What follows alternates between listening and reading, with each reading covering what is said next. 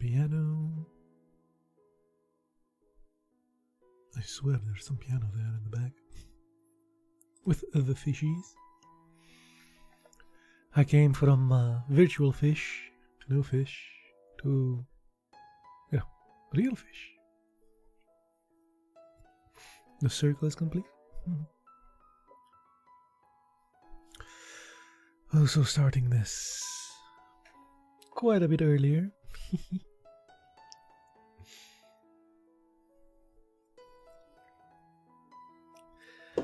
I don't know why I'm so giddy. This feels amusing. Streaming when no one's here. Let us continue. This is chapter 8, and it starts with the word but. I had no idea that you can start a sentence with the word but. I think there was like a rule. Never start. Ooh, sharkies. Never start a sentence with the word but.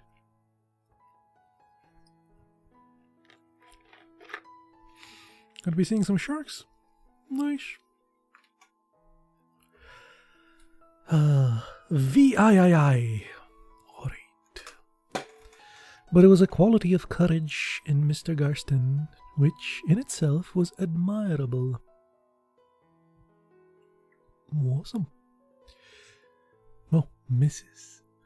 She let no one in her immediate circle, which to her was the world, see how mortified she was by the frustration of her hopes. She made no change in her style of living, but by careful management, she was able to give as showy dinners as she had done before, and she met her friends with the same bright gaiety which she had so long cultivated. She had a hard and facile fund of chit-chat, which in the society she moved in passed for conversation. Chit-chat. TikTok. She was as useful a guest among persons to whom small talk did not come easily, for she was never at a loss with a new topic, and could be trusted immediately to break an awkward silence with a suitable observation. It was unlikely now that the Bernard Garstin would ever be made a judge to the High Court, but he might still hope for a county court judgeship, or at the worst an appointment in the colonies. Maybe she had the satisfaction of seeing him appointed recorder of the Welsh town, but it was on her daughters that she set her hopes. By arranging good marriages for them, she expected to make up for the disappointments of her career. There were two, Kitty and Doris. Doris gave no sign of good looks. Her nose was too long, her figure was lumpy, so that Mrs. Garstin could hope no more for her than she would marry a young man who was well off and in a suitable profession. But Kitty was a beauty. Ah, Kitty Cat. She gave promise of being so when she was a child, for she had large dark eyes, liquid and vivacious, brown curling hair in which there was a reddish tint, exquisite teeth, and a lovely skin. Her features would never be very good, for her chin was too square and her nose, though not so long as Doris's, too big. Her beauty depended a good deal on her youth, and Mrs. Garstin realized that she must marry in the first flush of her maidenhood. When she came out, she was dazzling. Her skin was still her greatest beauty, but her eyes with long lashes were so starry and yet so melting that it gave you a catch at the heart to look into them. She had a charming gaiety and a desire to please. Mrs. Garstin bestowed upon her all the affection a harsh, competent, calculating affection of which she was capable. She dreamed ambitious dreams. It was not a good marriage she aimed at for her daughter, but a brilliant one. Kitty had been brought up with the knowledge that she was going to be a beautiful woman, and she more than that suspected her mother's ambition. It accorded with her own desires. She was launched upon the world, and Mrs. Garstin performed prodigies in getting herself invited to dances where her daughter might meet eligible men. Kitty was a success. She was amusing as well as beautiful, and very soon she had a dozen men in love with her, but none was suitable, and Kitty, charming and friendly with all, took care to commit herself with none. The drawing-room in the South Kensington was filled on Sunday afternoons for the amorous youth, but Mrs. Garstin observed with a grim smile of approval that it needed no effort on her part to keep them at a distance from Kitty. Kitty was prepared to flirt with them, and it diverted her to play one off against the other. But when they proposed to her, as none failed to do so, she refused them with tact but decision. Her first season passed without the perfect suitor presenting himself, and the second also, but she was young and could afford to wait. Mrs. Garstin told her friends that she thought it was a pity for a girl to marry till she was 21. I think our little fish there is caught in a net.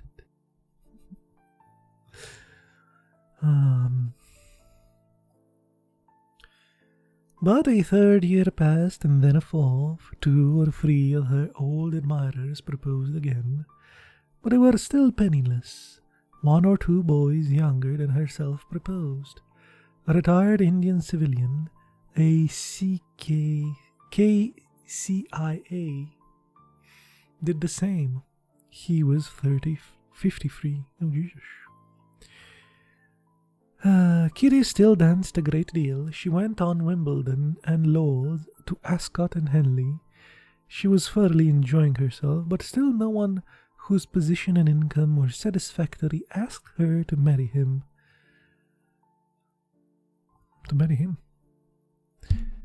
Mrs. Garstin began to grow uneasy. She noticed that Kitty was beginning to attract men of 40 and over.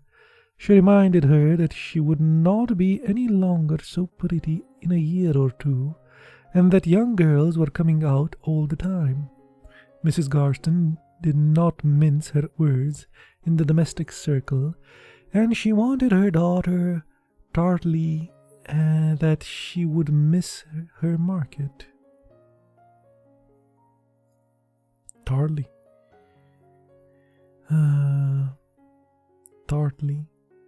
Okay. Tart. He was quite tart. Astringent with her daughter. Kitty shrugged her shoulders. She thought herself as pretty as ever. Prettier, perhaps, for she had learned how to dress in the last 4 years. She had plenty of time. If she wanted to marry just to be married, there were a dozen boys who would jump at the chance. Surely the right man would come along sooner or later. But Mrs. Garstin judged the situation more shrewdly. With anger in her heart for the beautiful daughter who had missed her chances, she set her standard a little lower. She turned back to the professional class at which she had sneered in her pride, and looked about for a young lawyer or a businessman whose future inspired her with confidence. Kitty reached the age of 25 and was still unmarried. Mrs. Garstin was exasperated, and she did not hesitate often to give Kitty a piece of her very unpleasant mind. She asked her how much longer she expected her father to support her. He had spent sums he could ill afford in order to give her a chance, and she had not taken it. It never struck Mrs. Garstin that perhaps her own hard affability had frightened the men, sons of wealthy fathers or heirs to a title. Visits she had too cordially encouraged. She put down Kitty's failure to stupidity.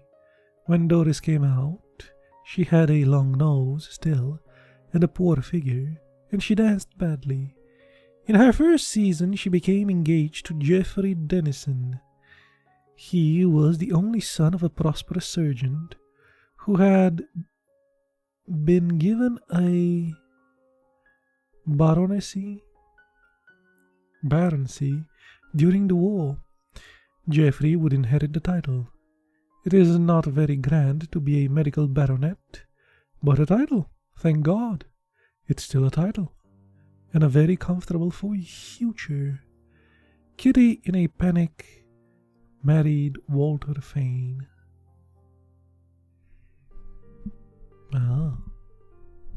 True love, with a little bit of panic. Okay, so since we are at the end of this chapter, we can refresh our little page, Although the shark view is nice. You like them moving.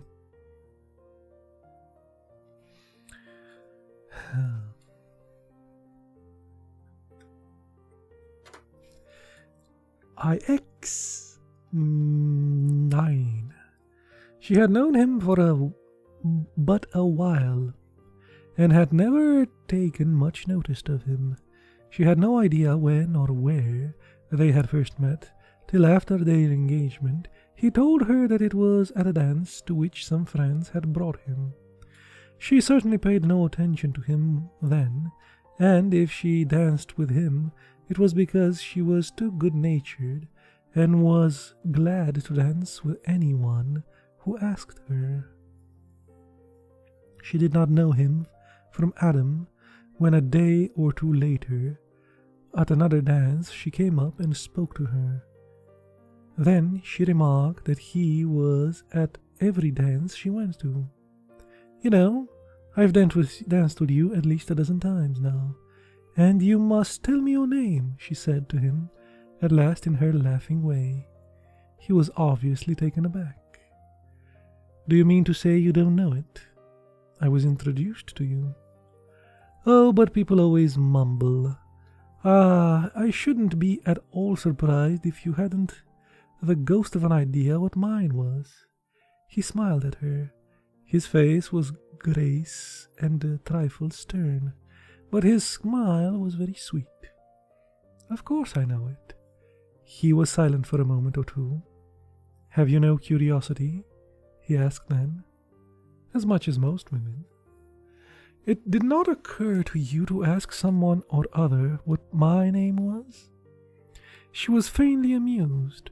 She wondered why he thought it could in the least interest her, but she liked to please, so she looked at him with a dazzling smile of hers, and her beautiful eyes, dewy ponds under forest trees, held an enchanting kindness. Well, what is it? Walter Fane. She did not know why he came to dances. He did not dance very well, and he seemed to know few people. She had a passing thought that he was in love with her, but she dismissed it with a shrug of her shoulders. She had known girls who thought every man they met was in love with them, and had always found them absurd, but she gave Walter Fane just a little more of her attention. He certainly did not behave like any of the other youths who had been in love with her. Most of them told her so frankly and wanted to kiss her. A good many did. But Walter Fane never talked to her, and very little of himself. He was rather silent. She did not mind that because she had plenty to say, and it pleased her to see him laugh when she made a fictitious remark. But when he talked, it was not stupidly. He was evidently shy. It appeared that he lived in the East and was home on leave. One Sunday afternoon he appeared at their house in South Kensington. There were a dozen people there, and he sat for some time, somewhat ill at ease, and then went away. Her mother asked her later who he was. "I haven't a notion." "Did you ask him to come here?" "Yes. I met him at Bailey's. He said he'd seen you at various dances. I say I was always at home on Sundays. His name is Fane. He's got some sort of a job in the East. Yes, he's a doctor." "Is he in love with you?" "Upon my word, I don't know." "I should have thought you knew by now when a young man was in love with you." "I wouldn't marry him if he were," said Kitty laughingly, lightly. Mrs. Garston did not answer. Her silence was heavy with displeasure. Kitty flushed. She knew that her mother did not care now whom she married, as long as somehow she got her off her hands.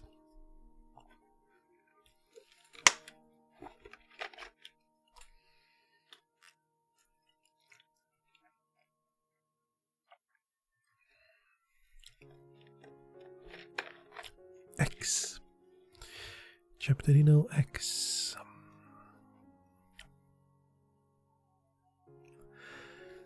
Then, during the next week, she met him at 3 dances, and now, his shyness perhaps wearing off a little, he was somewhat more communicative.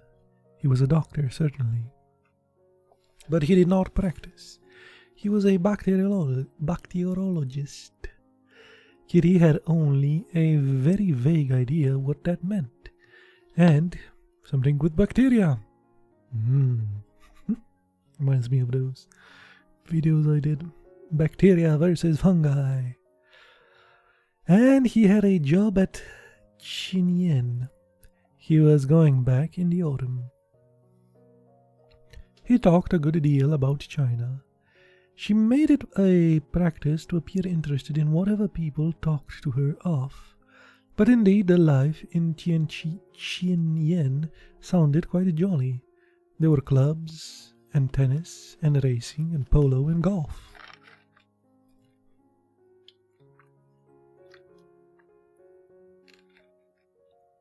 Do people dance there? Oh yes, I think so.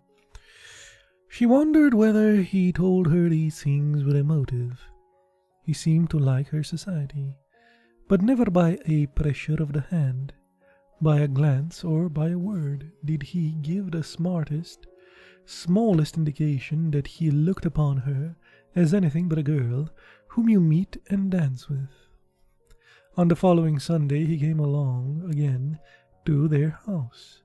Her father appeared to come in. It was raining, and he had not been able to play golf, and he and Walter Fane had a long chat. She asked her father afterwards what did they talk of.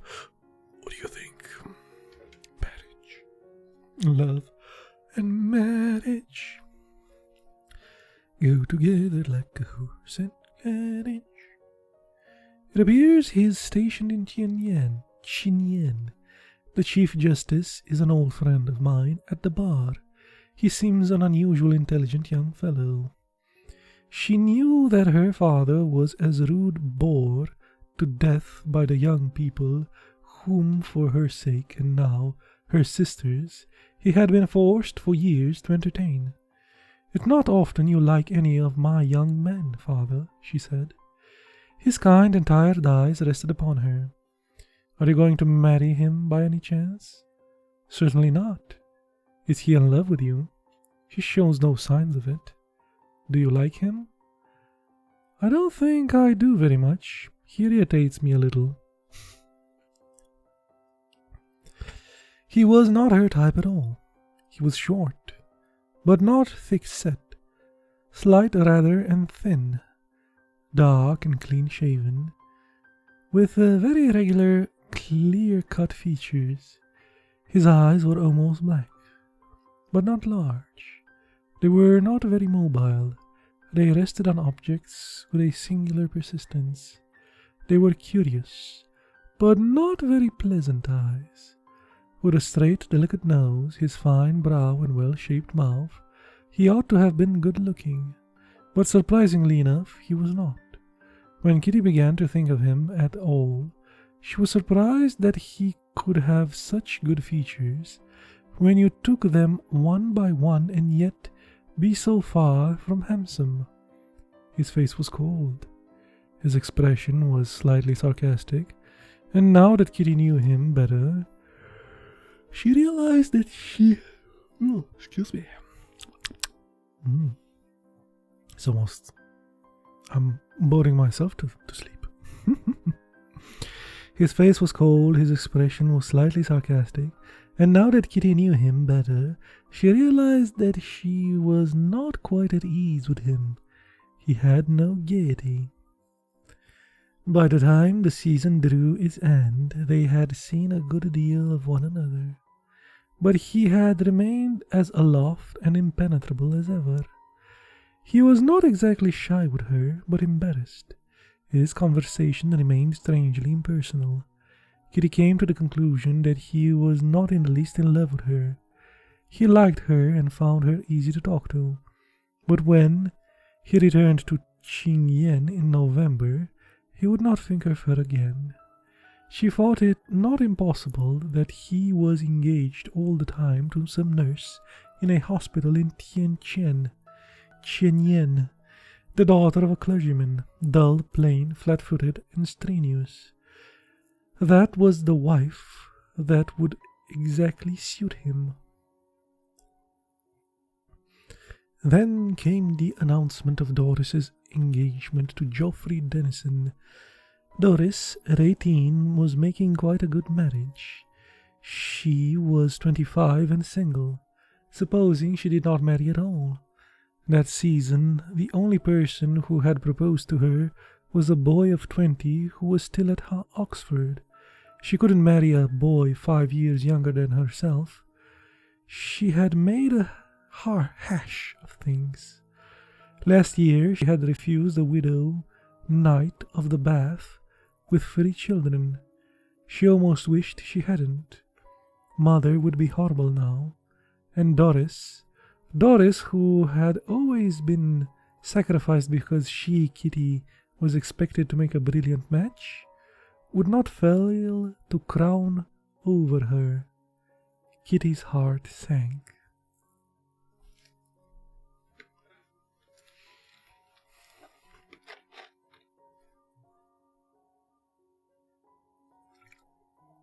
Another chapter that begins with but.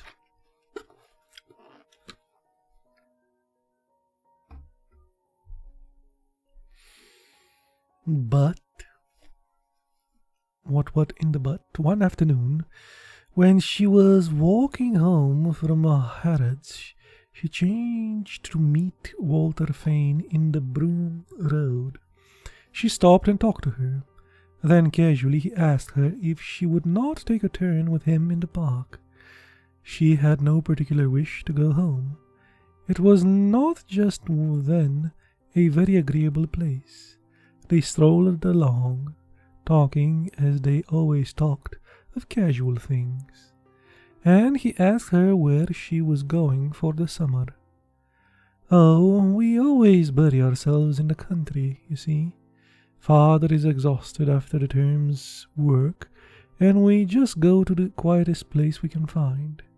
Kitty spoke with her tongue in her cheek, for she knew quite well that her father had not nearly enough work to tire him, and even if he had, his convenience would never have been consulted in the choice of a holiday, for a quiet place was a cheap place.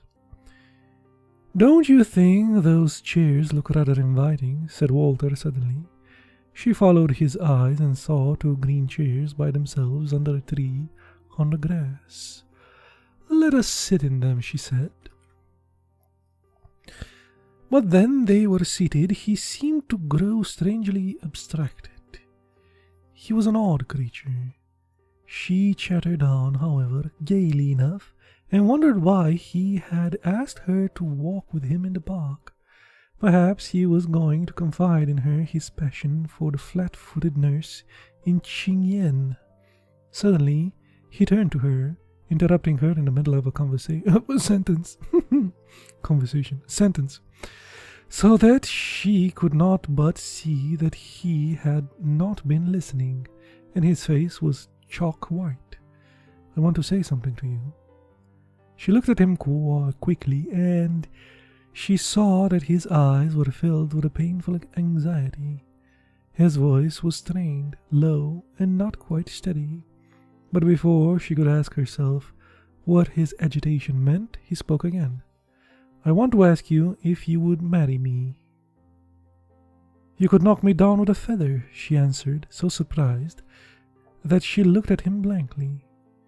"Didn't you know I was awfully in love with you? You never showed it." "I'm very awkward and clumsy. I always find it more difficult to say the things I mean than the things I don't." Her heart began to beat a little more quickly. She had been proposed to often before, but gaily or sentimentally, and she had answered in the same fashion. No one had ever asked her to marry him in a manner which was so abrupt and yet strangely tragic.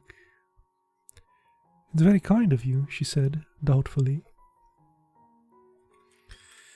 "I fell in love with you the first time I saw you. I wanted to ask you before, but I could never bring myself to it." "I'm not sure that's very well put," she chuckled. She was glad to have an opportunity to laugh a little, for on that fine sunny day the air about them seemed on a sudden heavy and foreboding, all of a sudden heavy and foreboding. She frowned darkly. "Oh, you know what I mean. I don't want to lose hope. But you know you're going away in the autumn. I have to go to China." I've never thought of you in that way," she said, helplessly. He said nothing more. He looked down on the grass sullenly. That's interesting. Sullenly. He was a very odd creature. But now that he had told her, she felt, in some mysterious way, that his love was something she had never met before. She was a little frightened, but she was elated also. His impassivity was vaguely impressive. "You must give me time to think." Still, he did not say anything. He did not stir. Did he mean to keep her there till she had decided? That was absurd. She must talk it over with her mother. She ought to have gotten up when she spoke. She had waited, thinking that he would answer, and now, she did not know why, she found it difficult to make a movement. She did not look at him, but she was conscious of his appearance. She had never seen herself marrying a man so little taller than herself. Then, when you sat close to him, you saw how good his features were, and how cold his face. It was strange when you couldn't help being conscious of the devastating passion which was in his heart. "I don't know you. I don't know you at all," she said tremulously. He gave her a look, and she felt her eyes drawn to his. They had a tenderness which she had never seen in them before, but there was something beseeching in them, like a dog's that was being whipped, which slightly exasperated her. That's a weird sentence there.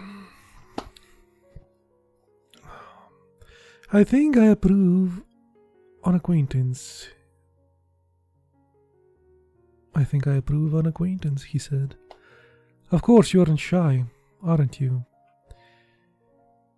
It was certainly the oddest proposal she had had, and even now it seemed to her that they were saying to one another The last things you would have excited on such an occasion. She was not in the least in love with him. She did not know why she hesitated to refuse him at once.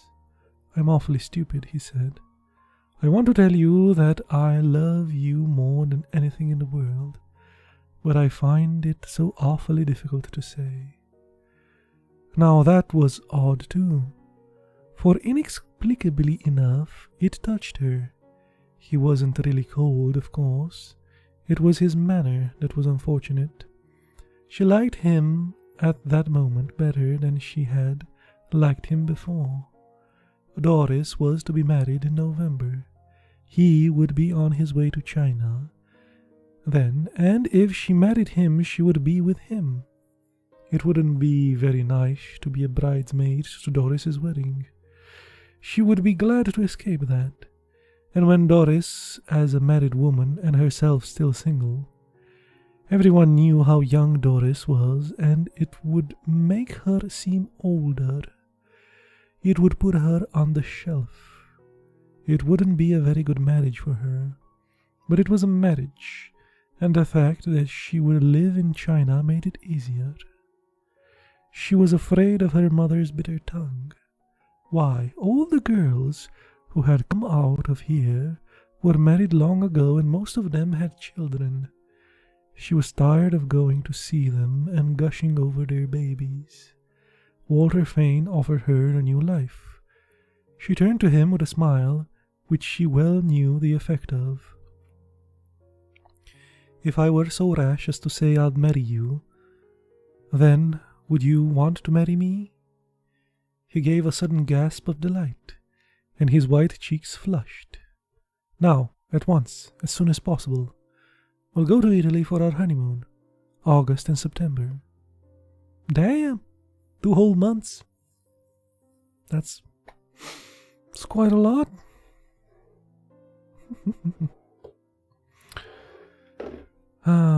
That would save her from spending the summer in a country vicarage. Hired 5 guineas a week with her father and mother. In a flash she saw in her mind's eye the announcement in the Morning Post that the bride's groom having to return to the East, the wedding would take place at once. She knew her mother well enough. She could be counted on to make a splash. For the moment at least Doris would be in the background, and when Doris's much greater wedding took place, she would be far away. She stretched out her hand. "I think I like you very much. You must give me time to get used to you." "Then it's a yes," he interrupted. "I suppose so." "I suppose so."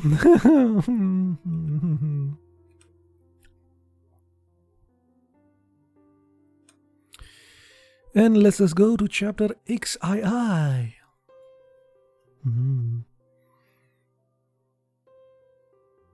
It's not even Roman numerals. Roman numerals have to be the, big letters. Caption. 12. She knew him very well then, and now, though they had been married for nearly 2 years, she knew him but little more. At first, she had been touched by his kindness and flattered, though surprised by his passion. He was extremely considerate. He was very attentive to her comfort. She never expressed the slightest wish, without his hesitating to gratify it. He was constantly giving her little presents. When she happened to fall ill, no one could give her kinder and more delightful. She seemed to do him a favor when she gave him the opportunity of doing something tiresome for her, and he was always exceedingly polite. He rose to his feet when she entered the room. He gave her his hand to help her out of a car. If he chanced to meet her in the street, he took off his hat. He was solicitous to open the door for her when she left the room. He never came in to her bedroom or her boudoir without a knock. Not last time. She treated her not as Kitty had seen most men treat their wives, but as though she were a fellow guest in a country house. It was pleasing, and yet a trifle comic. She would have felt more at home with him if he had been more casual. Nor did their conjugal relations draw her closer to him. He was passionate then, fierce, oddly hysterical too, and sentimental.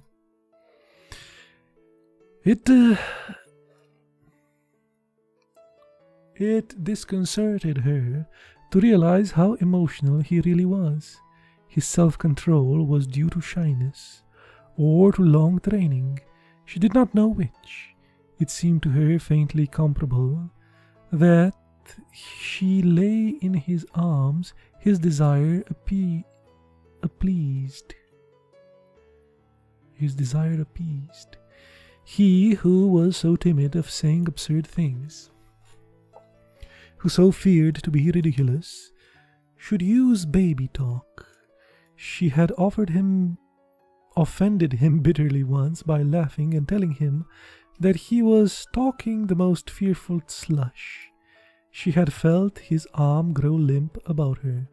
He remained quite silent for a long while, and then without a word released her and went into his own room. She didn't want to hurt his feelings, and a day or two later she said to him, "You silly old thing, I don't mind that nonsense you talk to me." He had laughed in a shamefaced way. She had discovered very soon that he had an unhappy disability to lose himself. An unhappy disability to lose himself. He was self-conscious. When there was a party and everyone started singing, Walter could never bring himself to join in. He sat there smiling to show that he was pleased and amused. His smile was forced. It was more like a sarcastic smirk. And you could not help feeling that he thought all those people enjoying themselves a pack of fools. He could not bring himself to play the round games with Kitty, with her high spirits, found such a lark. On their journey to China, he was absolutely refused to put on fancy dress when everyone else was wearing it. It disturbed her. It disturbed her pleasure that he should so obviously think the whole thing a bore. Kitty was lively. She was willing to chatter all day long, and she laughed lightly. His silence disconcerted her. He had a way which exasperated her of returning no answer to some casual remark of hers. It was true that it needed no answer, but an answer all the same would have been pleasant. If it was raining and she said, "It's raining cats and dogs," she would have liked him to say, "Yes, isn't it?" He remained silent. Sometimes she would have liked to shake him. "Don't shake the baby." "It said it was raining cats. I said it was raining cats and dogs, damn it," she repeated. "I heard you," he said, with his affectionate smile. It showed that he had not meant to be offensive. He did not speak because he had nothing to say. But if nobody spoke unless he had something to say, Kitty reflected with a smile, the human race would very soon lose the use of speech. The gift of the gab. Well, once again, our little fishies are a still picture. We can try a little. Don't know why we keep disconnecting or whatever happens, but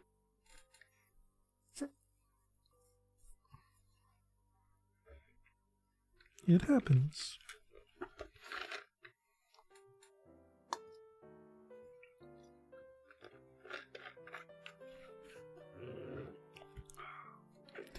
And now it's loading. Perfect. Might as well search for another.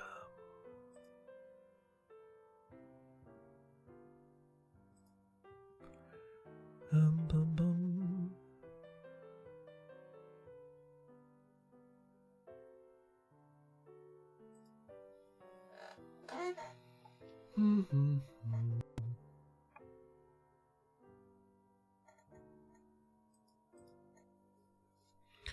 We are reaching chapter XIII. Or X. Yes, it's X. It's X in Romanian. Pensacola.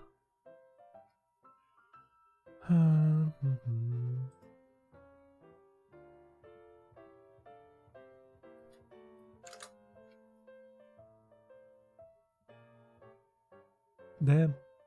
Nothing happens in this Michigan lake here. Could be very well a picture.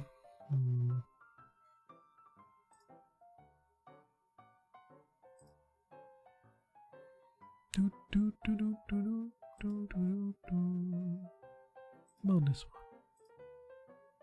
Boop.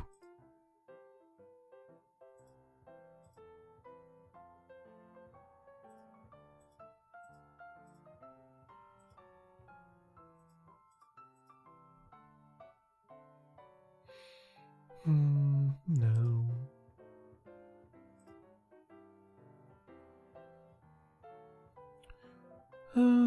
Dublin, no.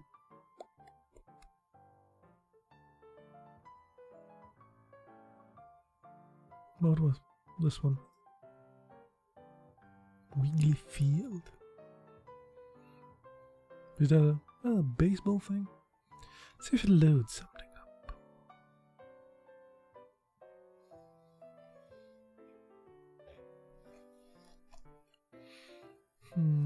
Guess not.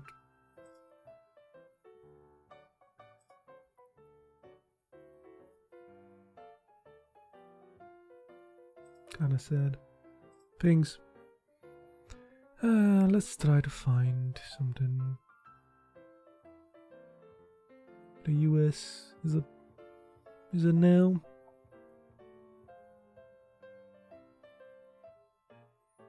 Try our old favorites in the Czech Republic. Our little astronomical clock. There we go.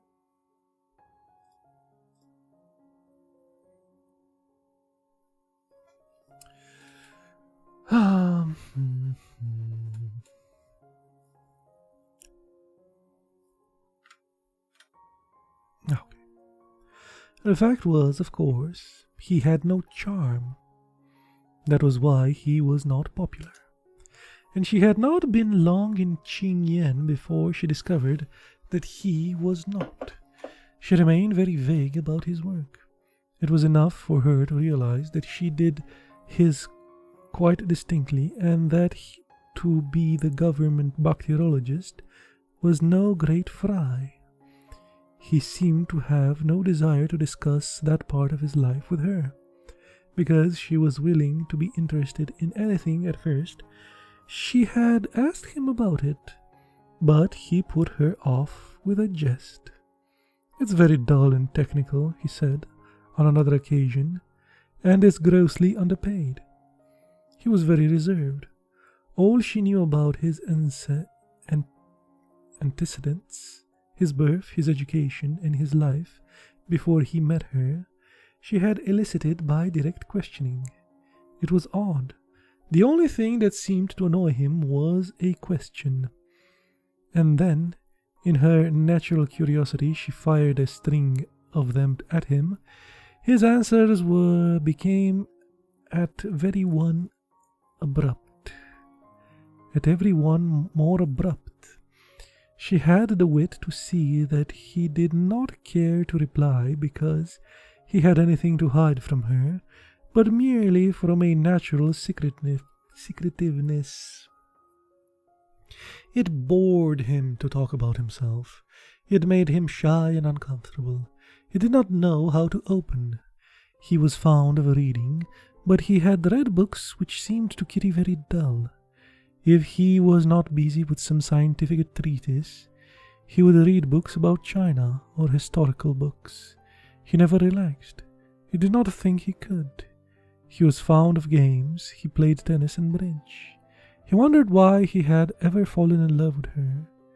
She could not imagine why any one less suited than herself to this restrained, cold and self-possessed man, and yet it was quite certain that he loved her madly. He would do anything in the world to please her. He was like wax in her hands. Then she thought of one side. She showed her a side which only she had seen. She a little despised him.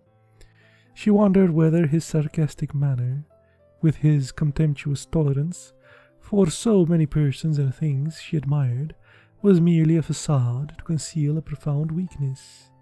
She supposed he was clever.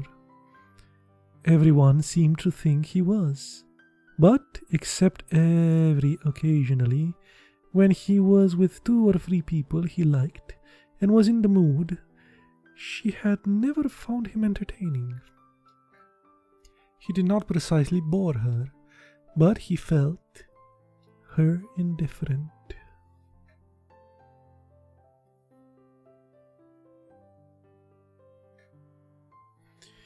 Holy moly, we're at 50 minutes. Know how the time flies when you're having, text scroll on your face. Chapter 14. Though Kitty had met his wife at various tea parties, she had been some weeks in Chingyen before she saw Charles Townsend. She was introduced to him only when her husband she met to dine at his house. With her husband, Kitty was on the defense. Charles Townsend was assistant colonial secretary, and she had no mind to allow him to use her with the condensation which condescension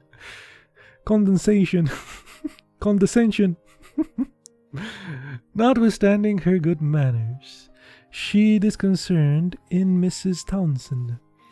The room in which they were received was spacious. It was furnished, and was as every other drawing room she had been in Chongqing. I keep putting it the other way. In a comfortable and homely style. It was a large party. They were the last to come, and as they entered, Chinese servants in uniforms were handing round cocktails and olives. Mrs. Townsend greeted them in her casual fashion, and looking at a list told Walter whom he was to take in to dinner. Kitty saw a tall and very handsome man bear down on them. "This is my husband. I am to have the privilege of sitting next to you," he said. She immediately felt at ease, and the sense of hostility vanished from her bosom. Though his eyes were smiling, she was seeing in them a quick look of surprise. She understood it perfectly, and it made her inclined to laugh. "I shan't be able to eat any dinner," he said. "And if I know Dorothy, the dinner's damned good." "Why not?" "I ought to have been told. Someone really ought to have warned me." "What about?" "No one said a word. How was I to know that I was going to meet a raging beauty?" "Now, what am I to say to that?" "Nothing. Let me do the talking, and I'll say it over and over again." Kitty, unmoved, wondered by what exactly his wife had told him about her. He must have asked, and Townsend, looking down on her with his laughing eyes, suddenly remembered. "What is she like?" he had inquired when his wife told him that she had met Dr. Fane's bride. "Oh, a very nice little thing." "Actressy." "Was she on stage?" "Oh, no, I don't think so. Her father's a doctor or a lawyer or something. I suppose we shall have to ask them to dinner." "There's no hurry, is there?" Then they were sitting side by side at a table. He told her that he had known Walter Thane ever since he came to the colony. We play bridge together. He's far and away the best bridge player at the club." she told Walter on the way home. That's not saying very much, you know. How does he play? Not badly. He plays a winning hand very well, but when he has bad cards, he goes all to pieces. Does he play as well as you? I have no illusions about my play. I should describe myself as a very good player in the second class. Townsend thinks he's in the first. He isn't. Don't you like him? I neither like him nor dislike him. I believe he's not bad at his job, and everyone says he's a good sportsman. He doesn't very much interest me. It was not the first time that Walter's moderation had exasperated her. She asked herself why it was necessary to be so prudent. You either liked people or you didn't. She had liked Charles Townsend very much, and she had not expected to.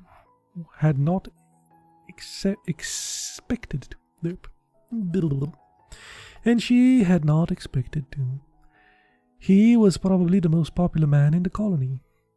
It was supposed that the colonial secretary would retire soon, and everyone hoped that Townsend would succeed him. He played tennis and polo and golf. He kept racing ponies. He was always ready to do anyone a good turn. He never let red tape interfere with him. He put on no airs.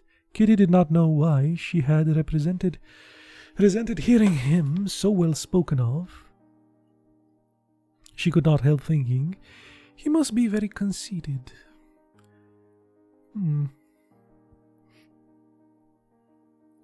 She had been extremely silly, and that was the last thing you could accuse him of. She had enjoyed her evening. They had talked of the theatres in London, and of Ascot and Crows, all the things she knew about, so that really she might have met him at some nice house in Lennox Gardens, and later, when the man came into the drawing-room after dinner, he had strolled over and sat beside her again, though he did not say anything very amusing. He had made her laugh. It must have been the way he said it. There was a caressing sound in his deep, rich voice, a delightful expression in his kind, shining eyes, which made you feel very much at home with him. Of course, he had charm. That was what made him so pleasant. He was tall, 6'2" at least, whatever that is, she thought, and he had a beautiful figure. What's that in football fields? He was evidently in a very good condition, and he had not a spare ounce of fat on him.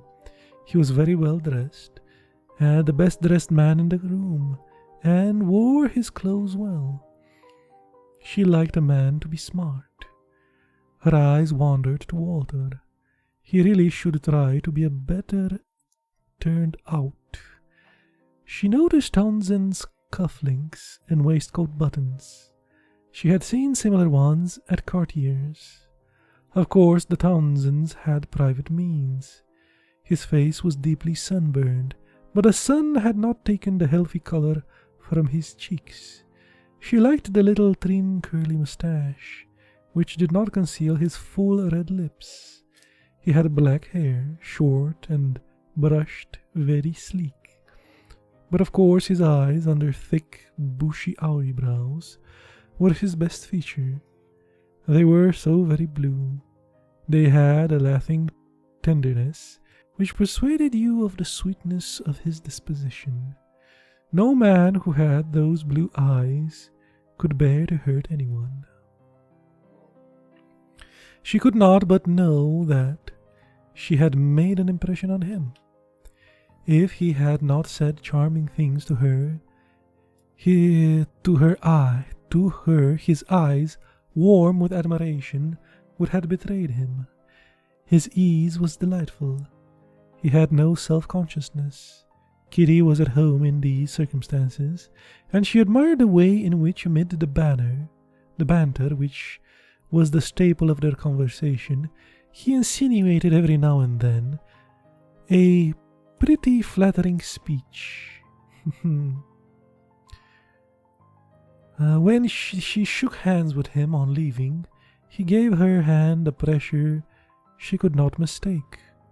"I hope we see you again soon," he said casually, but his eyes gave his words a meaning which she could not fail to see.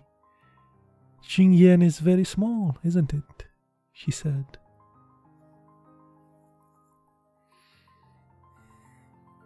Sexy handshake, I guess.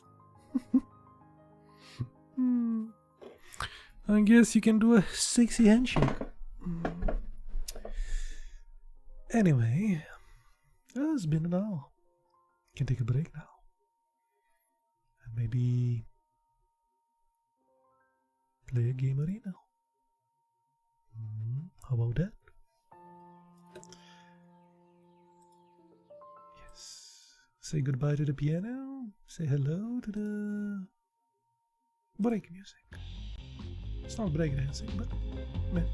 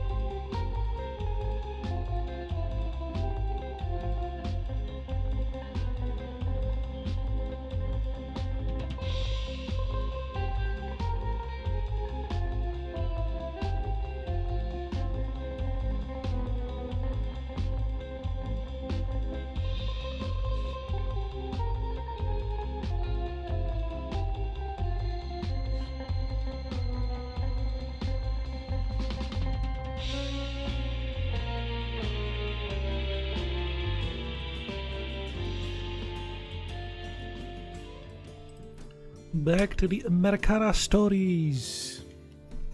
Stories in America. And me discovering the the 48 states. there weren't that many states back then. But you know, well, we'll discover them.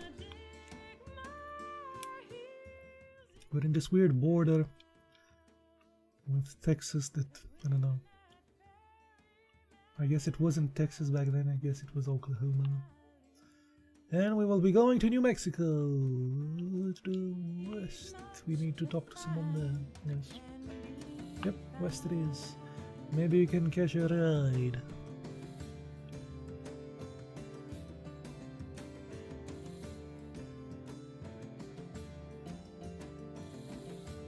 Hello? No? Don't let the giant skeleton fool you. I want to ride.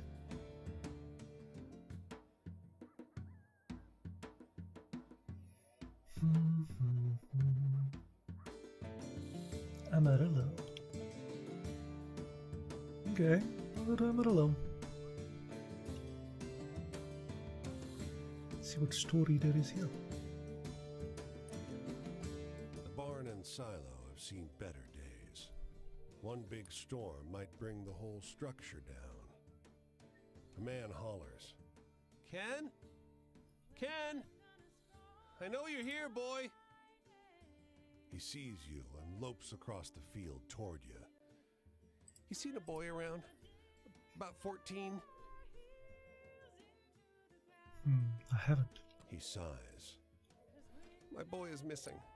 I haven't seen him since last night. He swallows. He ain't the type to run off, neither. Can you spare a minute to help look? I'm worried sick. Let's check the roof. You climb the ladder and make your way across the roof. A trail of empty beer bottles leads you past a discarded shirt and to the base of the silo. You climb up. There's a hole in the silo roof, a rupture where rotten wood gave way under something large. Oh, buddy. You maneuver your way along the edge, keeping your weight off the rotted panels. You poke your head inside. He's there, half submerged in the grain. He's been dead for half a day at least. Aw, man. Man's waiting at the bottom of the barn ladder. Anything? There's a spark of hope in his eyes. Shall we tell him the truth? Doesn't influence the type of thing we got.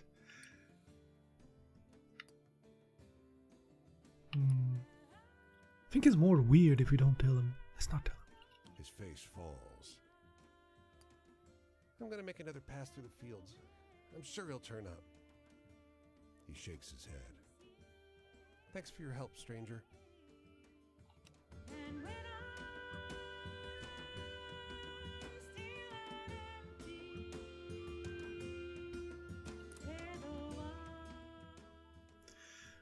The bar is crowded with people. Okay, let's see which story this is.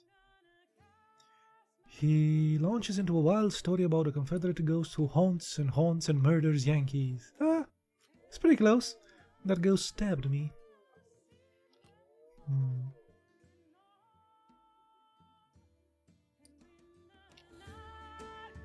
My story grew.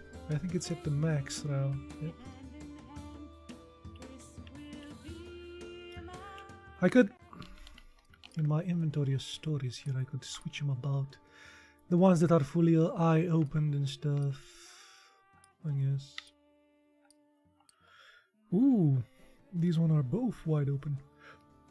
Interesting. The vengeful ghost who kills anyone who summons it.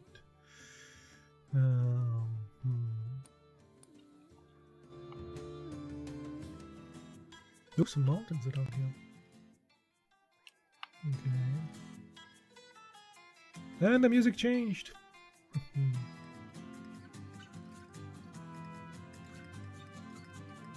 Come on, man. Pick me up, dude. It's a long way there. I guess I could just whistle my way to there.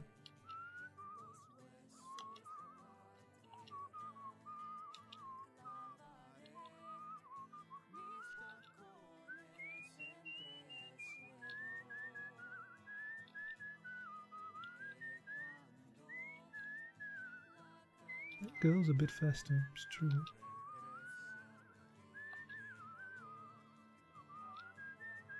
Ooh. Santa Fe. Nice. Half a Z and half a money. I don't have money to buy my Z, but I can buy a root beer. Nice. Cool. I can earn some money. He wandered the streets of the city looking for a way to make some cash. Let's look for work. The hospital needs someone to mop the floors for a day. The nurse gives you instructions. Rat-a-tat. Scrub surgery A. Floor 2. Skip the rooms with the newborns. Ask Dr. Penny if he wants his office done. This is very important. Get those hallways done before lunch. You try to remember all the nurse's very important instructions, but it is impossible. You haven't seen her in hours. This place is busy as hell, and nobody's watching you. Mop the floors on random. You mop randomly rooms and hallways as fast as you can, totally at random. Around lunch, someone in a suit waves you down and hands you a plate of lunch. At about 3, a nurse gives you an ice cone. Sick wards waves you at you. A doctor shakes your hand. What's going on? When the nurse tracks you down at the end of the day, she's beaming. You did a wonderful job. She fills your hands with cash. Everyone was so impressed. This place has never been so clean. You keep your secret method to yourself. A random method. Yes! We're full again. Full of money. Let's explore. A handsome two-story adobe house sits at the corner of two main thoroughfares. A for sale sign tucked into one of its windows. An older man in a shabby suit rushes up to you. Don't go in there, he shouts, waving his arms frantically. That house is haunted! I think this guy... Yeah, he's definitely a professional. It reminded me, I think I heard some audio work from this guy. He is probably a pro. The man droops. Well, I mean, he definitely is a pro. He's probably paid for this. my former student built it. I taught him everything about how Santa Fe has its own climate, its own culture. My architecture exists in harmony with nature. And then he started his own business and took all my best clients. Yeah, for sure. I think I heard might have been an audio book with him. Probably something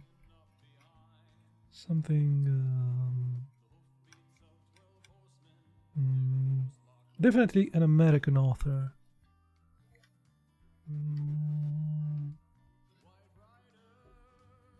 Yeah.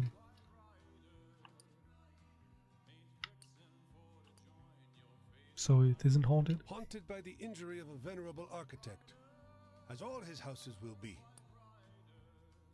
The man gestures across the way, where the half-finished shell of something craftsman hugs the earth.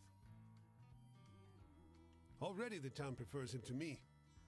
Soon Santa Fe will be transformed by his houses. I'll be just a memory. Oh boy. Feuding architects in Santa Fe. Already know.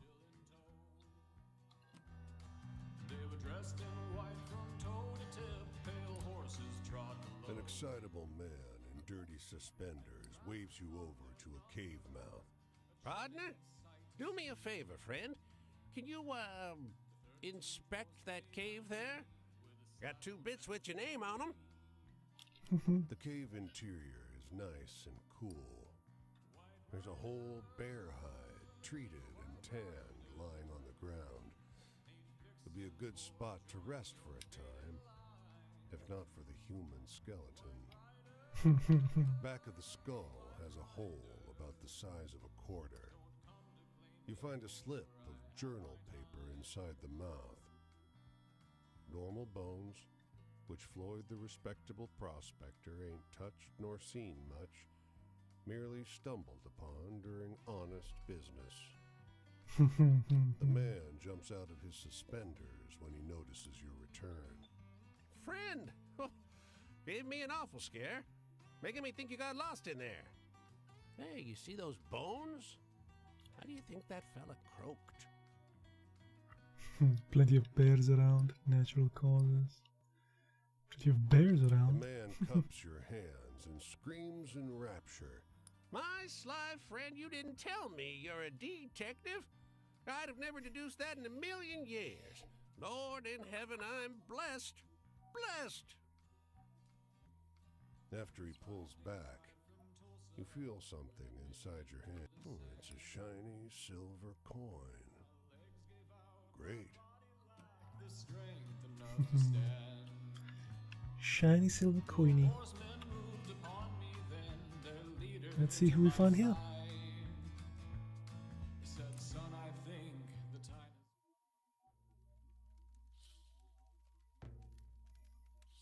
Buen día le dé Dios, stranger. Come, sit with me a little. To rest is a simple remedy, pero es importante. And the first step in la curación. Okay.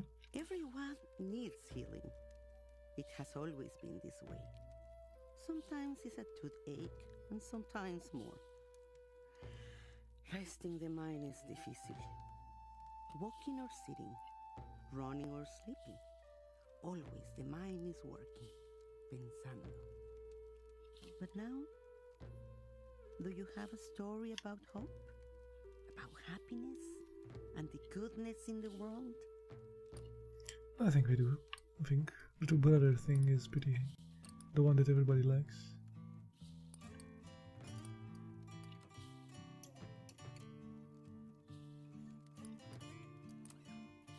Or maybe the one with the dudes that were, yeah, the dude who was all right with death. People seem to like that for some reason. Mi corazón. That was a good story. I liked it. Mm. Do not worry too much for el futuro.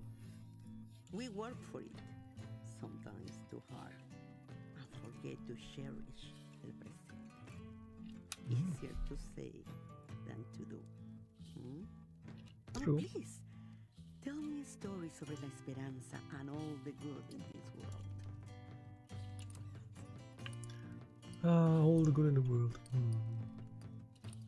Wonder if the two lighthouse thing is a good. I think that's funny though. What a good Oh no, story. he liked it. Esperanza. It is the most important, I think. A memory of my past. Mi mamá cried when I went to la curandera de mi pueblo to learn las curaciones. She did not want me to be like la curandera, trying to keep me from going. Pero mi papá did not let her. He knew it was good that I wanted to learn las curaciones. Curaciones. Do you have any frightening stories? Have you seen the work of las brujas on your travels? Las brujas. Frightening stories. We do. I think that's our speciality.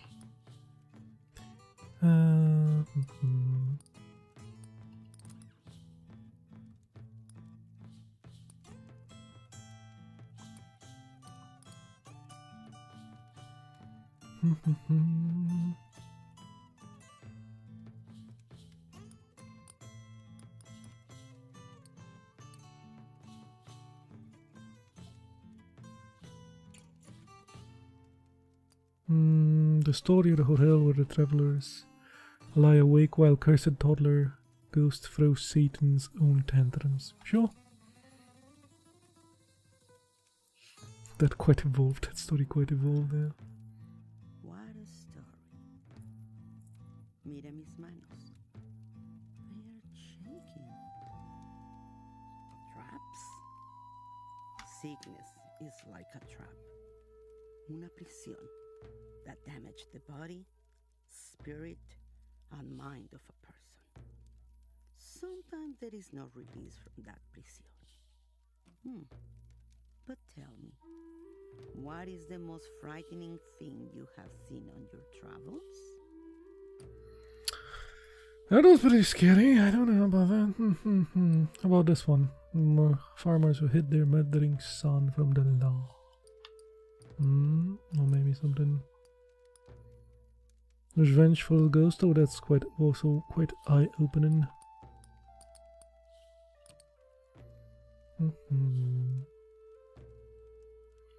Let's see what this is. The thing with the poison. I helped the chick with some buckets of poison. Okay. Do you get joy from telling me this? So I guess it's a funny story. Todo cambia. Everything changes. Whether it is good or bad is up to each person. To despair is to cause sickness in yourself, into a spirit. Oh, please, tell me a story sobre la esperanza and all the good in this world. I mean, your eye is already open, so I can tell you any story I like.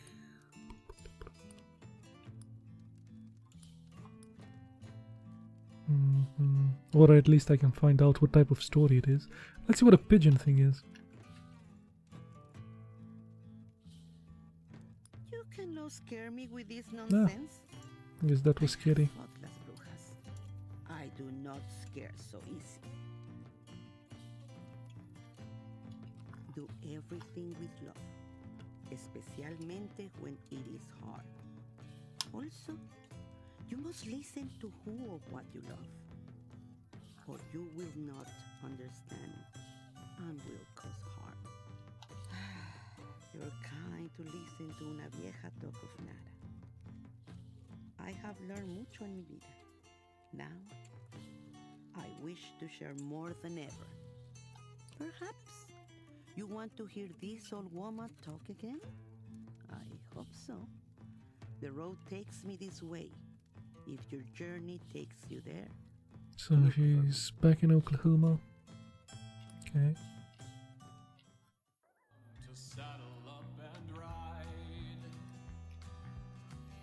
Rio Grande.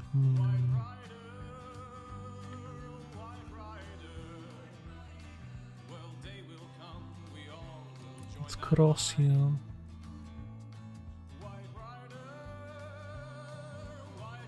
And see the map.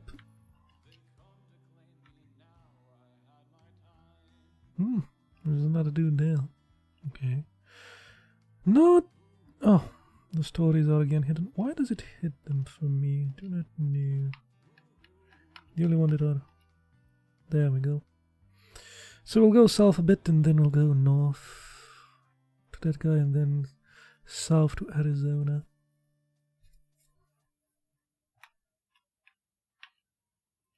Yes. Oh, there are some things there. And a dude. Okay, let's take the river down, I guess.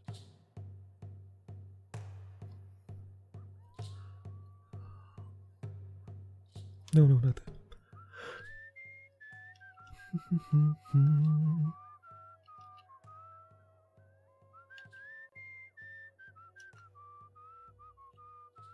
So what's here?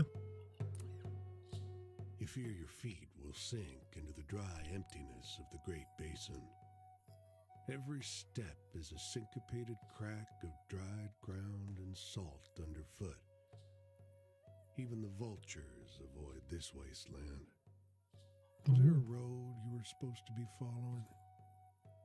Your throat has gone numb. You're not sure you ever had a tongue. The lonely iron-colored rock rising from the ground is the first thing you've seen in days. The air around the stone shimmers drunkenly in the roasting heat, distorting a figure standing before it. A rider, white from the tip of his hat to the slender legs of his horse. Interesting. The buttons on his coat glint silver in the sun. Dust doesn't cling to his pressed white trousers. You're tired of ghouls and very near done with psychopomps. Time contracts in the heat. Suddenly, he stands all too close. Yeah, let's go closer. Some croaking noises clatter out of your mouth as you beg for water. But he doesn't hear you. He's not here for you. You slide down to your knees as he rides on towards someone else. Ahead, on what passes for a trail, another horseman, face down on the ground, ragged and empty. His horse dead a few steps before the spot where he was pitched into the sand. The white rider canters toward him, slow but unerring. White rider in the desert. I mean, not really desert. I'm right here in the... next to the Rio.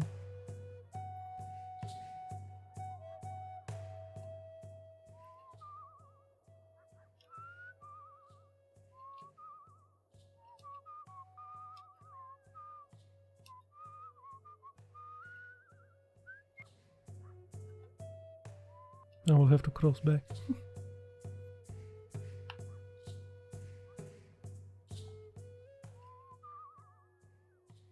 It's fine. Do.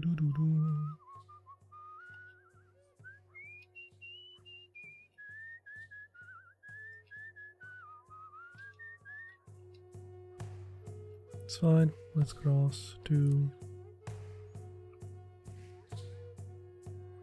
El Paso and then do that. But first, let's hear our stories. Then we'll go into the city, then we'll go to the dude.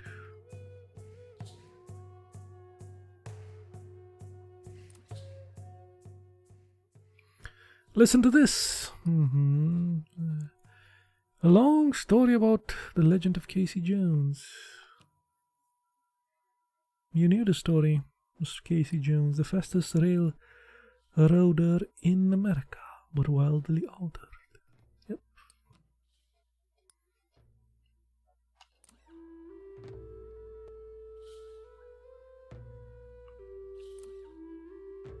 Slowly he turns. His eyes don't quite make it to yours. His whole body keels back over the wooden railing where he perched and down into the dusty road outside the saloon. Now you see the gunshot and the trail of fresh blood that leads back inside. Oh, buddy. Kneeling by his side, you offer platitudes you know are no good. His hand takes yours, and into your palm he presses 2 silver coins, slick with blood. Ice, he pleads, the last of his life rushing from his lips. So we can take the coins or put him on his eyes. Doesn't change the story. Carefully lay the coins over both closed eyes, trying as respectfully as you can manage to fasten them in position. And you move on. Before you turn the corner, you look over your shoulder. He's still there. Gunshot dude. Okay, let's go to El Paso. See what we find in El Paso. Don't really need money or anything. Let's explore. There's a wallet on the ground where the alley joins the street, stuffed with bills. You pick it up and glance around, spotting a man on his hands and knees in the alley. Excuse me, appear to have lost my glasses. He sheepishly admits. They're on the ground just behind him. You snag him before he crushes them with an errant knee. Oh, thank you. Thank you. He scans the alley. You, didn't find my wallet, too, did you? Keep the wallet. You shake your head. Rats. Well, thanks for your help anyway. He turns, then hesitates. You know, I had a ticket to see the new movie at the plaza. Not in the mood after all this. Please, take it. For your help. Your Go to seat the movies. is plush and comfortable. The crowd chats excitably around you. You settle in for the movie. The first few scenes play out fairly predictably. It appears to be a romantic comedy about golf. The crowd seems largely disinterested, their prior enthusiasm muted. Abruptly, the scene shifts from the dancing and grand ceremony to a shot of a grubby alley. People start sitting up in their takes you a second to realize you're looking at yourself. You stoop to pick up the wallet, then see the man. Ah. The crowd grows tense as you hand him his glasses. The booing starts when it's clear you're going to keep the wallet. Oh, The that's audience awesome. turns on you, hissing and jeering. You awkwardly work your way out of your row and head for the exit. The morality play at the El Plaza. Okay, that was pretty cool. Let's see this guy.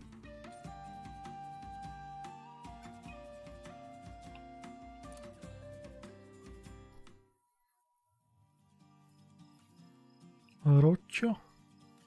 When was the last time you ever prayed?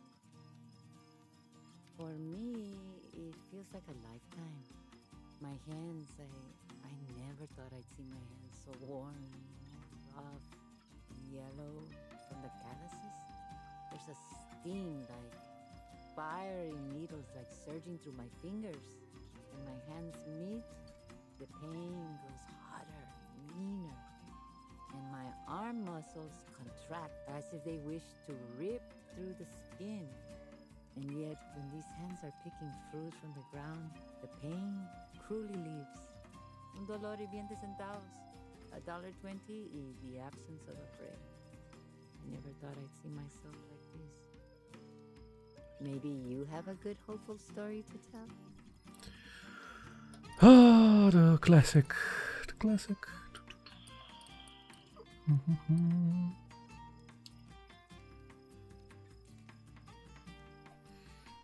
What a good story. I will remember it for a while. I know. The future. There's a stir amongst the workers going on for years now. Whatever it is, I don't know if it'll work. And if it doesn't, well, just another day for picking grapes. Please share a story of hope with me. Another one. Okay.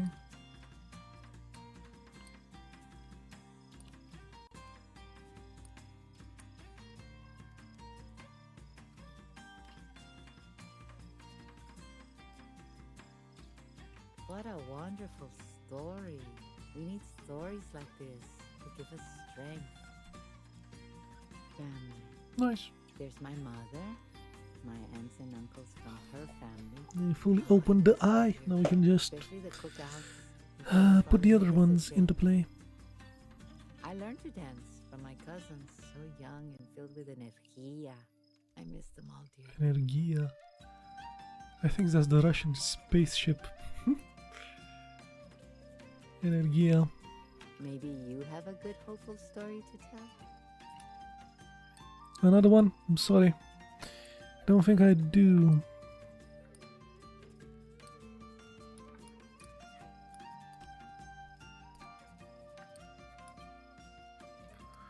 I think I already told the bus one to someone. Let's tell some that we didn't tell to anybody. We already told this.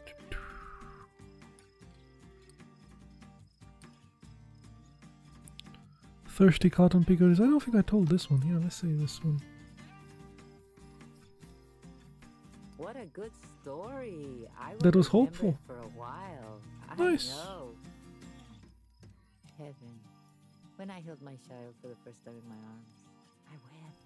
I wept that Dios blessed me with such a beautiful creation. I wept because he was born from a broken one. Now, tell me a funny story. Make me laugh. Do-do-do-do.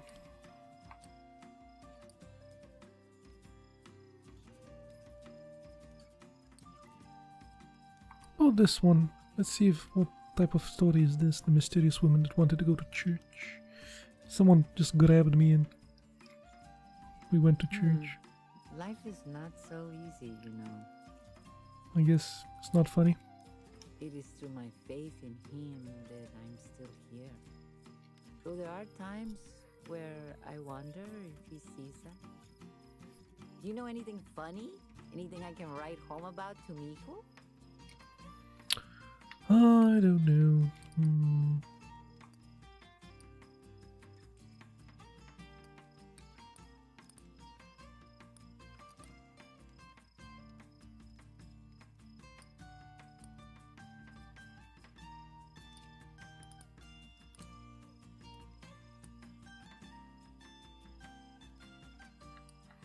How about the one with the molasses? Curious what that is. Do not trick yourself, friend. Life does not work like that.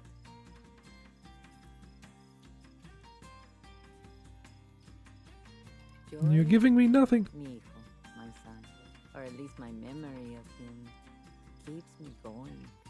I forget how long it's been. I wonder sometimes at what age does one start forgetting and stop forgiving. I hope when I see him again, he will understand. I hope. Well, here is the sun. I must get ready to walk again. I'm going this way. New fields, new work. Back up in New Mexico. Okay. Besides, you must be tired of listening to me. I'm already talking like una anciana, an old woman at the edge of her deathbed. What about you? How do you make sense of your life?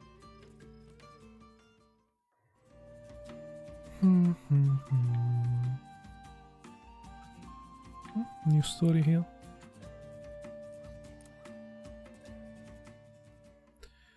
Loitering besides a couple of crates. You want to hear a story? Sure.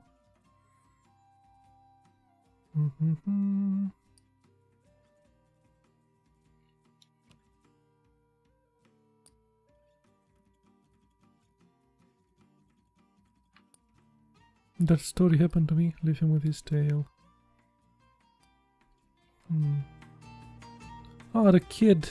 Yeah, I found a kid running away from home.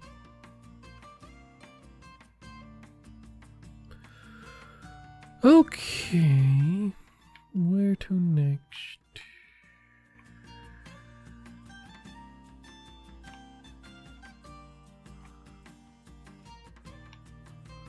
Where you can get a ride here on the street? Yes.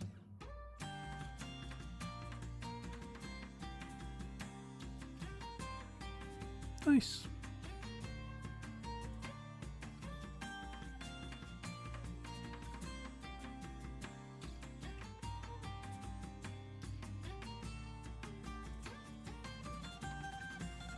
It's got nice music.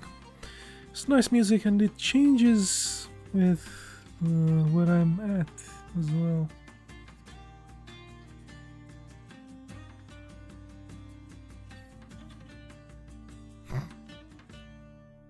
Hey man, I wanted to go further, man. Yeah. Left me here in the middle of nowhere.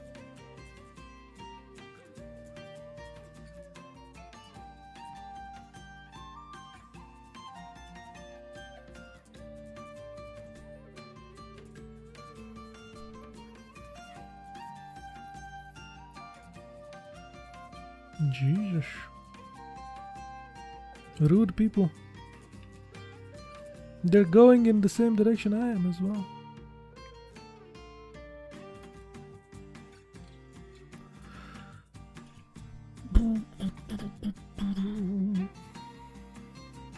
Phoenix.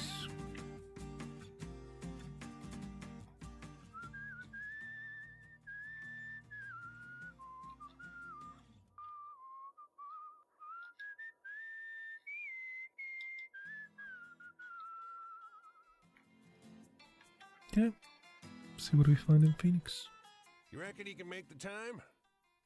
The old-timer elbows you as you try to get a look from the edge of the pen. Thick dust kicking up from the bronco's hooves. The cowboy's body swings like a reed being whipped in the air. He doesn't fall quite yet. Good. I wouldn't bet on it. Betting will be the death of this town, I tell you. You turn to look at him. He's a leathery figure under a hat that's too big for his frame now. Eyes squeezed into slits by decades of harsh sun. Mm-hmm. After an agonizing minute, where you're sure the skinny cowboy is going to snap in half under the force, time is called. Son of a bitch, you hear the old-timer say. Damn boy did it! Rodeo.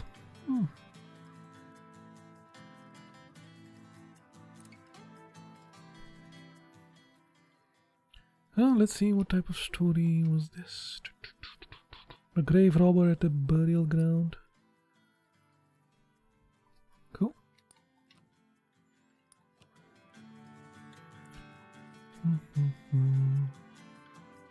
The valley vigilantes now and stuff.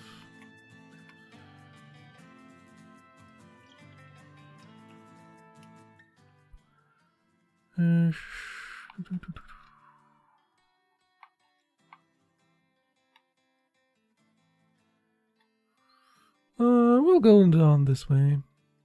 California. Yep. And then the Washington, Montana, and come back down to Utah and stuff.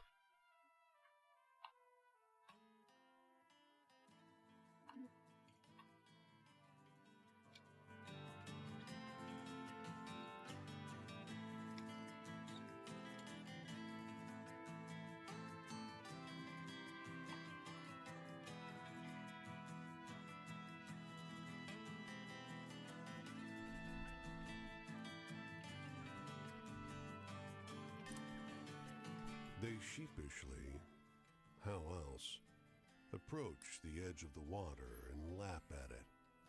A moving cloud stalking the plain on stocky legs.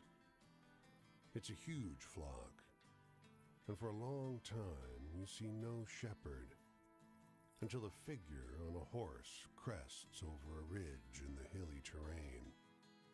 He rides a white horse. No. A pale horse. No, actually, a horse the sickly green color of an ashen corpse. Oh, buddy. And he's a gaunt figure clothed in a ragged cloak. But in spite of that, he seems in good spirits. Aren't they beautiful? Yep. My flock. Bigger than it has been in centuries. He stalks through the mass of beasts, their soft bodies instinctively giving way to the spindly legs of his mount. Oh, there it goes. He points with one emaciated toe at a black ram moving through the flock. The soul of an evil man. Evil man, huh? One of the worst. It looks pretty harmless, but then again, you suppose we're all pretty harmless in death. A Spanish fascist. He planned on fleeing to America should the war not turn out his way. Oh, what happened? His side might win the war yet, but a Lincoln Battalion bullet caught up with him first. He cracks a sardonic grin that makes you queasy. I thought I'd take the flock to graze here, so he could see the land that loaded the gun. Damn.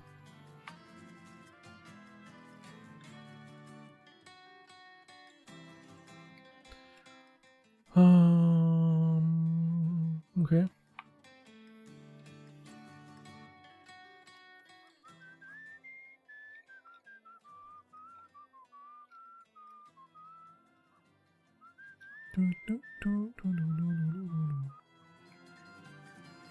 That's the crossing. There's a story.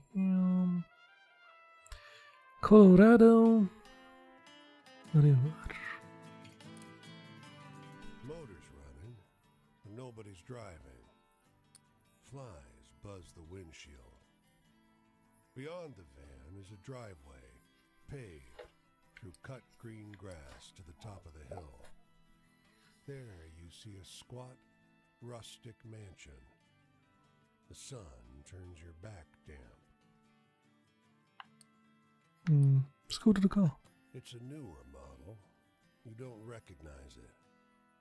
Inside, you see food wrappers, bottles of beer, and half a discarded cheeseburger. You come around to the windshield, where something incomprehensible is written in big, sloppy letters, backwards, as to appear correctly in a mirror. In lipstick, the word piggies. You glance back and forth between the message and your own reflection in the windshield. And on the latter glance, you see a large figure hovering behind you. Then you feel something hard. Then you see nothing. You awake, face down in the crisp green grass. The back of your neck tender with sunburn. Your head still tender from the blow. The van is gone. Tracks carved in the dirt lead back toward the road. You check your skull. Still intact. Your wallet, however, is less so.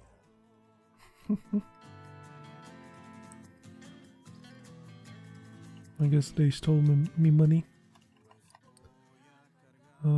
Not even all my money, half my money. Okay.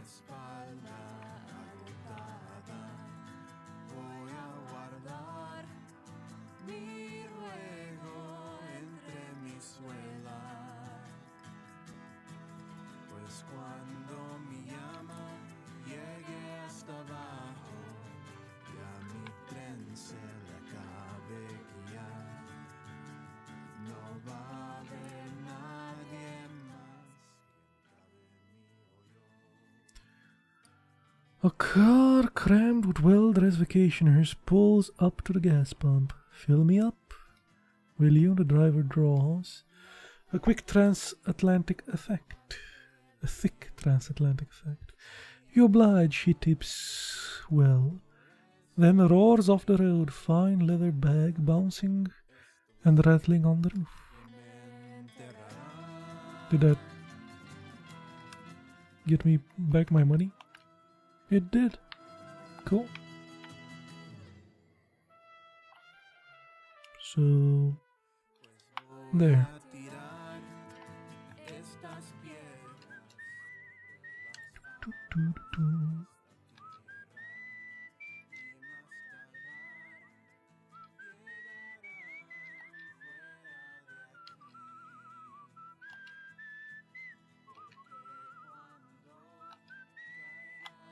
San Diego.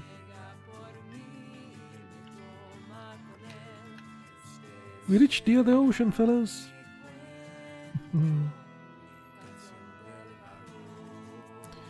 Take a swim.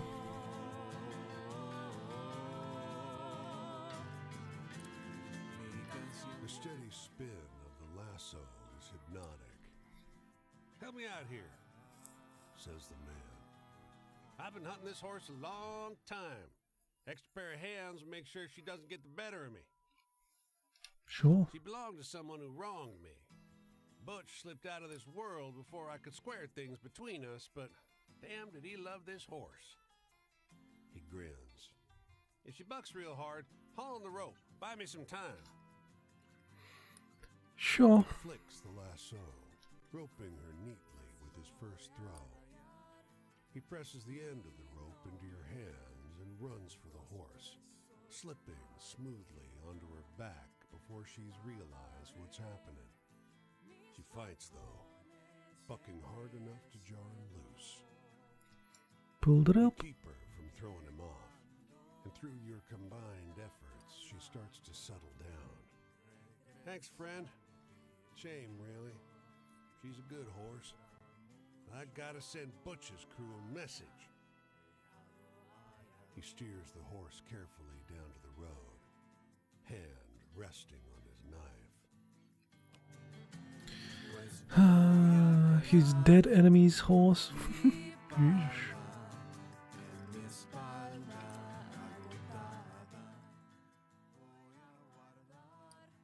A tiny motor mouth is eagerly sharing the details of a strange story. She's telling him about a mysterious woman preaching the gospel to all who would listen. You try to hide your surprise as the story of the mysterious woman who wanted to go to church. The version of the girl must be heard is embellished. It's a good story.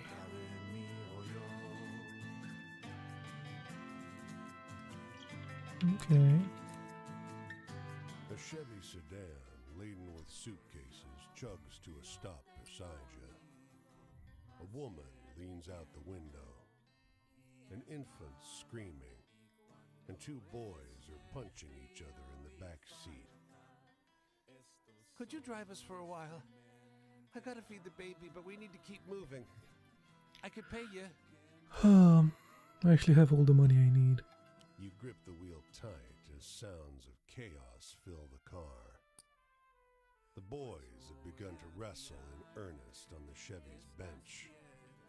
Yorona! Their mother hisses. Both boys straighten instantly. In the mirror, you see their stricken expressions. The only sound is the baby's soft suckling. Who the hell is Lorona? You direct the question to the boys in the back, but they don't make a sound. Their eyes are wide and frightened. Patting the infant on the back, their mother chuckles. The boys don't speak another word, even when you part ways down the road. Interesting.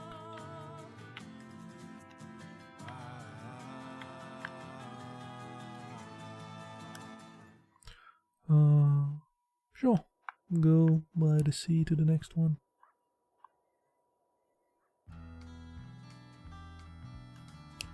Do, do, do, do, do.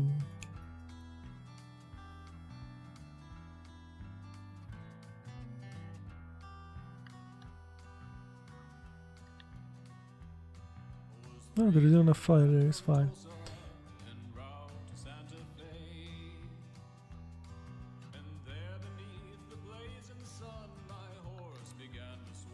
The railway was a fast route between two towns, but the oil which promised to make each town rich was never there. The track died fast.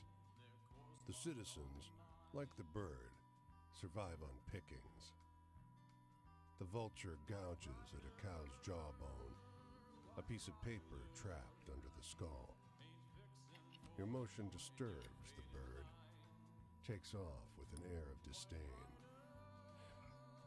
The buffalo is long dead. There was no meat left. It lands again, not far across the track. The note tears as you pull it free. I can't wait longer. Ran out of food. Mary, I can't wait longer. Ran out of food, so had to hunt. I hate it. I said we'd leave for a new life, but not one like this. Guess you've changed your mind. If you still want to marry me, I'm going north. I love you. The rider did not make it far. Some 200 yards across the track is a body on its back. It stinks. Marks in the dirt indicate someone tried to move it. Its arms are folded over its chest. A once white handkerchief has been used to cover the man's face. The clothes at the front are bloody and torn where they've been pecked by birds. There's no obvious wound that hasn't been inflicted after death. When you roll it over with your foot, the killing blow is obvious. A shotgun blast to the back. It's short range. Damn. Shot him in the back. Now, how are these? Some funny stories. Hey, Los Angeles.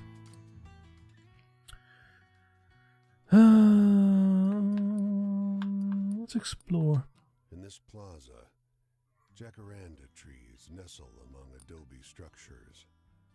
A man sits in the shade of the largest one, plucking notes on his guitar. Wind rustles their branches and stirs up sounds of shouting, truncheons on flesh. An old woman fanning herself looks up at the noise. The melody is mournful. In the song, a man bids a tearful farewell to his wife and son as he's rounded up and forced onto a train to a country he has never seen. When the last notes fade, the only sound is the wind sighing through the jacarandas.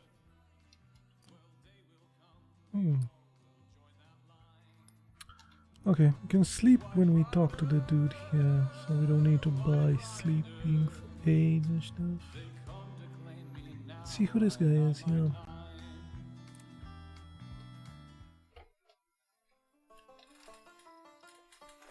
Bertha. You been in California long? It's been a few years for me, but they still call me Okie.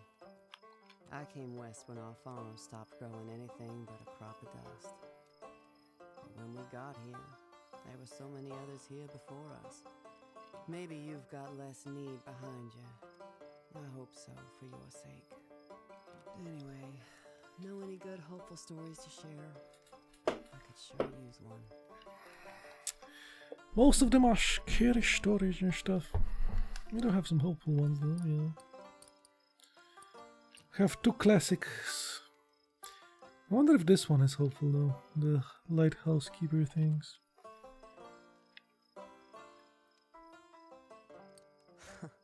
That's a good It one. was. I'll try to Okay. remember it when I'm out in the fields. The past.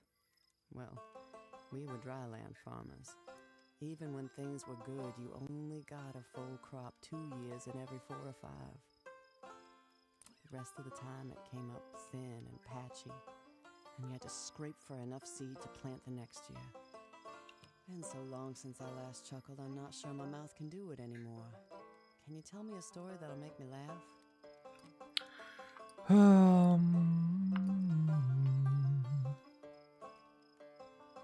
Yeah, let's try the letter thing. She like that one.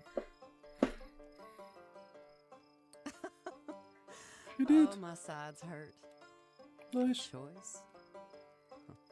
Most of us don't have many choices what we do. We don't have... I've had a hard day. Do you know any hopeful stories to cheer me up? Hopeful stories. How about the two brothers? That's a classic. Thank you for sharing that one. I feel a little better now. Family's the people you have to share your food with. Family is the people you have to share your food with. Jesus. Have to?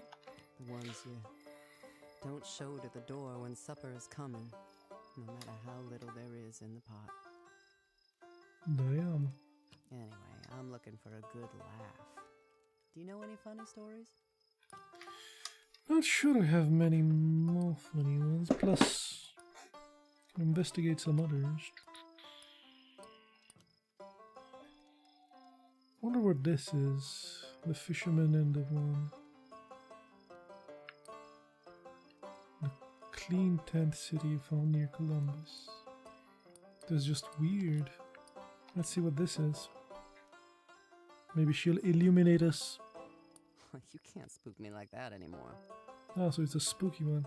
Okay. The future? Now this is how I feel about the future these days. You know how sometimes you look out in the horizon, you see the dust clouds shaping up out there, this curved brown wall. You hope it'll blow itself out before it gets to you, but it probably won't. Anyway, know any good hopeful stories to share? I could sure use one.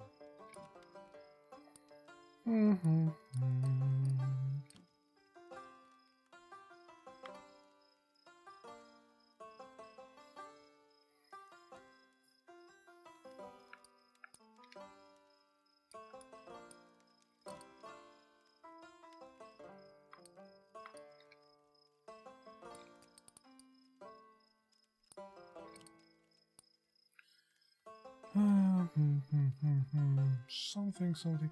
Still don't know what this is. I know the buckets of poison when I got slightly poisoned.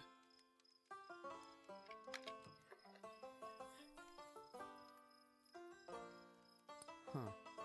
And that's the saddest one you got? No, there's a sad story. Okay. Yeah, I've seen death. Back home we used to have a big cattle barn. Along comes a twister and picks that barn right up a half a mile in the air. What rains back down is all little pieces of wood with nails in them. After we'd been here a while, my husband wanted to go back to Oklahoma. But I knew there was nothing for us there anymore. I said I wasn't going back there to starve to death. So he took the girls and went without me. And now, I'm going my own way. Down the road this way, actually, to the next job, on and on and on. All the way up North California. Okay, I'm heading that way myself. What about you? Where are you going? What are you leaving behind?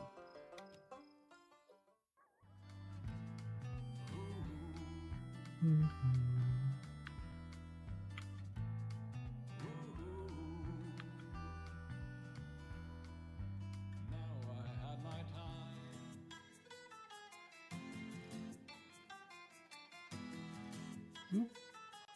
The music changed again.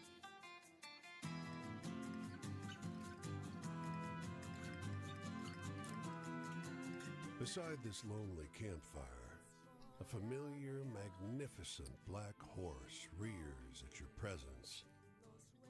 A familiar old Stetson-hatted cowboy calms him. "Easy, boy," Bill says. He turns his attention to you. "Sorry, he startles around strangers. I guess he's like me. You want to give him an apple?" Sure. The horse snorts as you approach. "Easy, easy," Bill says again, his voice low and soothing.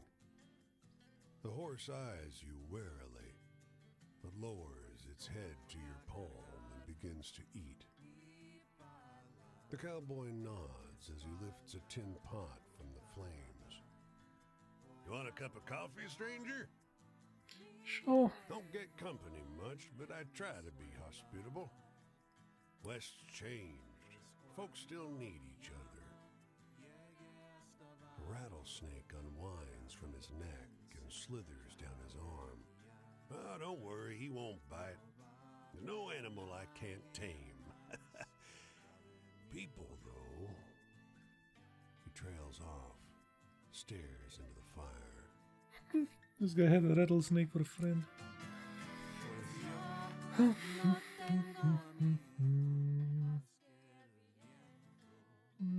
Let's cross the mountains. Maybe here.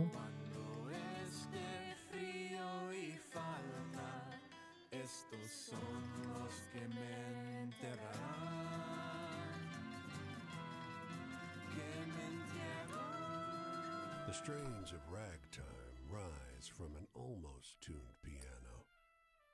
At the bar, an older woman, dark-haired and striking, toys with her cigarette holder. Hope you don't need lodging, the bartender tells you as you sit. The hotel's haunted. At that, the woman chuckles. Yeah, why did you laugh? Oh, it changes the story. Ask about the ghost. The bartender leans in. This was a long time ago. Woman lived on the 5th floor. Real fancy lady. They say she was... He breaks off, glances over at the smoking woman. I shouldn't say mixed company. The lady laughs. Oh, go on. Her smile is sharp. Oh, we could even leave. Let's keep listening. Well, she had a lot of boyfriends. The bartender hedges. One of them was real jealous. He murdered her in a jealous rage, and her ghost still haunts that room. There's a maid who saw the ghost with her own eyes. The woman catches your eyes and smirks. Woman murdered by her lover.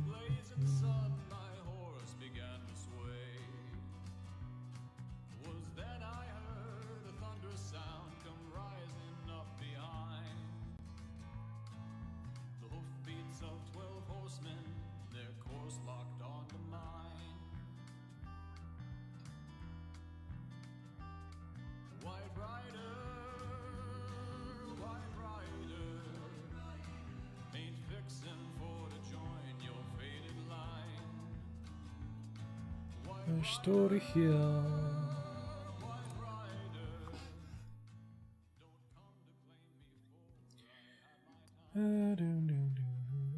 Something that gives me some money. Okay. It's like a story over there. Can I cross these here?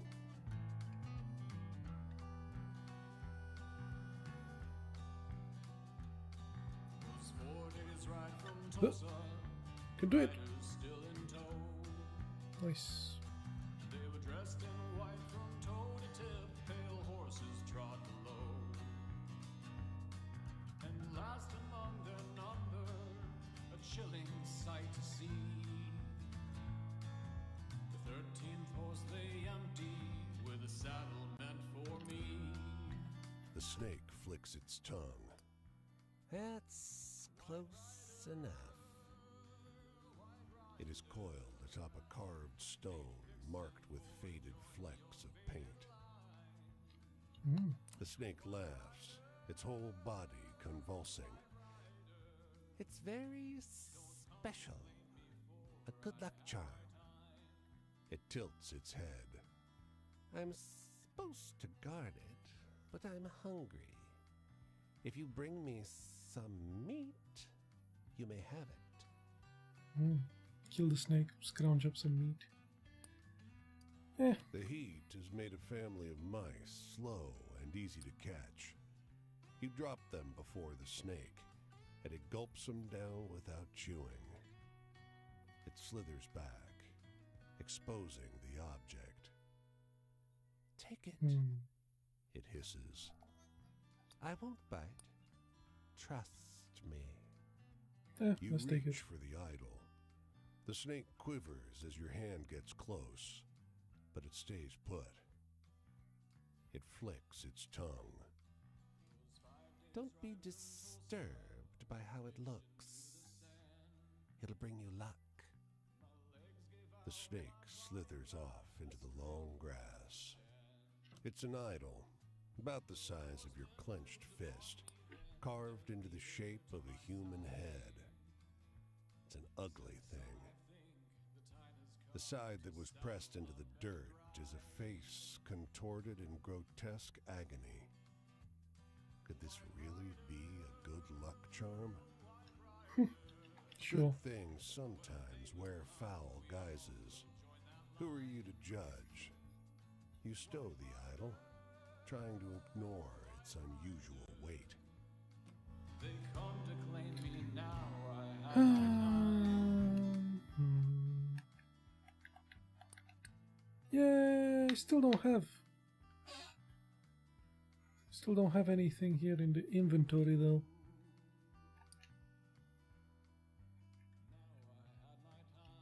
For some reason. Okay.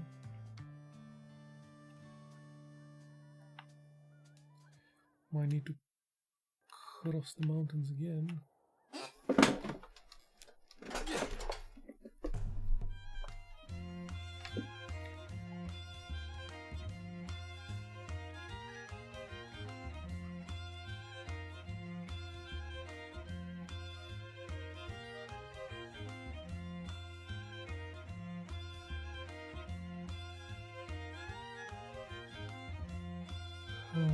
Let's see what this is here.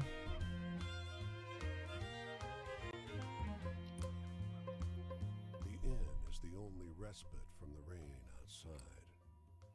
Enormous trees dwarf even the largest buildings and homes here, and the inn is no exception.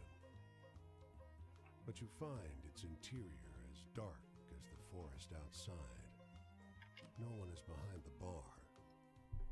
The quiet of the night is broken by the sound of glass crashing into the floor. A huge black tomcat, its coat taking on a moonlit sheen, laps experimentally at the high-proof hooch that it just spilled. Yeah, let's keep watching. The cat pads silently into a darkened doorway, entering the back room of the inn. Its tail swivels behind it hypnotically as it moves deeper into the shadows. Let's leave the cat You alone. take your chance with the rain. Behind you, yowls and hisses echo in the dark. The wind turns the rain horizontal, driving the non-stop downpour into your face. Something tells you to keep on your way and not look back.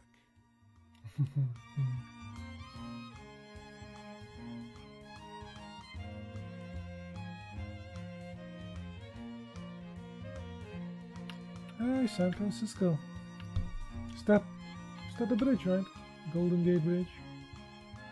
Nice.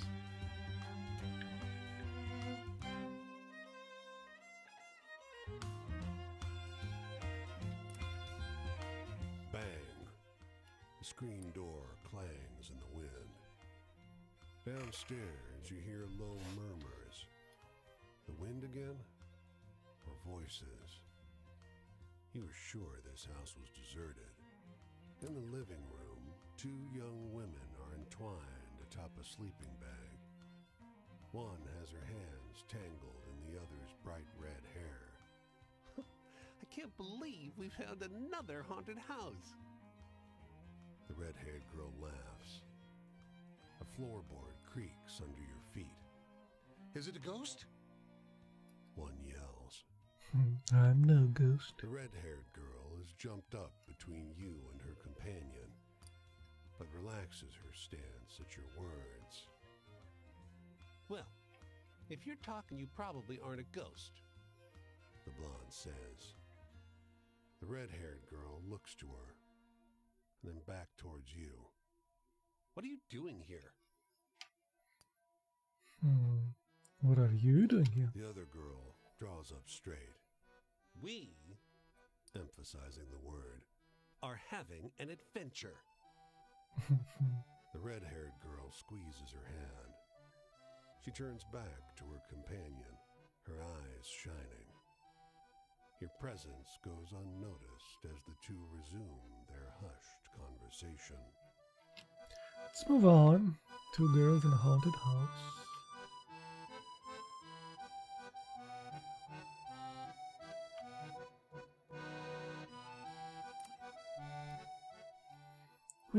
We have everything we need. Let's explore. Your knees ears make a nasty cracking sound with every step. Wandering this infernal city of steep hills takes its toll. Just over the crest of one hill, you find a stopped truck. Yang chow, fresh fruit and vegetables. It's laden with colorful produce. Let's approach. You know anything about engine? Asks a man, obscured by the raised triangular hood of the truck. A little. You come around next to him. One glance tells you that there's nothing obviously wrong with the engine. But there's smoke coming from somewhere deep behind and beneath it. The gearbox, maybe.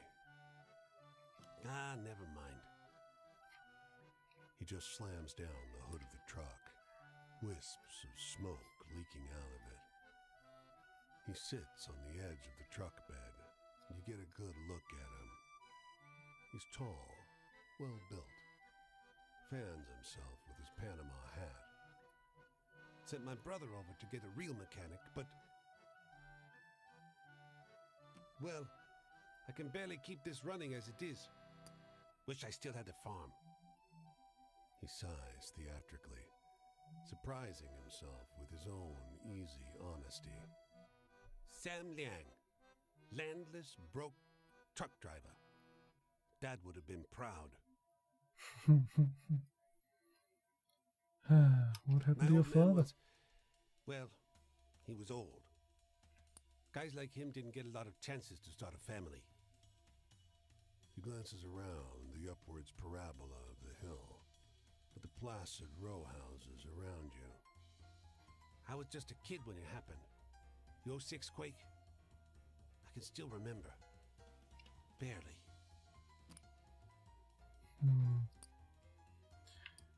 Earthquake.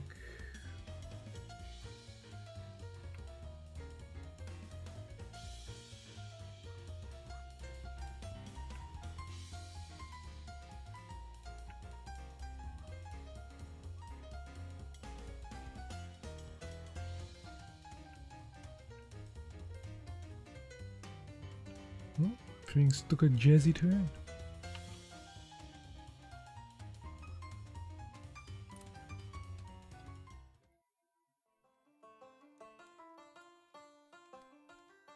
Alright, I'm found her from a again. line of people that moved on. My grandparents came from Germany because they had to. My husband's parents came west to Ohio, then Missouri, then Oklahoma. But my husband didn't have the courage for it in the end. He'd rather drink and die than fight and live. Anyway, know any good hopeful stories to share? I could sure use one. Yeah, I think I kinda told all of them. To you at least. How about the one that he seemed to ride to death in North Carolina?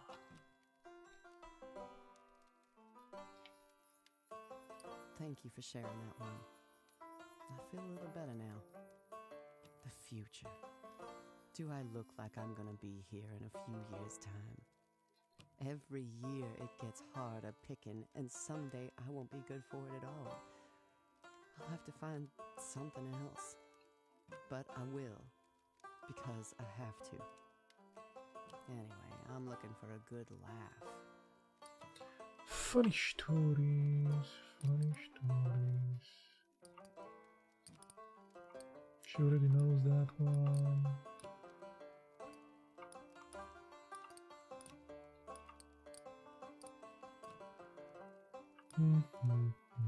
Is that funny? The one with the hobo?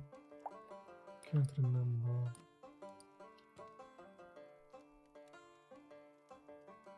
So New York City. It is funny. My sides hurt. Nice. Traps. Being hungry means you can't say no, no matter how mean you're being treated. Someone offers you 2 cents for a job that's worth 5. You still have to do it. I've had a hard day. Do you know any hopeful stories to cheer me up? Did I tell you about the two brothers? I think I did. Yep.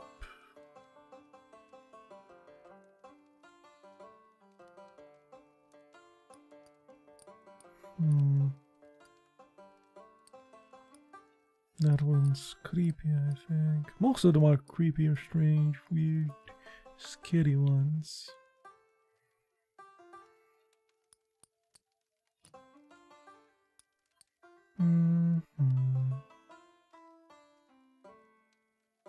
Well, the molasses one.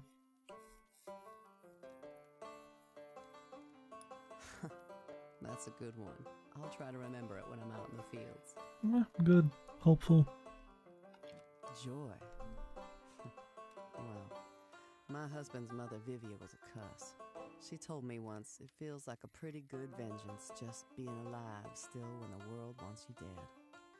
Been so long since I last chuckled, I'm not sure my mouth can do it anymore. Can you tell me a story that'll make me laugh?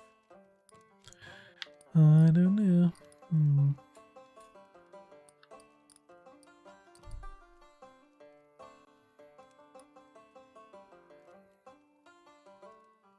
Haven't told that one in a while.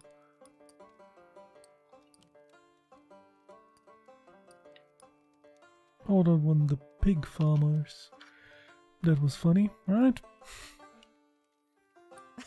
Something with pig feet.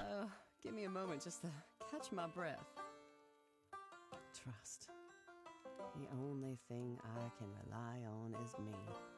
I'm not gonna stop trying to live before I die.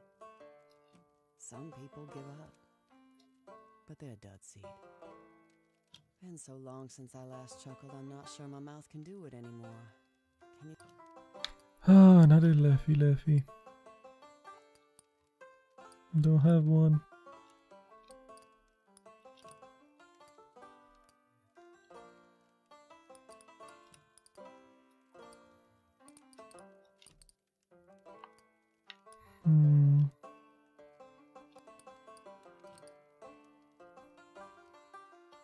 I think that's scary.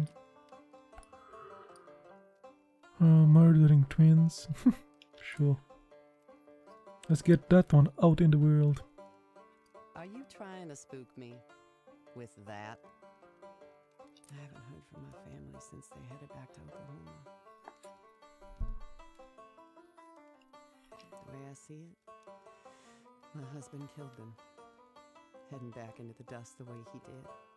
I fought him as hard as I could, but he snuck the girls out of our tent one morning, and they're gone now. And here's the sun. I've got to get going. I'm following the work, of course, because I have to, because I can't give up. If you're going up the road this way, you'll find me there. To Nevada. What my husband couldn't. Okay.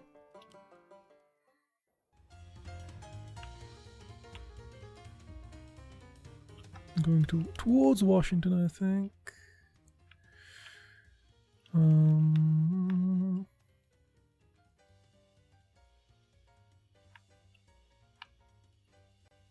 Damn, look at all those stories I got.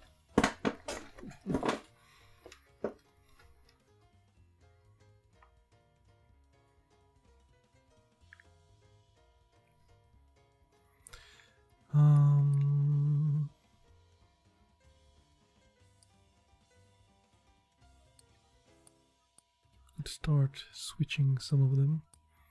I almost have half of them.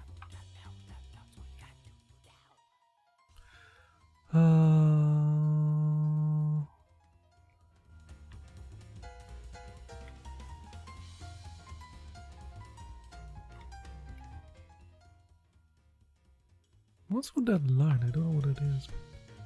Should be some stories on that end.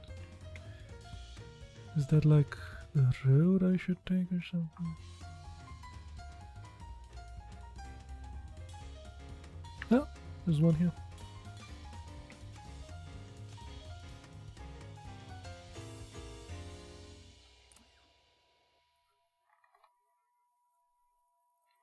Got two hands. Yeah, okay. Not a story.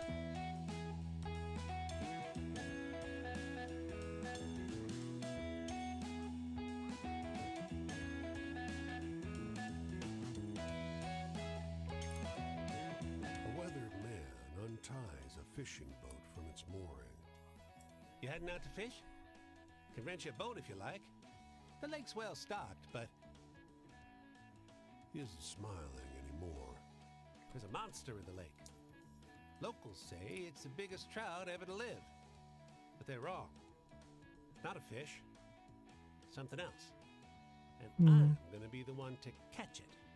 Let's take a boat. The water is clear and glassy as you paddle along the lake. Lost some money. Fisherman's out in the middle of the lake.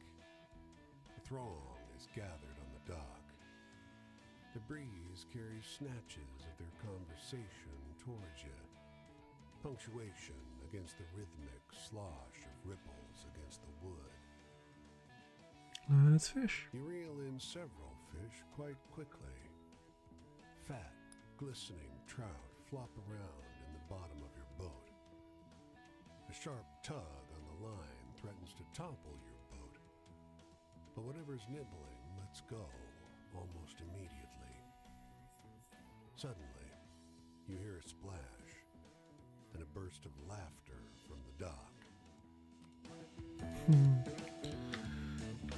I guess he almost caught him.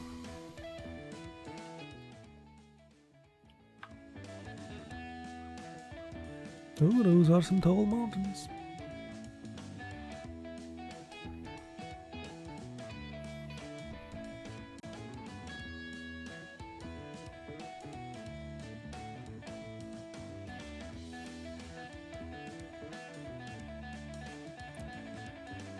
A plank has been precariously raised as a tiny jetty over a creek, cutting its way through the woods. She's dressed in a simple baby blue dress of the same cloth as her daughter's. Both are bent at the waist, staring into the clear water. It fell somewhere in here. Can't have gotten far. She has the rocky voice of a distraught person who's unused to being distraught. Hey, you! She runs toward you, looking through displaced locks of wavy black hair. Your eyes scan the bottom of the water, looking for a glint of metal among the moving shimmers of tiny, silver-scaled fish.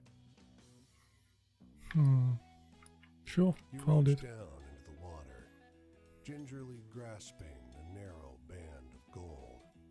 Oh, Lord, thank you so much. She beams, all but stepping into the water to take it from you.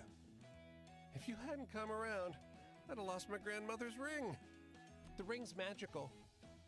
The young girl blurts out. Oh no, is the one Mother ring? gives her a mock stern look, as though the daughter has just given away a big secret. You drop it in the river, and it grants a wish. The mother laughs, shaking the water from her hair.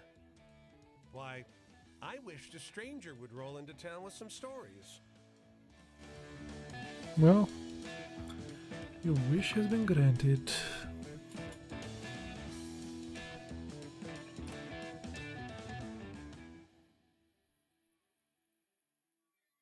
Two musicians beckon me, and something something pay me. Okay, can continue to head on there. Hopefully the mountains won't stay in our way when we try to get back.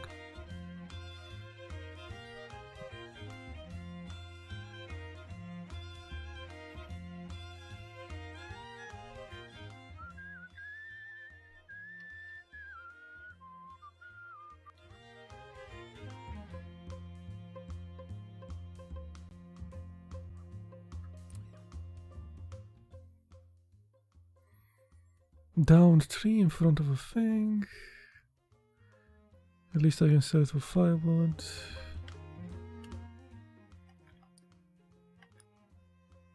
I'm fine. Hey, return to location. Return to Miami. Travel. No, back. Huh. Good. A pair of bone loaded. Time. Guess I could return somewhere to Miami.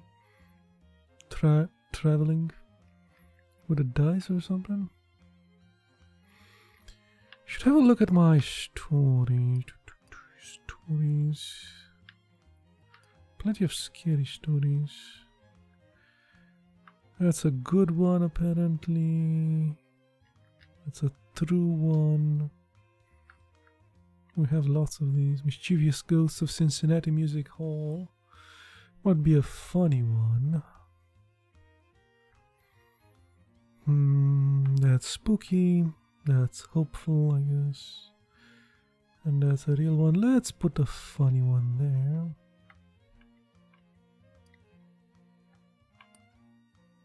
Let's see. Thrilling. Spooky again. A real story of that guy. Killers on the street. That's kind of the same with the legendary dudes, the ruthless bootleggers. Fine.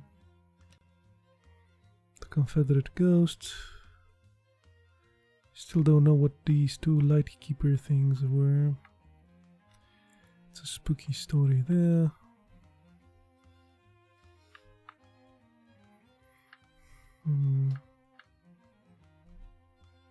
Haunted, the Eclipse, I don't know. Magic or something. The Janitor might be a sad one. Let's put a sad one. Spooky. Vigilantes who hunt grave robbers across the Wild West. And Franklin's Travels. The Dead Boy in the Grain Silo. Oh, that's just like a sad one. Do we have sad so far? Oh, no.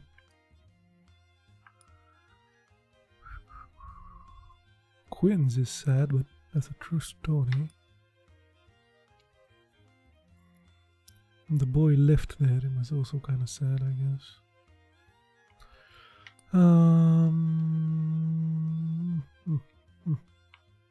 We'll leave it. Whirlpool approaching, watching for death. That's spooky or something. The woman is sad. And Mason's loss. Some sort of tragedy. Gunshot outside the saloon in El Paso. It's fine.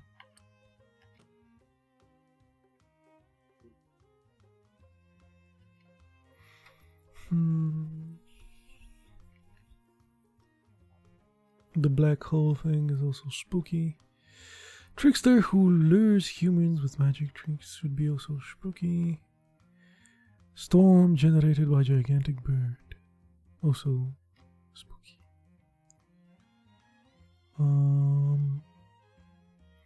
Dubious but promising miracle grow formula near Indianapolis. Strange surveyor near Cincinnati. Might be funny.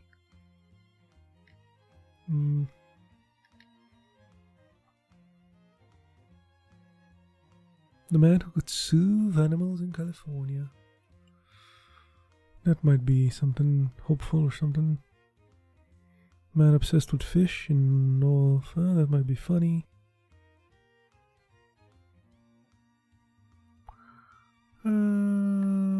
Yeah, let's put that. Have plenty of spooky ones. Let's take that and put the man that tamed animals in this place.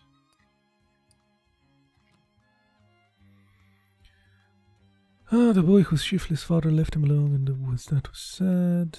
Two brothers who... That's the funny one that I keep using. The murdering twins should be spooky. Children frightened of the La Rona.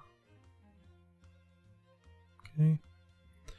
Struck thunder. Bear has disappointment. Displacement.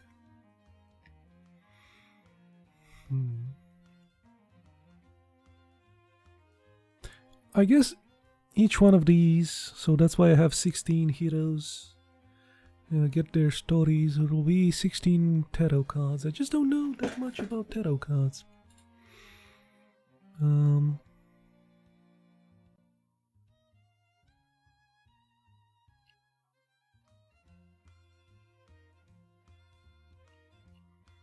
Guess I could place her.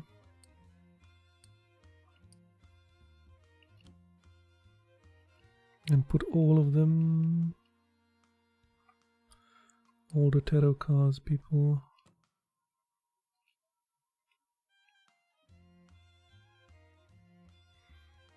Killers on the street, Shaw lives.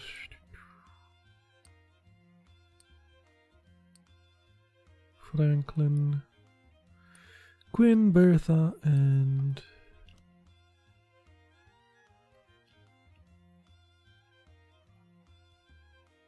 no, not yet. I don't have this one. The Empress. Okay. Casey Jones, a strange man hiding from the rain in somewhere in Alabama. I guess that's a strange, scary one. Dead man abandoned. Might be tragic or something.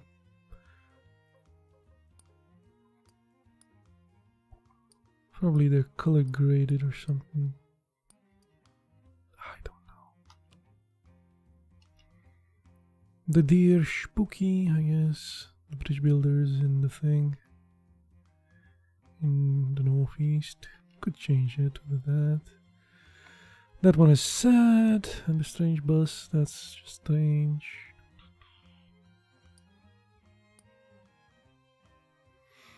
Little band struggle.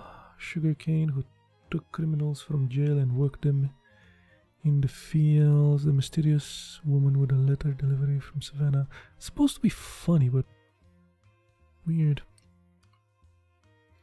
Still don't know what the goddamn seagull thing is. Hey, evil kid. Thank you for the lurky lurk.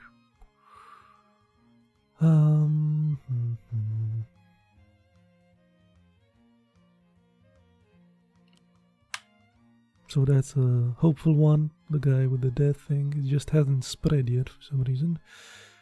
The strange clear tent near you found Columbus. That's a spooky one.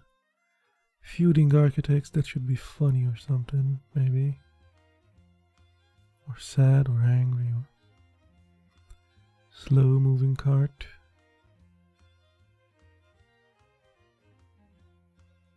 Feuding architects in Santa Fe. Let's try the feuding dudes. Dupree's tale. Cursed thing is spooky. Wide open. Vengeful ghost. Very spooky as well. The red creature in a fur coat in Detroit also. Probably silly. The suspicious prospector near Santa Fe. Rodeo near Phoenix. The lost ring. Let's put that one. We'll investigate it. Soldier who came to find the girl getting married. Oh, that's a tragedy. They don't want tragedy. That's sort of a spooky. That should be hopeful or something that the girl's in the haunted thing. We'll see. Not many of these heart ones. There was like the last one that I found. The one with the earth thing. Let's see. Cloud tinge with color no human had ever seen before. Farmers who hid their murdering son from the law. That's a murder thing. Kept. Thirsty cotton pickers. You could put her story, you know.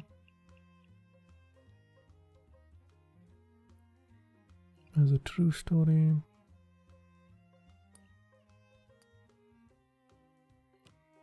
Jimmy's parable.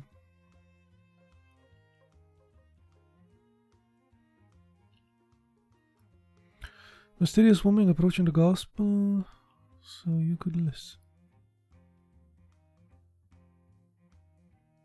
That's funny, the one with the pigs. That's also funny.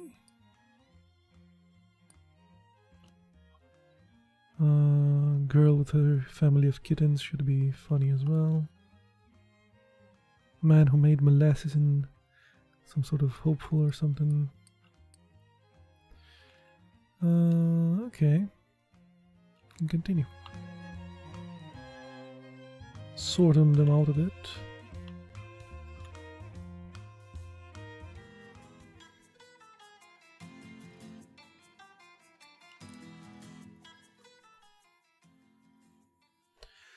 After a gossip about the weather, she tells me a story. The story about a soldier who journeyed 20 years for love. Ah, that one evolved. Nice.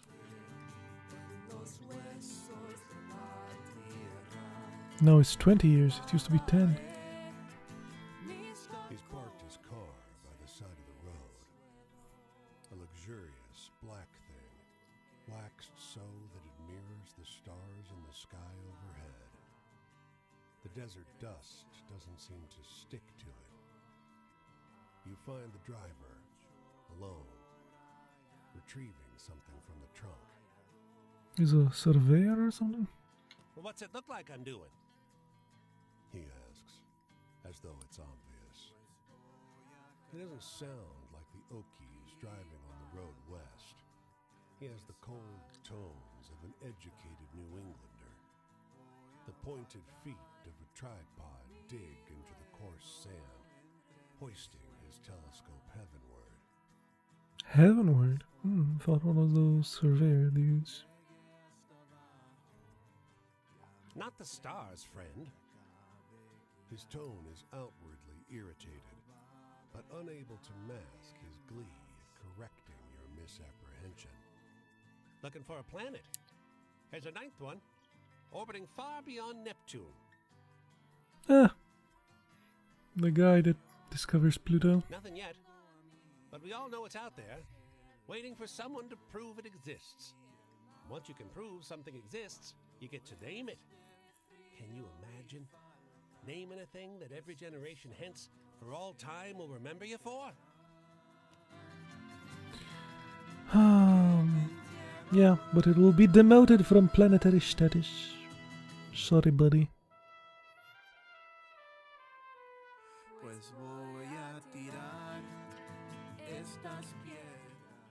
We're heading to that way.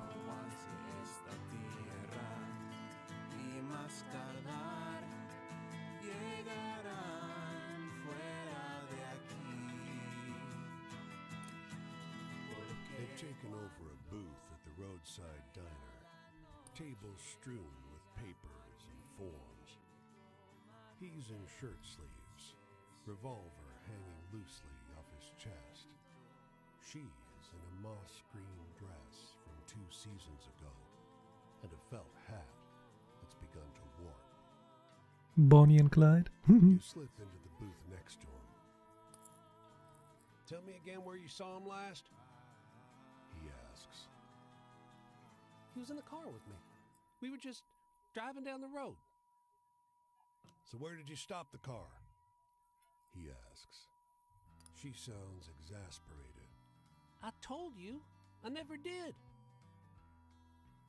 And the same accent, same drawl from somewhere in North Texas or Oklahoma. But his is subtler, although he's been trying to shake it for a few years.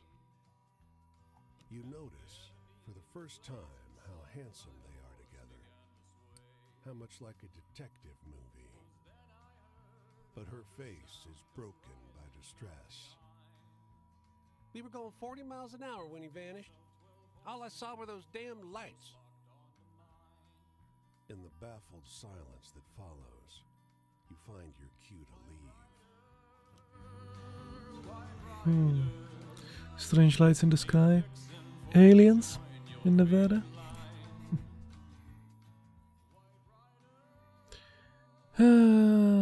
Help some dudes with singing. Okay.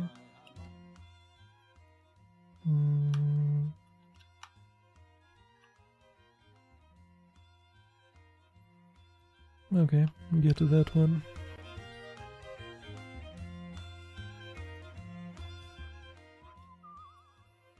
Doo doo, doo doo, doo doo doo, ba ba da ba. It's not that you go faster; it's just you have something to do. Let's see.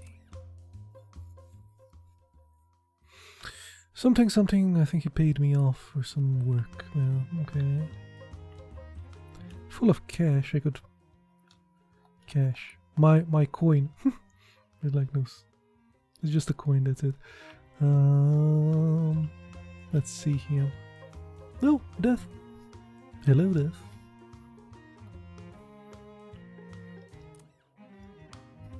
The Chinook salmon, having come to the end of its journey, is a grotesque beast.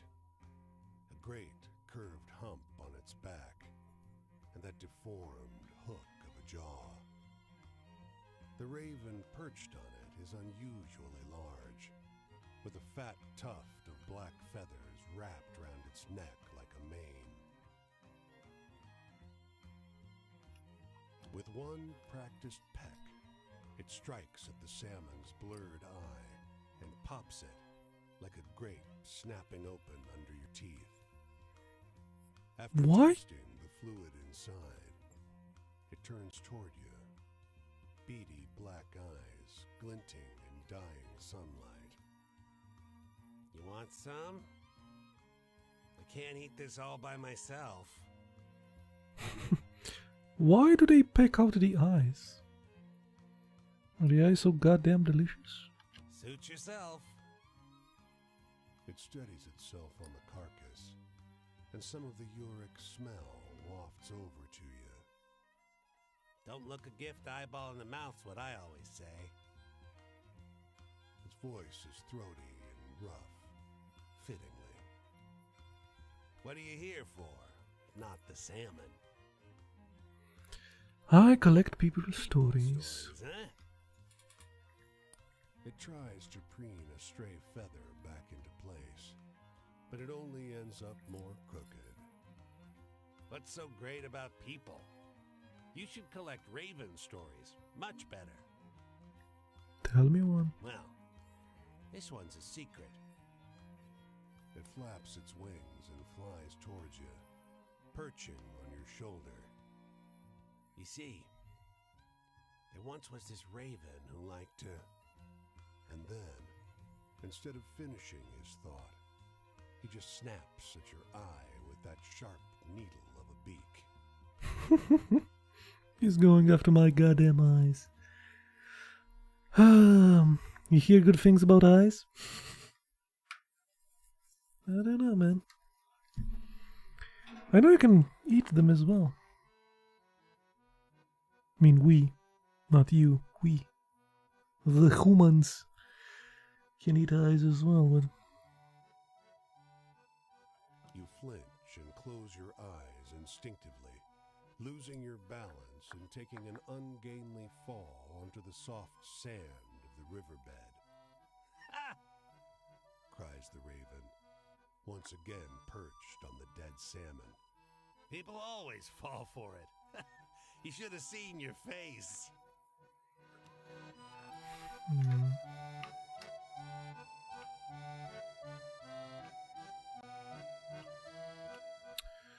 I guess we'll go towards the ocean.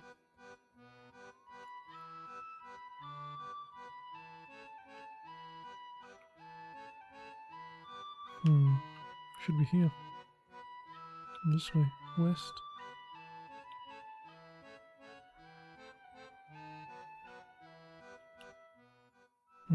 Okay.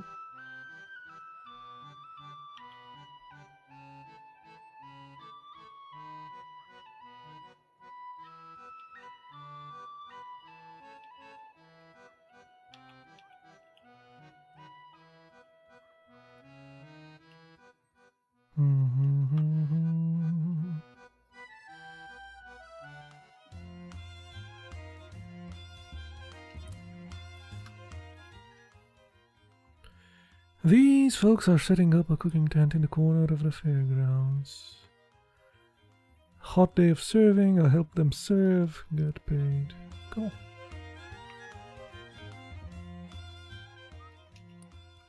No.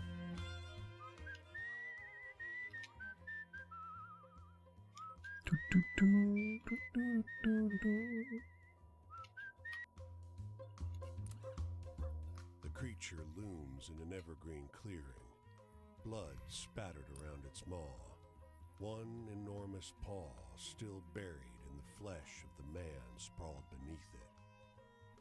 The grizzly spots you. Even at this distance, you can see its yellowed fangs. Slowly, deliberately, it begins to advance on you. Climb a tree. Or play dead. Let's climb a tree. A knot in the trunk gives you a handhold, and you haul yourself up to the safety of the branches. The grizzly circles your tree several times, but makes no move to climb it. Eventually satisfied you pose no threat, it wanders off. That's actually not a good idea. Because they can climb trees. You should... I don't know. Shouldn't play dead though either. That's not a good idea. You are alone with the dead man. Beneath the terror of his final expression lurks surprise.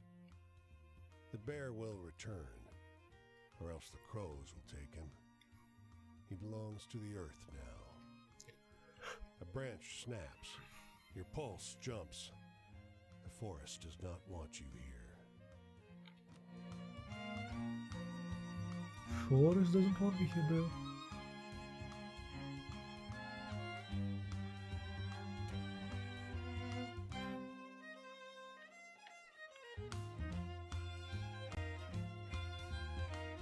Mister! Nope.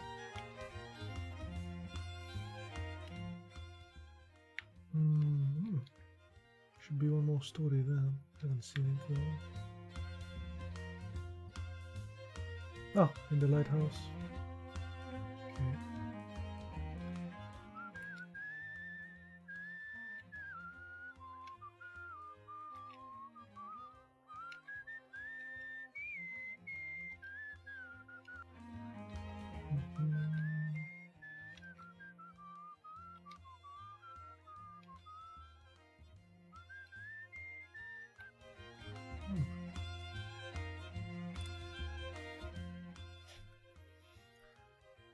Women with long knives hanging from their belts.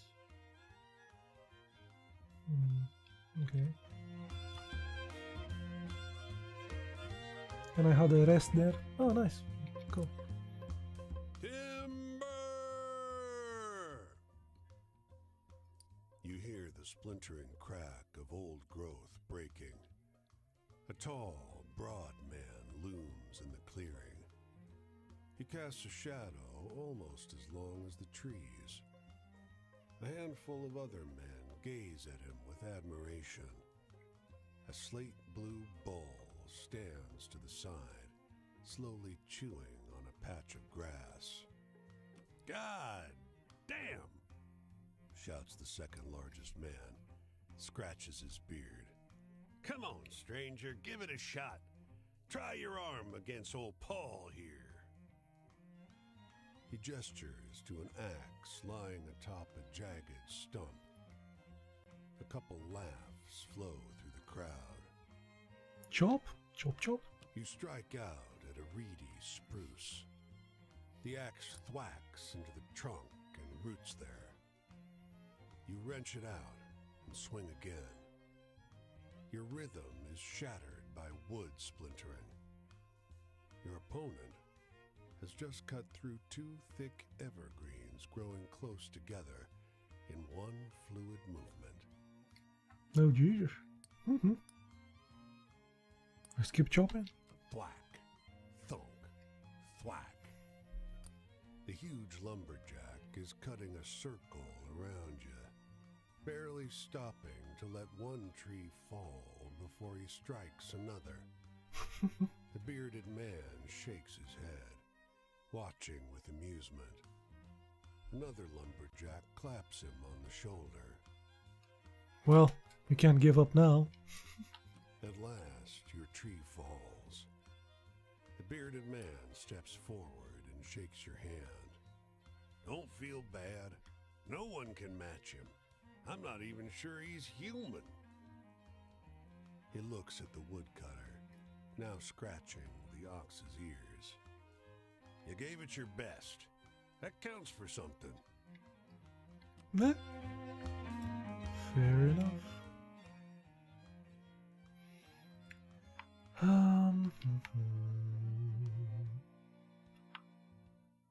Cool. Should be going to Oregon, then Washington, and then swing back down towards Utah.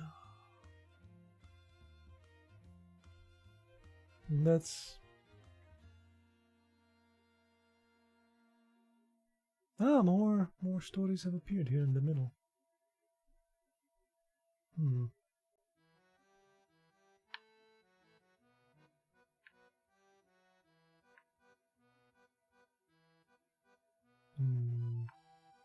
Maybe there appeared. I know I skipped. Like there was a state that had no stories at all. I took a train.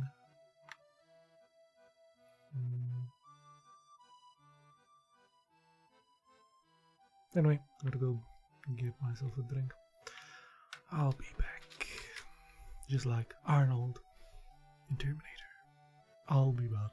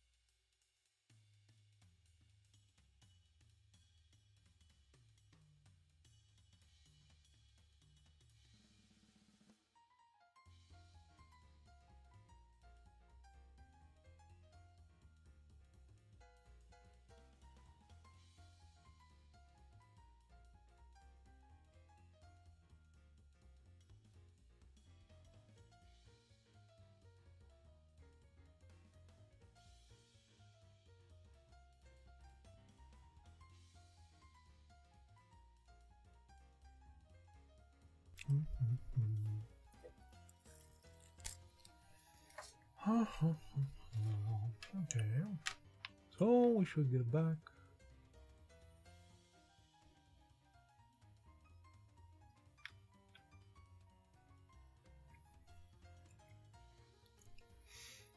To Oregon.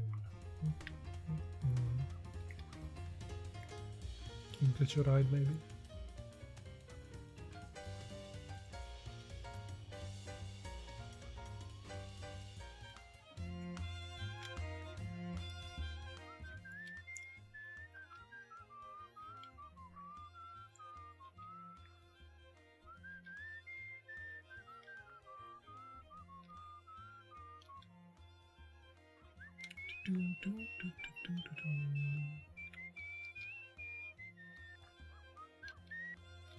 Hey, car.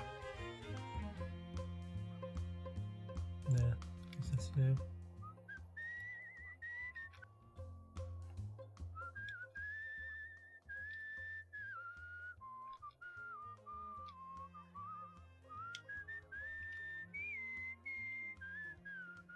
Guess you guys don't have no terrains around this point.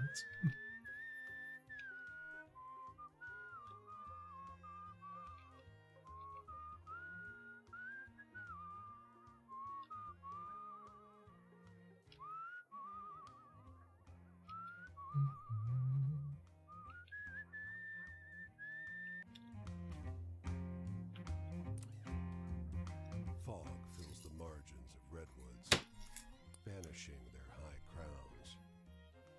A strong musk, reminiscent of a gasoline spill, makes your eyes water. Behind distant sets of trees, a titanic silhouette lurches past. Broken lines of blood blotch the stranger's footprints. You come upon a maimed elk, whose sundered antlers have left behind patches of exposed tissue. The sediment-covered corpse seems to have been dragged some considerable distance. The silhouette of the stranger looms at the edge of visible forest. You feel the weight of their eyes upon you. Let them call out. The stranger doesn't respond. They turn and walk into the fog.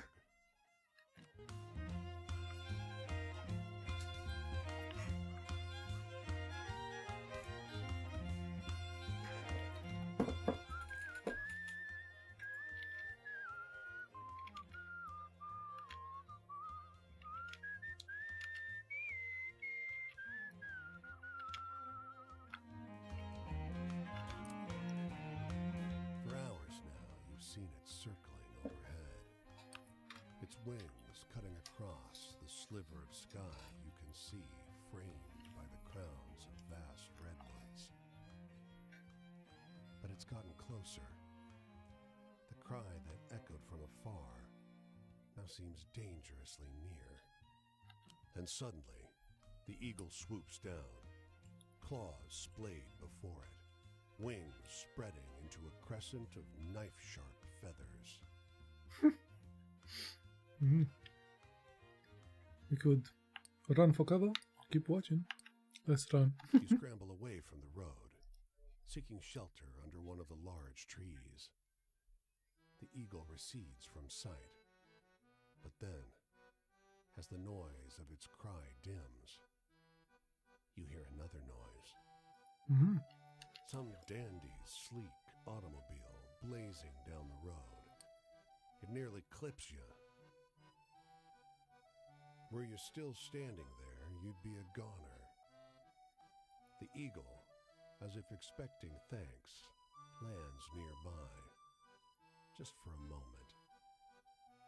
And then it's in the sky again, looking for whatever lunch it's missing. Yeah. So I guess the eagle moved us out of the way. Cool. Would a car hit us?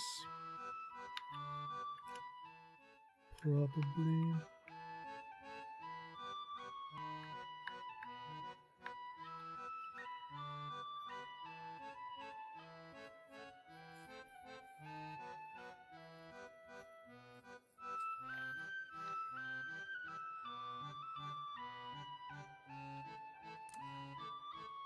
C.P. Pennebaker.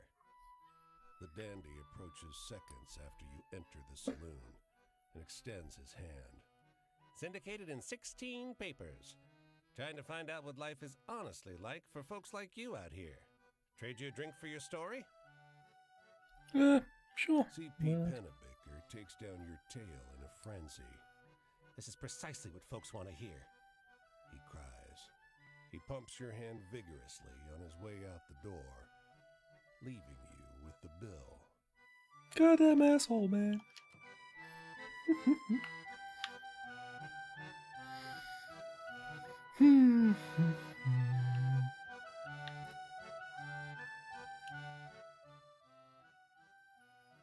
No, I guess I should. It's really hard to cross these mountains. Let's go through a pass or something.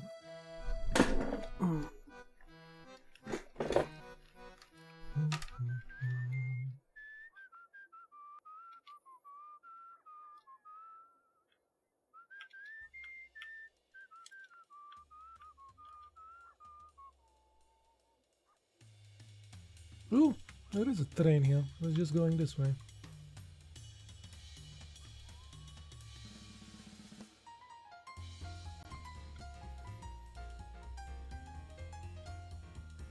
Damn, there's like nothing here. Should be heading the right way now.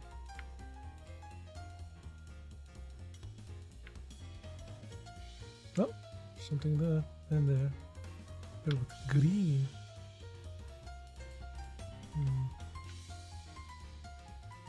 Let's go to here first. Not even the roads on this part.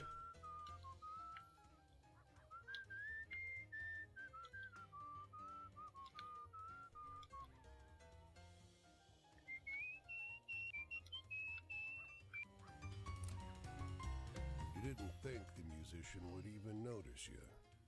He seemed off in his own little world, idly strumming and muttering along in tune. He stops and calls out to you from his perch on the sidewalk. What's your name? Can lie or I can tell him. Let's tell him. Thinks. Now watch this.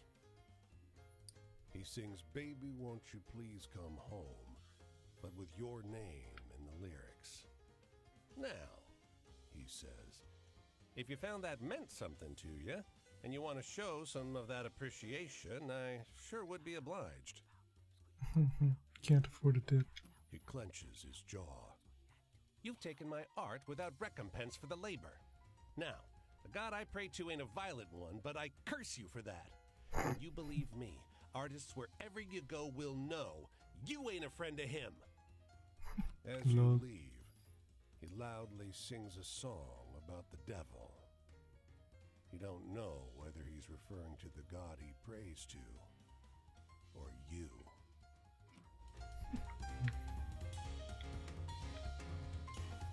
A hobo, man. What do you expect? You got no money.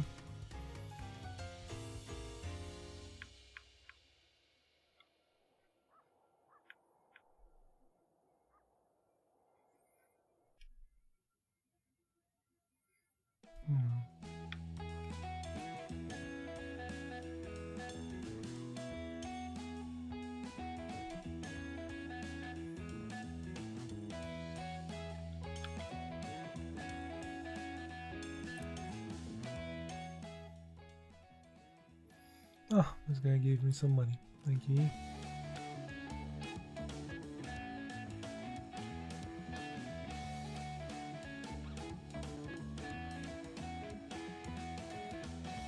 Oh, and there's a dude with a fire there. Okay. Let's go to that story now.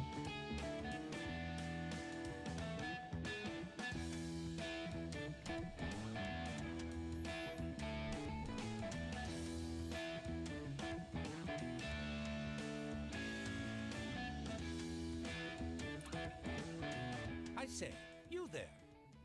Shouts the boy, sitting on the broken stairs of a sand-swept shack. His imperial affect seems at odds with his shabby clothes and sallow skin. I shall pay you this enormous, beautiful, shining coin if you would only dance for me. And just grab the coin. The boy's faster than he looks. He snatches your wrist and sinks his teeth into your palm. Have it. He shrieks, jumping up and letting the coin fall to the dirt. Have it then, if money is all that matters to you. He hurries inside, and you think you hear him crying. Hello.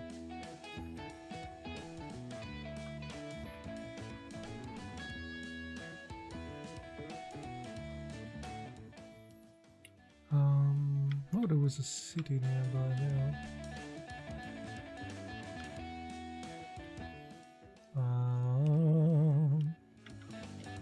East, but I don't. Hold on. Can't even see. I think that's the right way.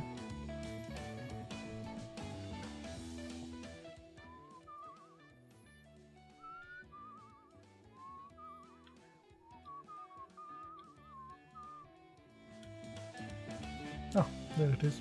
You see it.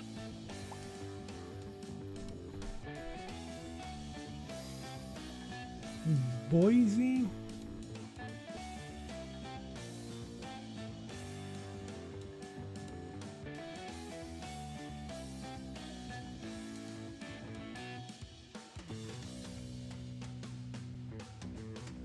Should get ourselves sorted out in Boise.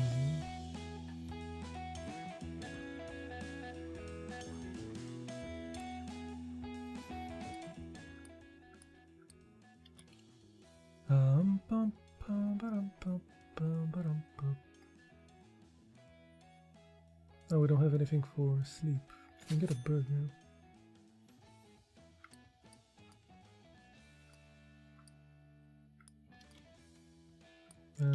Try to earn some money. Hospital, mop things. Mop at random. Give me some money. Store, I can buy some. Ah, the whiskey helps, or the orange juice. Get the orange juice. And we're fine, we just don't have money. Let's explore. People throng the fair, filling the air with laughter and chit-chat. Kids thread and weave through the stalls, laughing, and knots of farmers stand discussing the various animals on show. The cow is resplendent. It seems to glow in the sunshine. A winner's ribbon pinned on its bridle. The women smile when they see you looking. The one holding the bridle waves you over. Isn't she a beaut? First in her category. The woman sat milking chimes in. She deserves it, wouldn't you say? She doesn't wait for an answer. Want to try some? Yeah, sure. You walk over as she dips a cup in the milking bucket. As you get closer, you see the patches on the cow's skin. Thick, irregular clumps of scales. The woman holds out the froth-laden cup. Clumps of scales. Damn. Let's drink. The milk is thick and slimy. It tastes meaty. Now your lips have parted the white froth. You see the liquid has a livid purple color, like a bruise. One of the women giggles. You've a mustache. Man, like 90% of them are creepy. Scaly cow in the thing.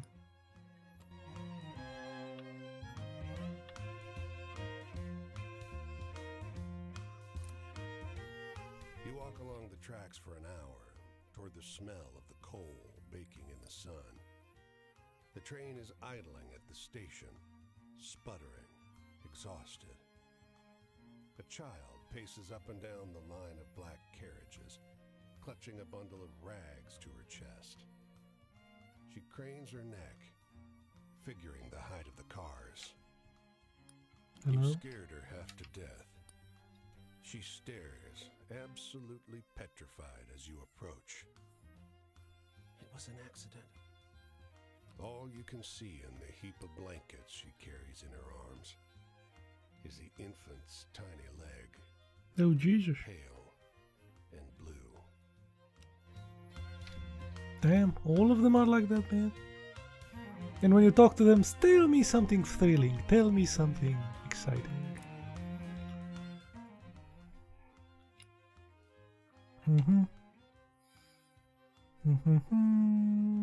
Blessed Lighthouse Sanctuary story.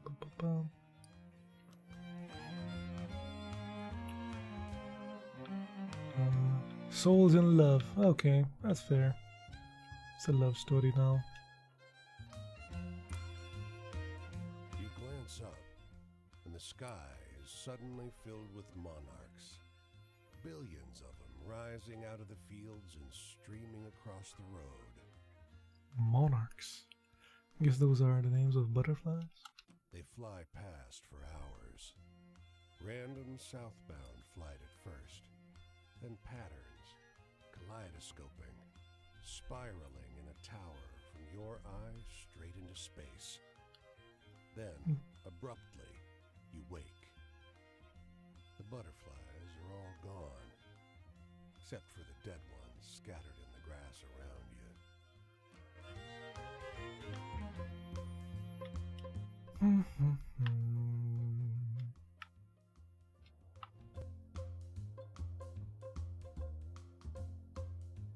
Could take a train. Let's see if we take a beating from taking the train.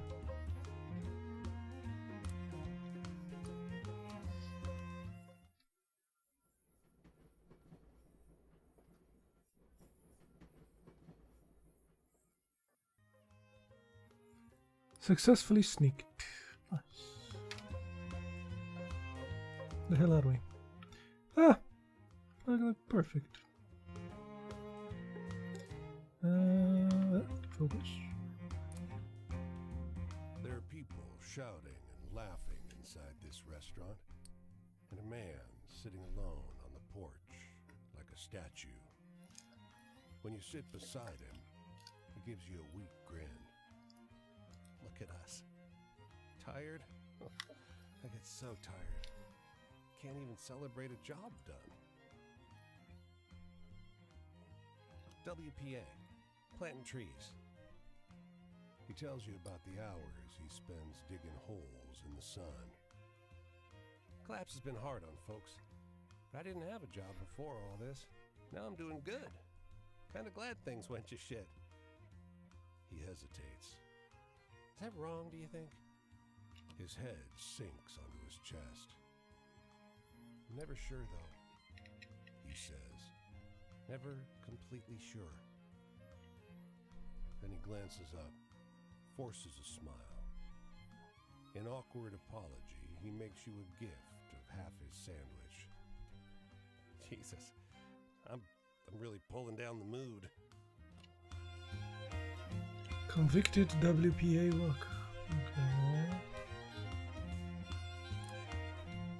You give the seated man a cursory nod as you pass, which he mistakes for interest. Wondering where you've seen me before? He beams. How about on the roundabout roads and twisting trails of America the Beautiful? Yes, I'm Walking Willis. It's Walking Willis. Funny, most folks know old Walking Willis. I've been walking across this great country back and forth for years now. You see, I ain't got a home. Walking's all I do. I'm always walking. Okay, those boots are made for walking. Well, no. Right now, I'm just resting a minute. Resting my dogs. Ain't Walking Willis allowed to rest his dogs for a minute? Say no. He looks at you carefully. For a moment, the leathery flesh of his face darkens, and you see in his eyes the flames of pure hatred. Then he beams at you again. Well, you got me there. He gets to his feet. Walking Willis best be on his walking way. And off he goes. Man, if you're walking Willis, you better be walking.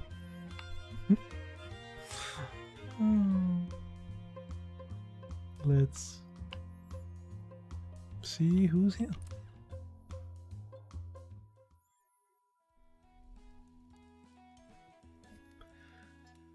Well, hey there.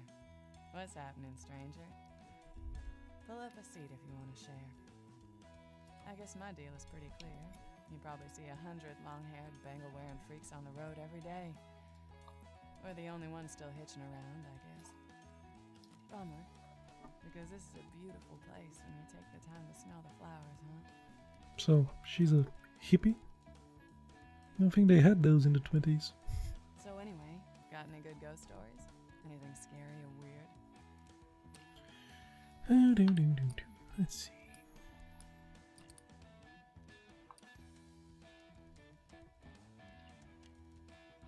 Well, this one. The dead man near the abandoned What, railway. You sit around all day making this crap up? Well, I guess it wasn't real enough. My travels. Well, I've been on the road a while now, but I didn't get to travel as a kid. Not really. We moved a bit when my dad was in the army, but all base towns are pretty much the same. The first time I left was to go to the Hague. You know, I'd love to hear a really good, scary story.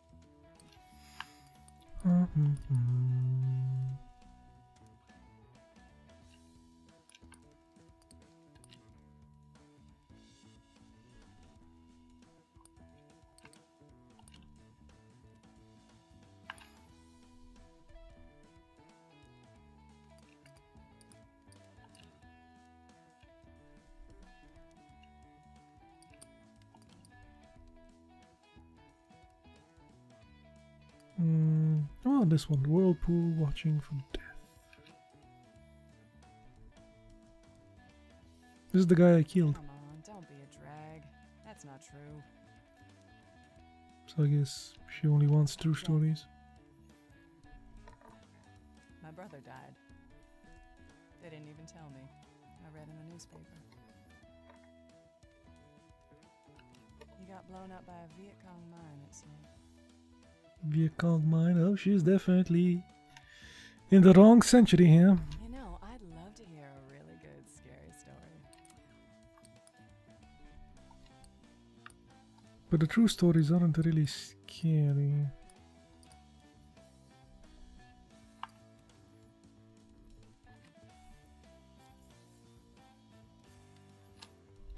What, do you sit around all day making this crap up? Talking about sadness. I didn't even know what sadness was until I heard James had died. I had been angry before. Petulant, pouty, heartbroken. But that was all so thin compared to what I felt when I knew he was gone. So anyway, got any good ghost stories? I don't know, man. You don't like my stories.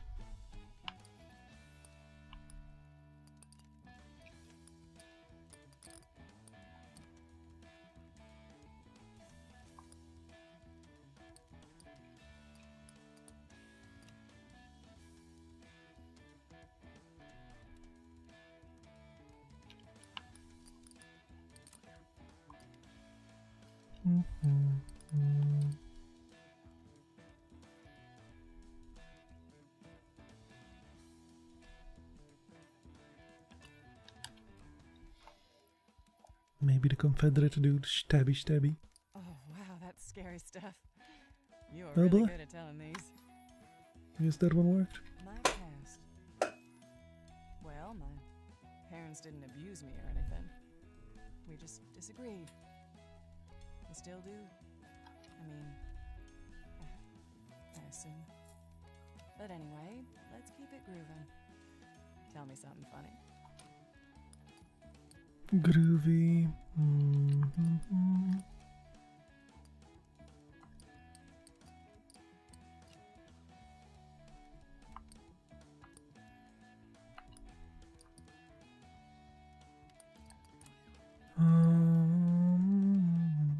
How about the mischievous ghosts of the Cincinnati Music Hall? Maybe that's funny.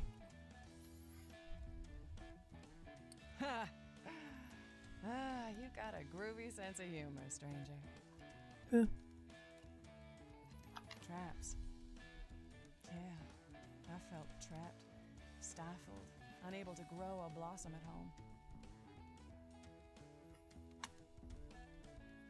The first time I ever felt free was on my way to San Francisco on the Greyhound. $32 in my jeans and a daisy plucked from the parking lot in my hair. Well, there it is. And I feel like I've been doing all the talking. But the sun's coming up soon, so I gotta get ready to go. Heard some interesting stuff about a group of folks getting by up this way. Okay. And where are you going? What's your deal, Caesar? What's the future hold for you? No clue.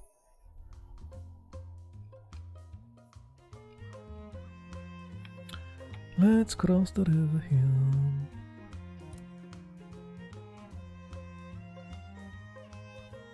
Columbia River.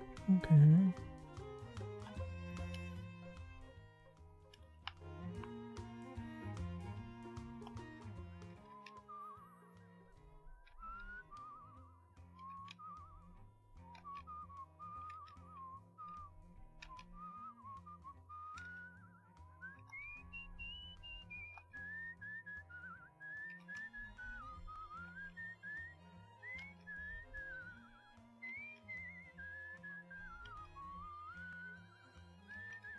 Seattle.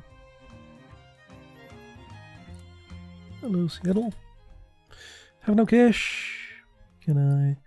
I have a panhandle. Let's see what that brings. Give me half a coin.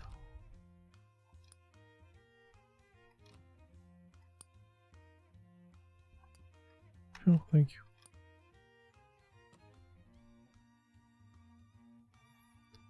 God bless you. Cool. Let's explore. On top of a hillside boxcar, 4 men in sailors' clothes fix their eyes on the distant waterfront, where a crowd of hundreds clashes with uniformed cops. From this far, the sound resembles some loud, tenacious animal. Oh boy. After a while of silence, one of the men responds. You notice his bruised eye. Waiting on the police to deal with those strikers so we can get back to work. You are not on strike. The man clenches his fists. Hey, mind your damn business. One of those bastards dragged me off the pier and... The police open fire into the crowd. As the shots ring out, the character of the sound changes altogether into terror and pain. Oh, fuck this. Bye. No point dying for a day's work. The man crawls to the edge of the boxcar and hops off. The sound of gunfire continues all across the port, but the dense picket line remains unbroken. Damn, shooty shooty. The scab with a black eye.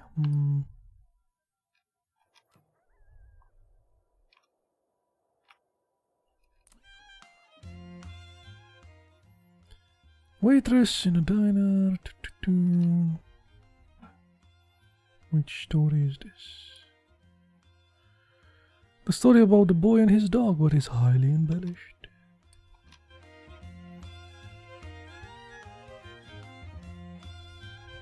The 2 souls bound by fate now. Okay. And who are you?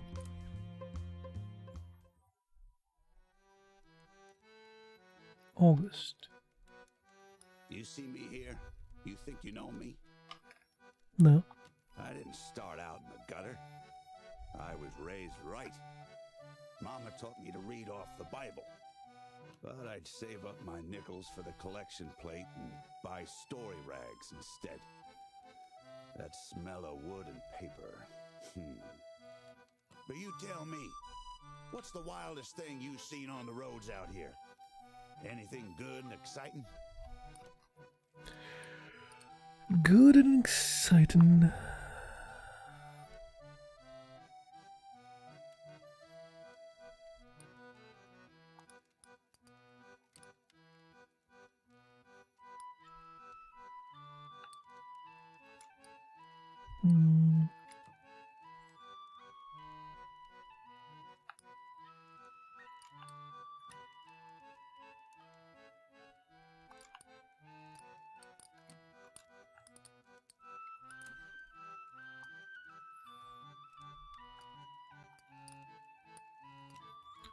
What would be exciting?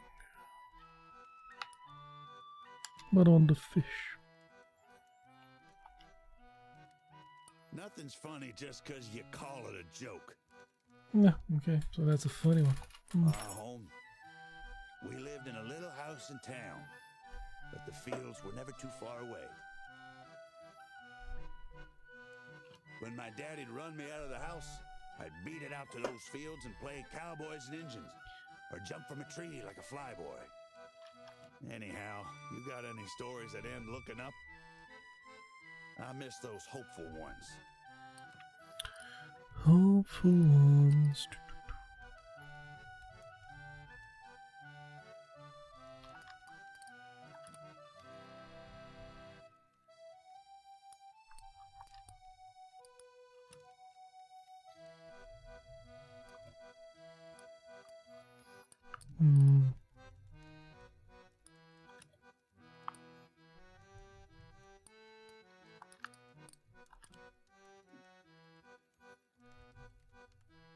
Oh, I should have told him the one with the claws here.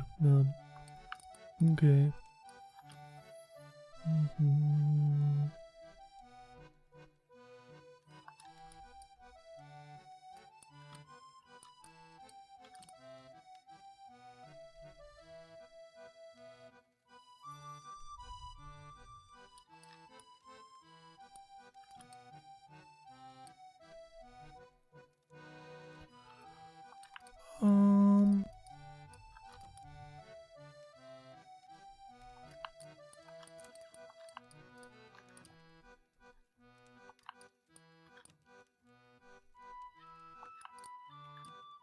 Yeah.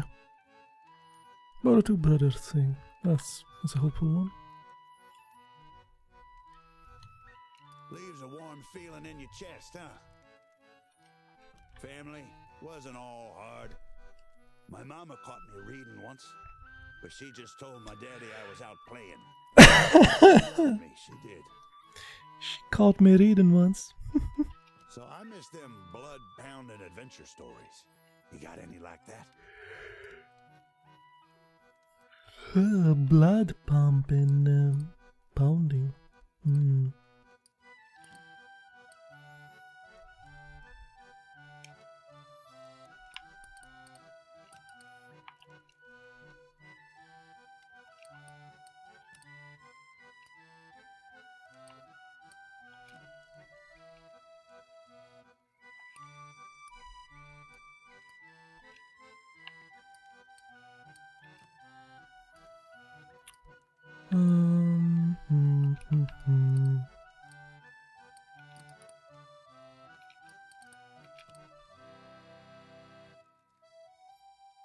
No, this one. The sugarcane farmer who took criminals from jails and walked them in the fields until they died. How about that? That exciting for you? I seen things 100 times worse than that, I can tell you. Guess not. Morals and stuff. What I did with the collection plate, I didn't steal from God. He don't need our dough. But you know, the books I miss the most is the hopeful ones. Hopeful ones.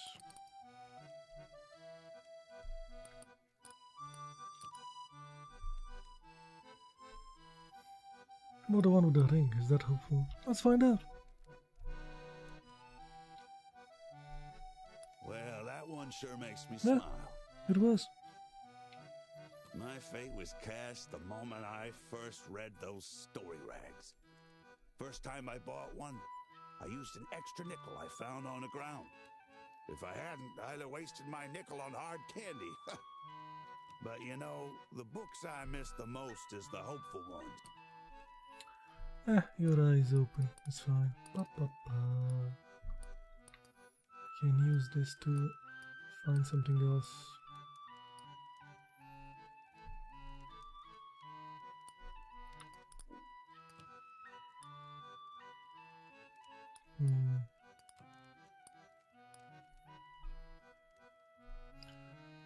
Let's see the molasses thing. Is it the molasses? Hopeful. Well, that one sure makes me smile. She is, yeah. Making molasses. About joy? Best hours of my life were spent hiding behind my daddy's chair, reading those stories where I was climbing mountains and crossing rivers. I saw the world in them, I did. My daddy wanted me to quit reading them rags. Said it kept me from hard work. I just wish, but he didn't get hard work instead. Anyway, I'm headed out this way when the sun comes up. I like your tales. Hope we cross paths again. Yeah, thank you.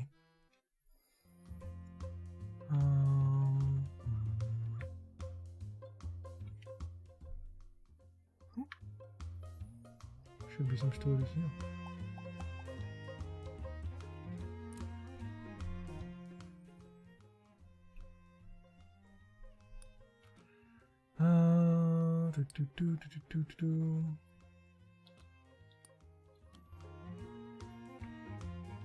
A story grew. The mother.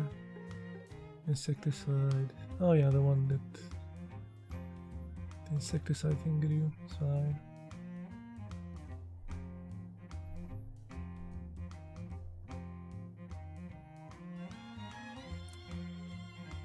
Lost in your own head, you almost walk straight into this woman in your path. Her expression is imperious. She clasps a large toddler in her arms. He's the one who speaks first. This is a toll road, stranger, He says, voice thuggish beyond his years. 30 cents. Yeah, I'll give him some coins. Dismissively, you toss some coins at the ground. The toddler, wide-eyed, leaps from his mother's arms after his loot. Raymond, no! She shrieks. Raymond hits the gravel and shatters, sending porcelain fragments skittering over the road. That Raymond shatters. Yeah, okay.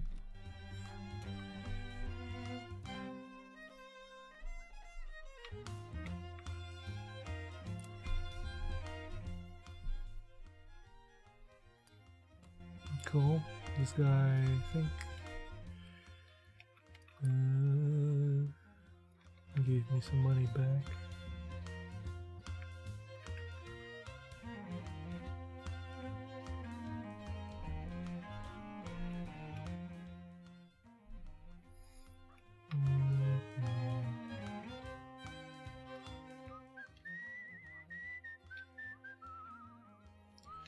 Have to go around the city.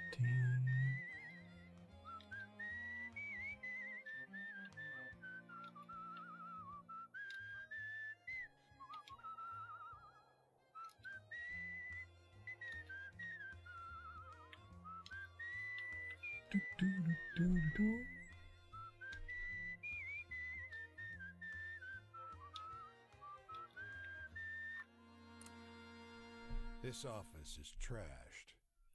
There's papers scattered in the street, glass missing from the windows, and 6 men in paint-smeared clothes tracking mud all over the floor.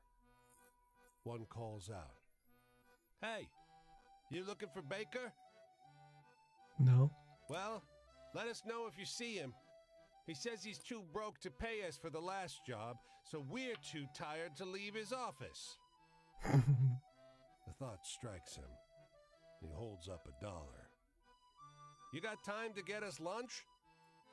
Sure. You head up the street and buy them all sandwiches. But when you get back to the office, 2 cop cars are parked outside, and the 6 painters are all cuffed on the curb. One catches your eye and waves you away. You hurry off with the lunches and the change. Nice.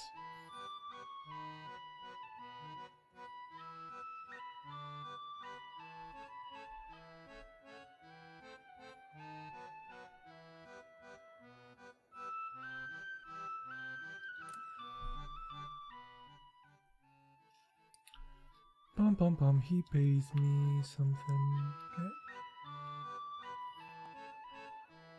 Oh, that cloud almost looks like a heart. There's a commotion outside the post office. The crowd parts, and a middle-aged man comes leaping out onto the curb. My daughter had a baby. He shouts. In a fit of frantic excitement, he kicks over the post office box, knocks over a bench, and seizes you at random in a bear hug. Somebody call my wife. He shouts over your shoulder. Tell her we're taking the train to Chicago. Let's celebrate with him. The man starts to dance. His feet hit the pavement so hard they throw up puffs of shattered stone. Everyone staggers. When he swings around the lamppost, the metal bends like soft clay. Keep celebrating. The new grandfather grabs the nearest car and, 2 hands overhead, lifts it up and hurls it down the road. My daughter had a baby, he shouts. Everyone runs indoors. Love. The new grandfather seizes your hands and whirls you around so fast that you feel the blood leave your tingling face. I've never been happier in my life, he shouts. But his grip slips. Before you can react, you're tumbling across the roof of the hardware store across the road. The man doesn't seem to have noticed he's lost you. He's spinning so fast you can barely see him. As you climb down into the alley and run for the end of town, you hear him, thanking God for his answered prayers over the sound of cracking bricks.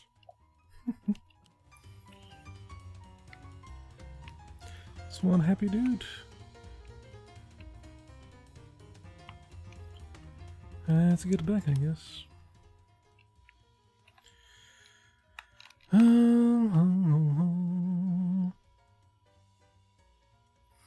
West of Washington and towards Montana and stuff.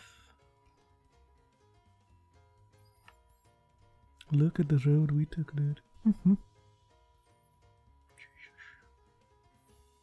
Didn't hit the middle ones there too much.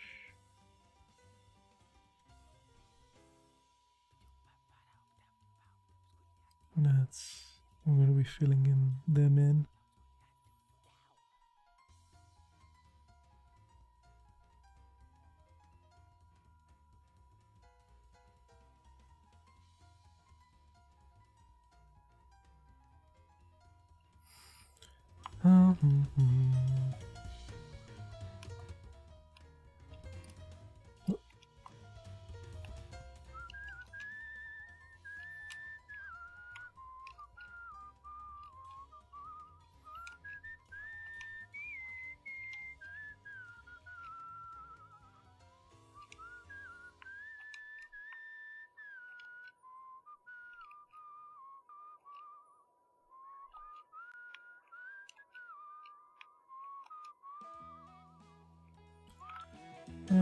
Stay to 3.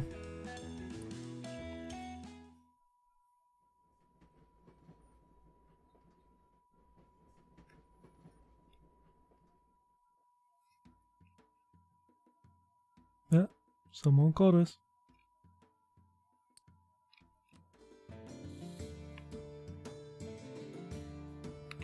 No more hearts.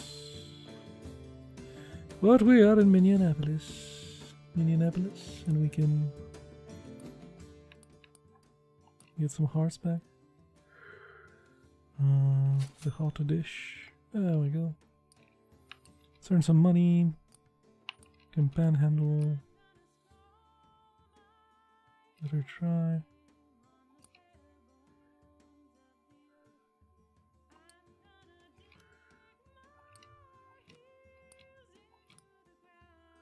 Got the money. Let's explore. 3 delivery trucks sit on the waterfront. Their driver is securing the cargo. 12 cop cars form a protective half-ring around them. Their occupants seem to be gearing up for combat. You approach a pair of cops. The broad one pushes shells into a shotgun with a practiced motion and an undercurrent of excitement. His wiry partner indicates the trucks. We gotta get these through. Keep them secure. The broad cop grunts. You been living under a rock? Strikers, Says the other. Socialist motherfuckers. The broad one adds. The wiry cop looks away. The broad cop sneers. Doesn't matter. They better fall in line. The other shakes his head. my cousin's out there. I don't think their demands are... Maybe you're standing on the wrong side. Come on. They walk off to join a briefing huddle. Let's sabotage the car. It's a token act of resistance, but it's something. You drop onto your belly, the car between you and the gathered cops, and locate the fuel line. You jab a knife into it. It takes a few attempts, but you nick it just right and cover your face as gasoline pours out. You stand to find the thin cop watching.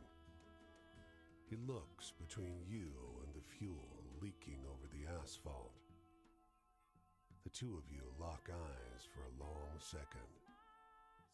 Go. He says. Yeah, cool.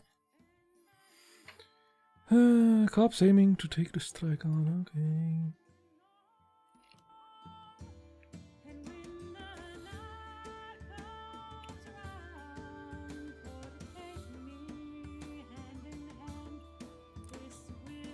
Over a shared, crusty loaf of bread, the farmer notices you looking at a prominent, tattered scarecrow in the field. Oh, you like old Barney? He asks. Sure. Does a damn good job scaring the vermin. Shame about the real fella. He was a funny one. Old Barney hiding out in our stables and lofts, just passing along. We liked him. Well, all except the sheriff. Barney never harmed nothing. I sometimes shared bread with him, just like you here. When he disappeared, leaving just the clothes we gave him, I figured I'd put him to use. Never got to know his proper name neither. Across the field, the wind in the corn whispers. Or is it the scarecrow? Oh, Barney the Scarecrow. Okay.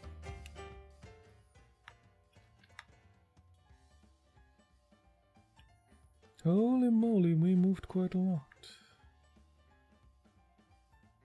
Damn.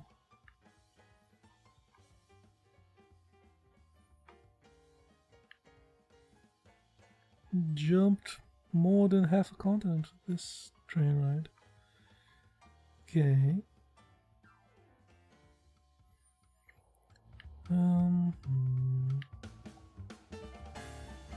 Let's go north.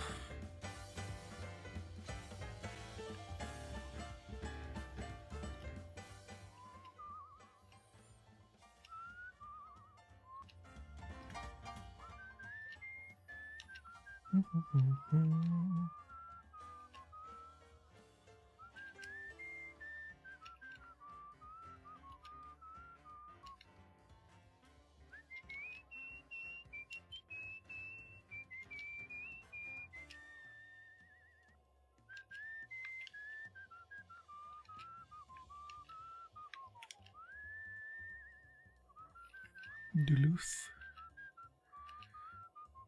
Duluth.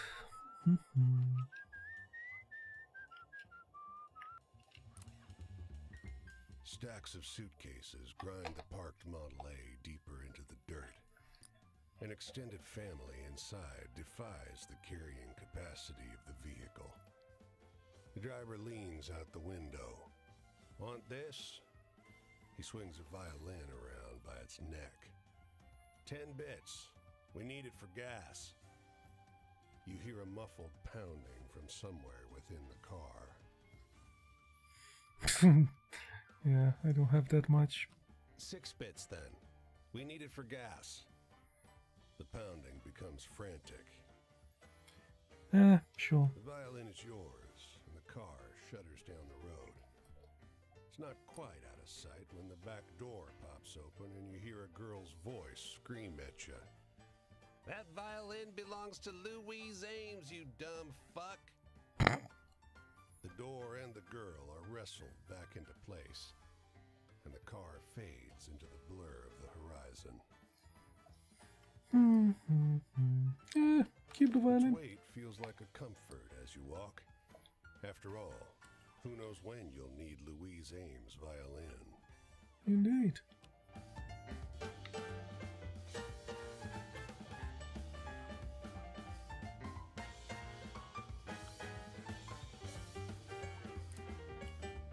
A hurried little girl collides into you with a wheelbarrow full of hay, nearly knocking you out of your shoes. Oh, I'm so sorry. You nod, but the way the girl fusses over the wheelbarrow, was that apology meant for you? Lost? Me? No, not at all. She stands up taller and squares her shoulders, projecting an image of adulthood so stiff she looks about to tip over. But I guess I could use a little help. Can I ask you something pretty, please? Sure. Well, I found this critter, but my daddy won't let me keep it unless I take real good care of it. Relating this dilemma has put her on the verge of tears. Do you know how I can be the very best pet owner in the world? Strong leash, food, and shelter. The girl bursts into hysterical laughter, like she just heard the funniest joke. Well, I don't know how to feed it when it don't have a mouth. The laughter fades, and her look of worry returns. Any other ideas? Something that doesn't have a mouth. Damn. She smiles so bright. That's all it takes? Gosh, I already love it so much. Okay. Something that doesn't have a mouth. Just one more here.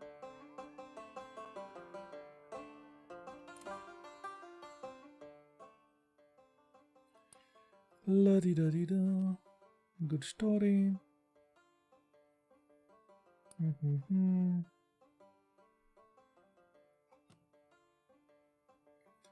Twisted version of the story of that strange bus, but massively changed with new chunks. Okay.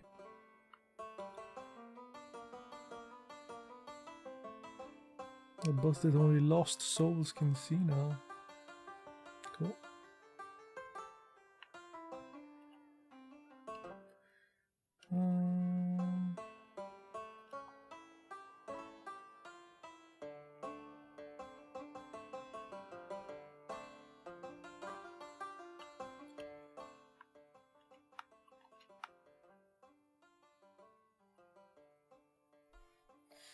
Like no dudes here to talk to. Just stories.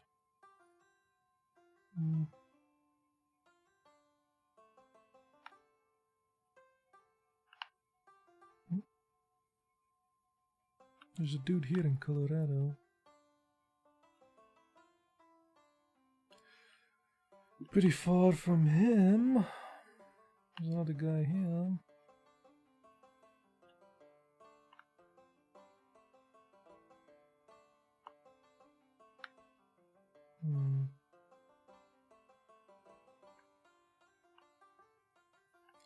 Let's head this way, I guess. Take all these stories to the west. Yep.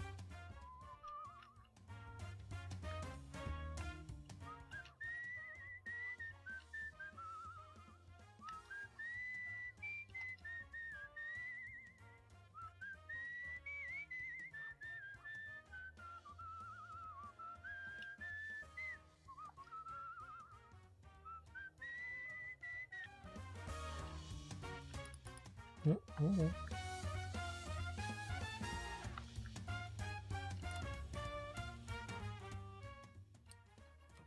Preacher, give us some money.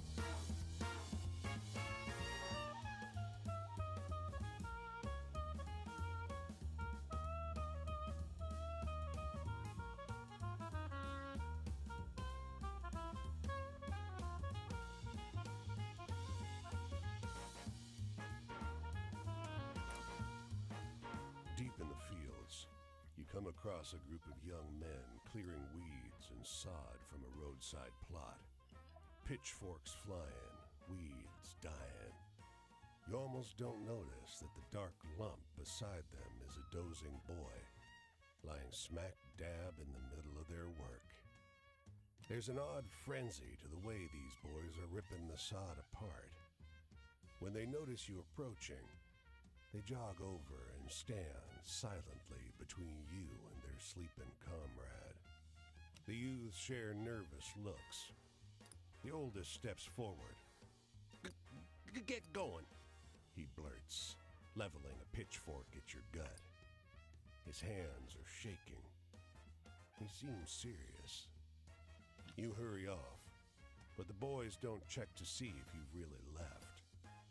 From the top of the next rise, you watch them lift the motionless boy and carry him farther back into the field. It's only when they move him that you realize his wrists and ankles have been bound. Nothing to see. Move on.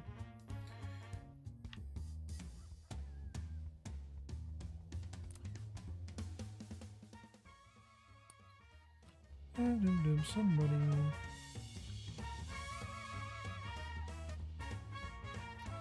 Fargo. Oh, it's like the movie. The car is a lifeline.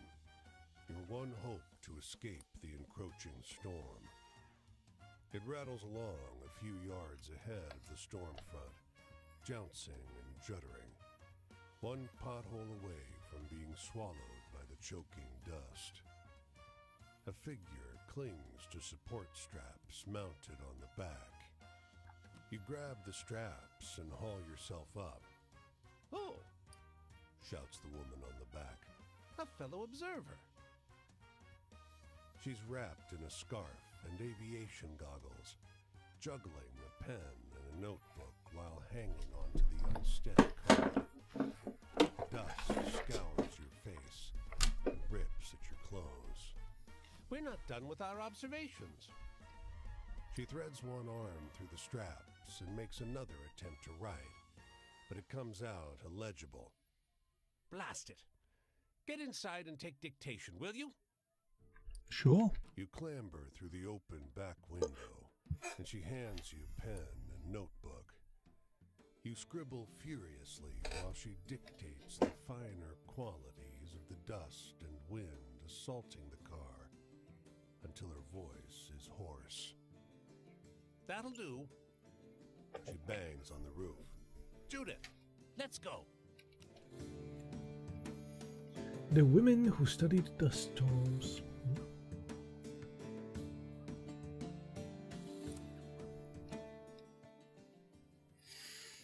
The man needs a newspaper. Oh, the molasses thing. The man that only ate molasses now. Oh, Jesus.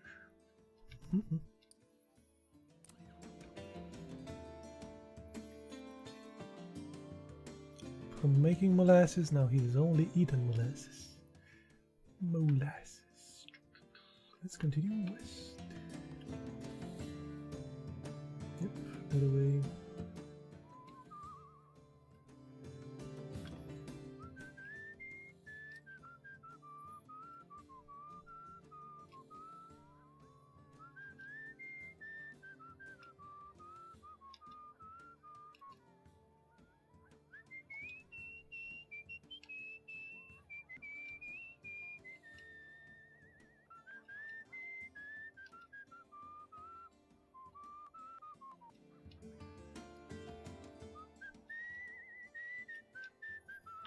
Let's go there.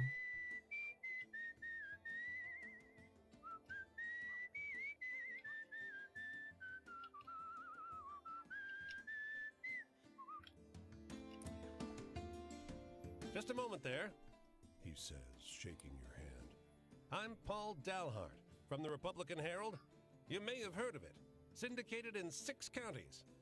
Well, no matter. But listen, you may have noticed a vocal few out there, I call them naysayers, who throw up their hands and fly the white flag as soon as life gets a little tough. But wouldn't you agree that it's never been a better time to live and do business in this country? No. Ha!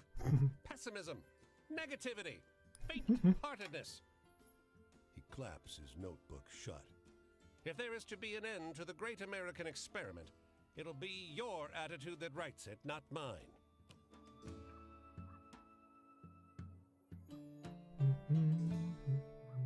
We were pretty some hard times. It's in the 20s. Not sure.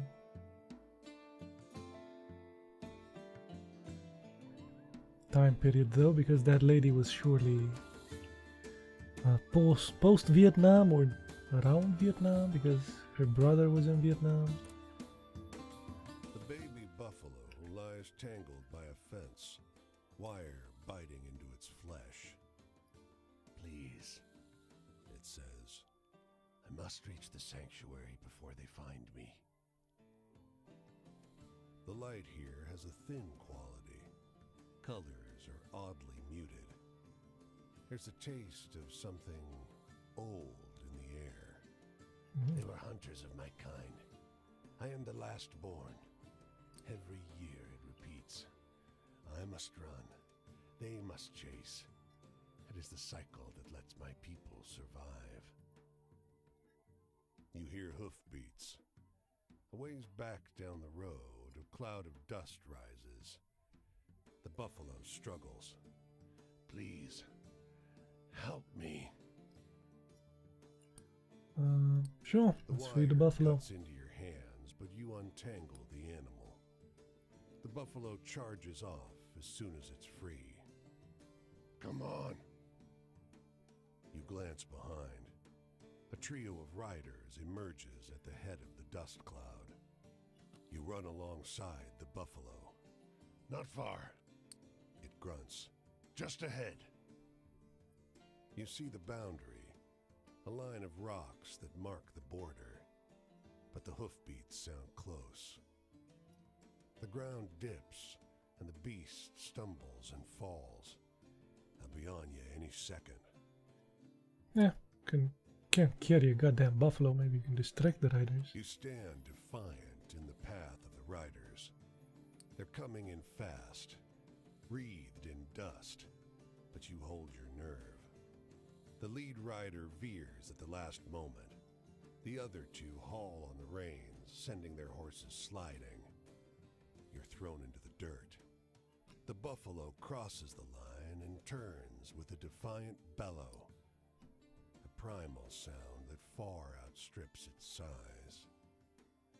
It drags its feet through the dirt, kicking up a cloud of dust. When it settles, the four are nowhere to be seen. You hear the distant clamor of a herd in motion.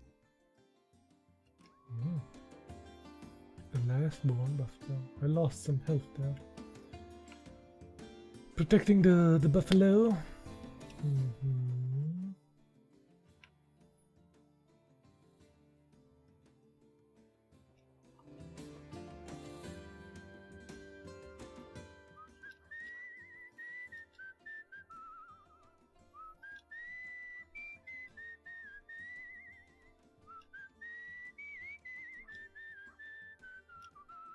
Town called Pierre.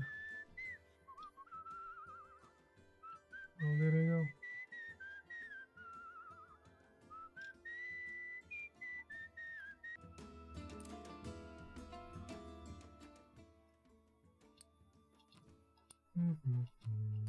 Yes, yes.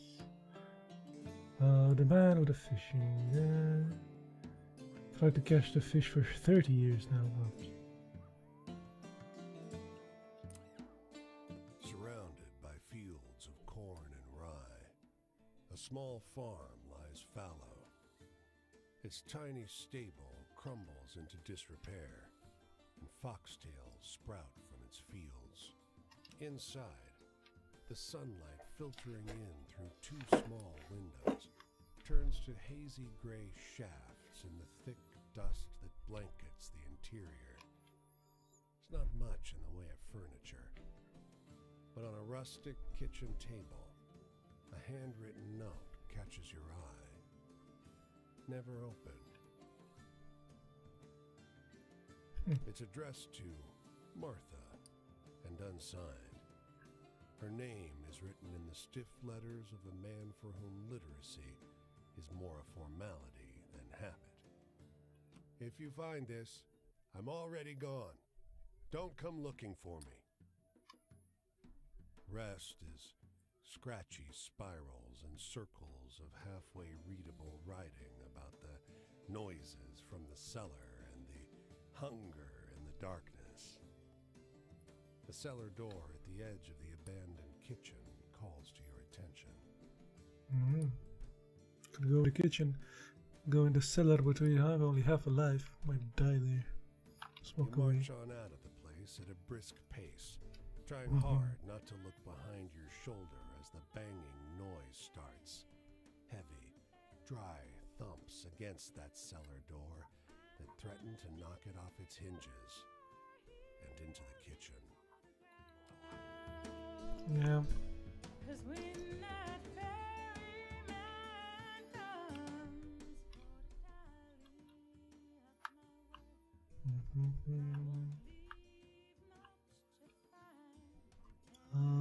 Keep heading west, I guess.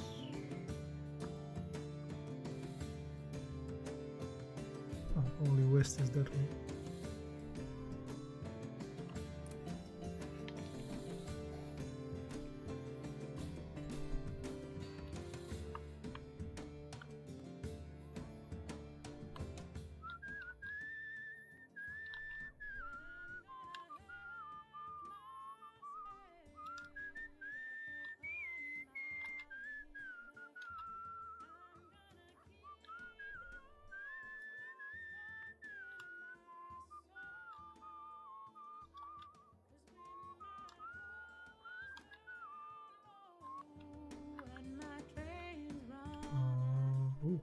Kind of heading south, yeah. Should be heading towards a bit north.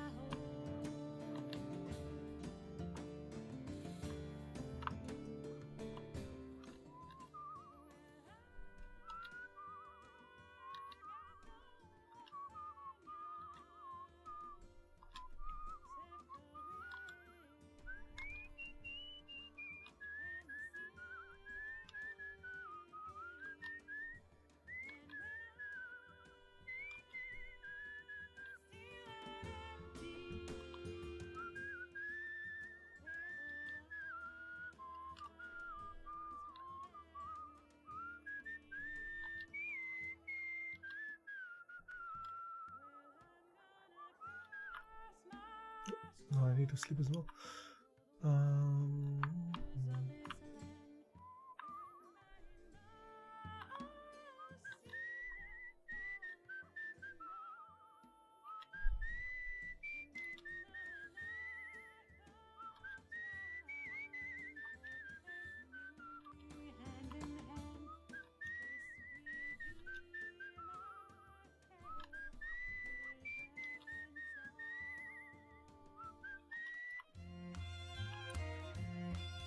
This boy is capable of some intimidating eye contact. He holds your gaze long enough to make you squirm, and then mercifully breaks the silence. Do you like riddles? Sure. Lovely and round, he says. Oh, he's jumping straight into it, huh? I shine with pale light. I am grown in the darkness. I'm a lady's delight. What am I? Lovely and round, I shine with a pale light. I grow in the darkness. I'm a lady's delight.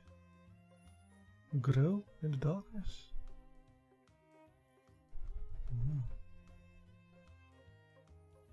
I was thinking of pearl, but Does a pearl grow in the darkness? No, not a fish, idiot. So much for your prize. He softly pats the pocket of his overalls, oozing smugness. Apologies, Bartleby, he says, as some shape writhes inside the denim pocket.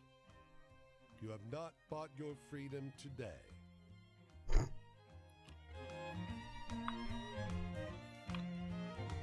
Okay.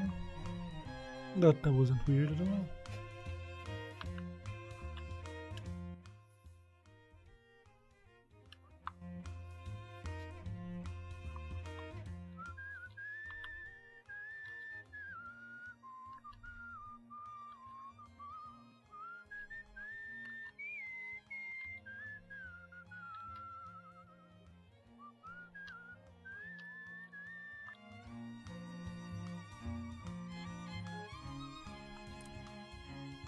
Howdy! The salty old driver grins, showing off his remaining teeth. Ever seen a horse before? Sure. Liar!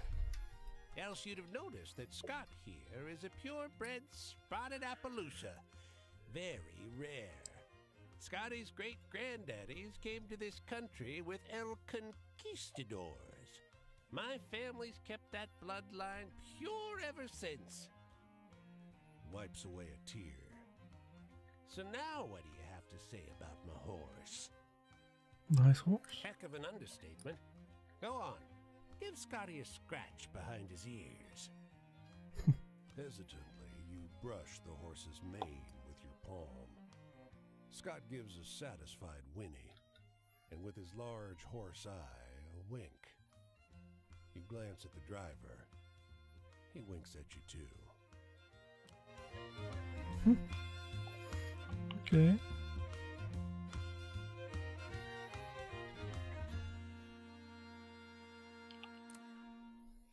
You come to a car parked at the side of the road. Across the road, some children loiter. As you approach the car, their gazes make their way to you. Hey! One girl shouts. She waves at you, then points at the car. Don't open the door! As you approach, you see a shape stirring inside. A huge black dog panting on the hot seat, lips pulled back on rows of sharky teeth. Hey! Sharky He teeth. says, nose pressed against the glass. Hey! You! Let me out of here! Sure. No!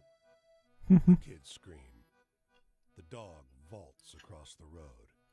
As the kids scatter into the woods, it catches one boy by the back of his overalls and gives a mighty shake. But the boy squirts out of his clothes like a ferret and slithers into the grass. Fucking pricks! The dog yells. Assholes!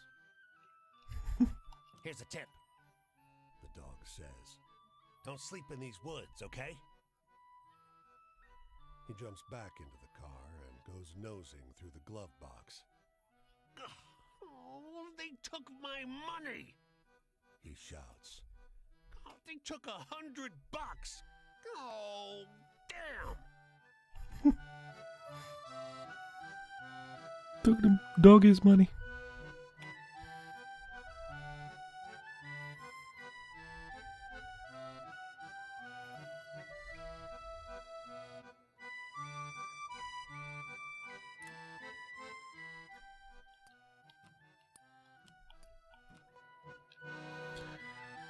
Another story. The hobo dude. Okay.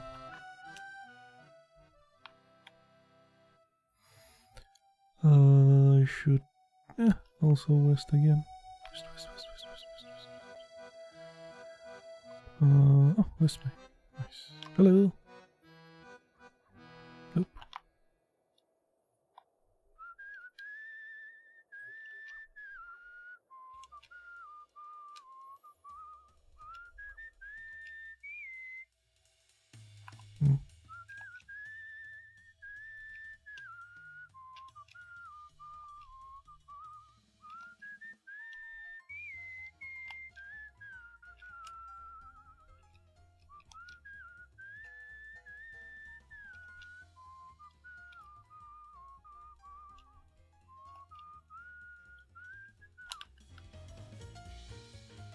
Hey.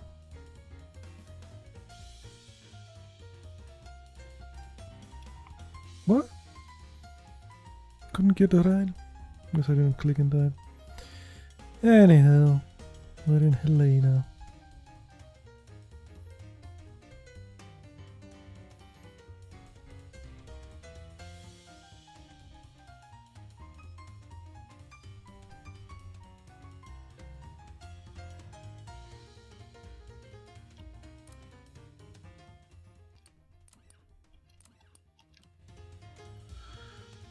Dum, dum, dum.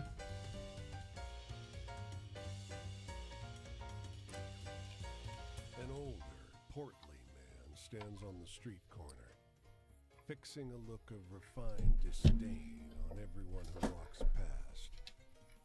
As he catches sight of you, he alights on you with a kind of thrill. You! He calls, pointing. He sidles closer to you. You aren't from around here, huh? You, want to make some cash? Doing what? Holes need to get dug. Fence posts, you know, on my estate. My maintenance man is sick. It's just a quick drive. Nah. His face turns bright red and scrunches into a wrinkled mass. He trots off into an alley with a "you little" under his breath.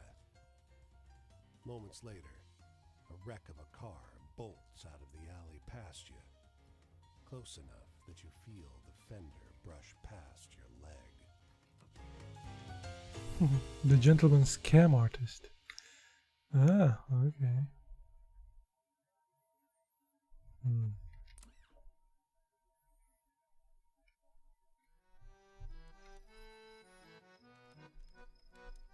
I was still a kid when Dame started turning my head. Long gams, gleam in her eye, all dolled up, and I was done. I didn't know how to talk to a dame. I was a boy, play acting as a man. But when I indulged in a little liquid courage, I was off to the races. So I miss them blood-pounding adventure stories. You got any like that?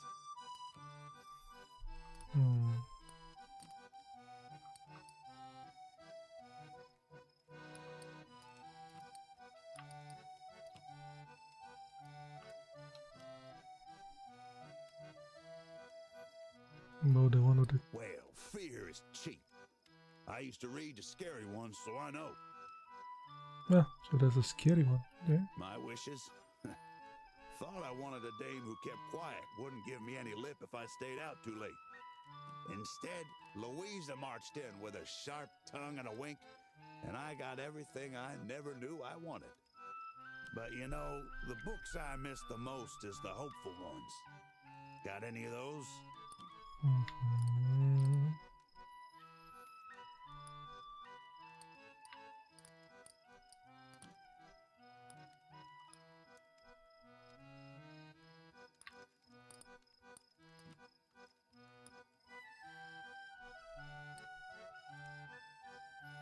The woman preaching the gospel? How about that? Well, that one sure makes me smile. Cool. Don't know how me and Louisa came together. We couldn't have known where we'd end up. Guess we had faith. Her and... But anyway, you seen anything good and funny out here? I'm not sure if I told you the funny ones.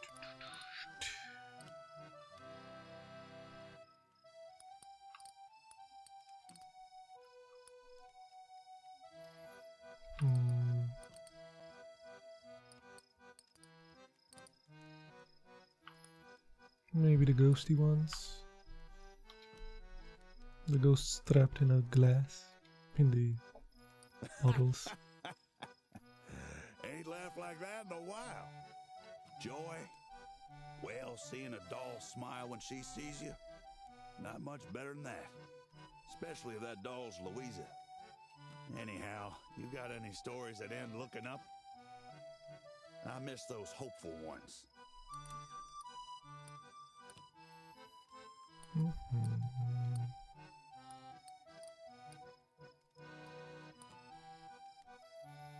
How about the dude that could soothe animals in California? Know that? Is that hopeful? Or Sounds like it wants to be a story from the good old rags, but it ain't there yet. Our home? Louise and me didn't have much starting out. We lived in a log cabin on her daddy's land, but that didn't matter. Home ain't nothing but a state of mind. Anyhow, you got any stories that end looking up? I miss those hopeful ones.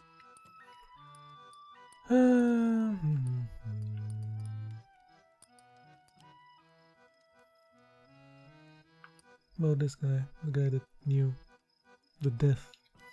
He's going to die, and he died. Happy story, hopeful.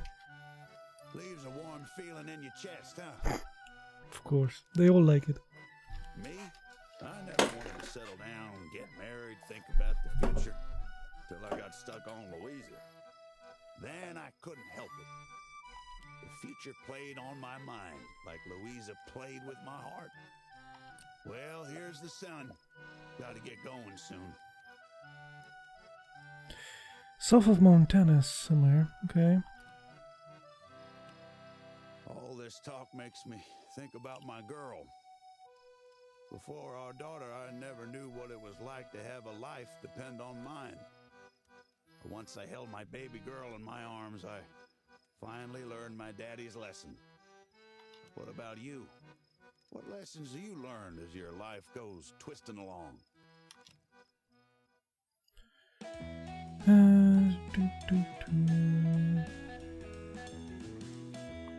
Chapter 3 at that guy available.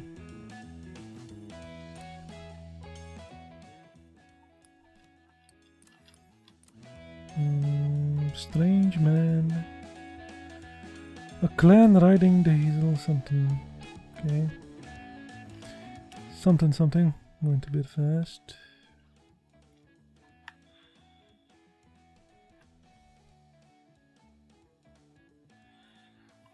Catch a few stories and go to Idaho here.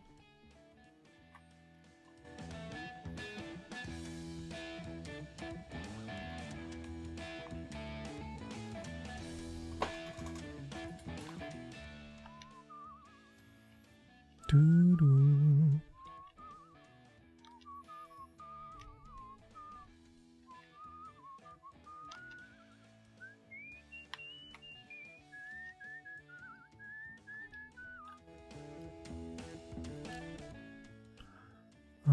Oh, it should be...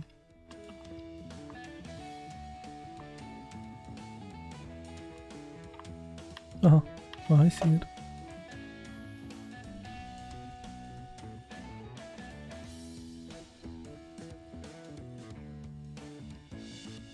How many do I have? 130 from 237. More than half of them.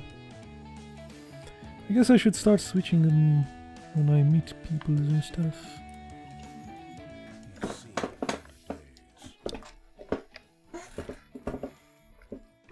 Hard times all over, the bull says archly, with what seems to you an aristocratic air. Its blood still fresh, pools around your feet. Touch the blood.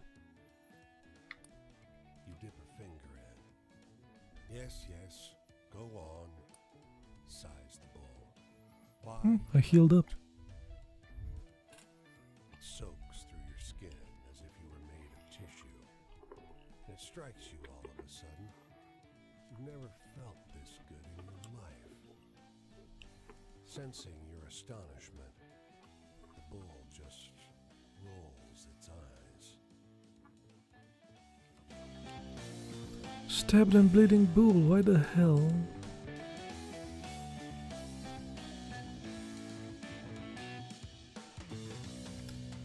These are like, the beginnings of a story, man. Story teases. Give me the whole damn story.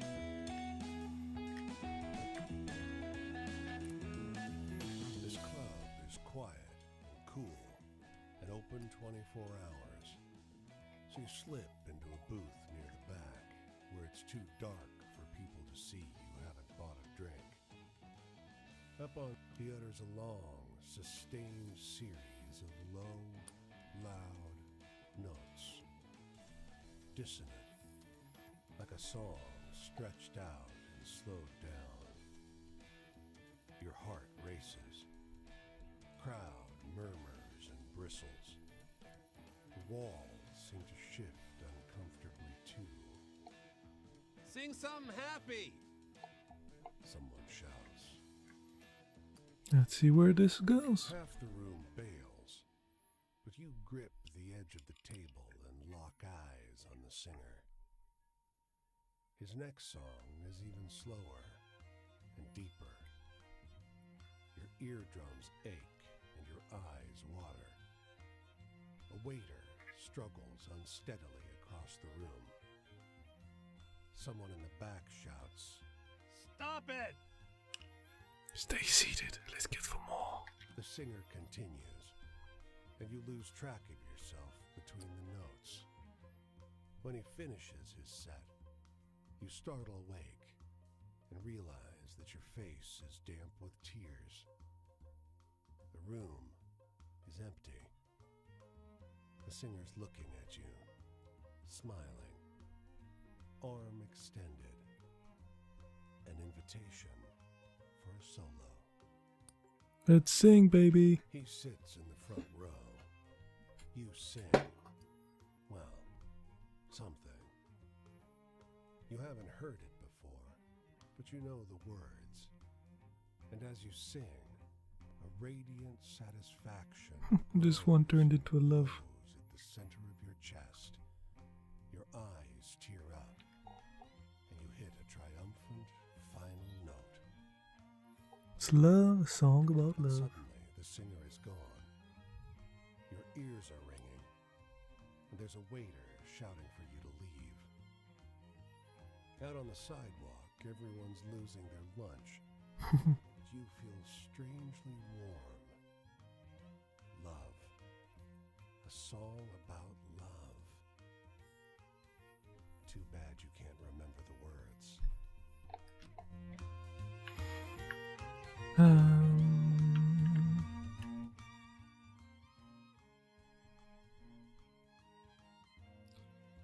Oh, should we heading south to the chick, yeah. Doo-doo, la-da, dee-dee-dee-dee.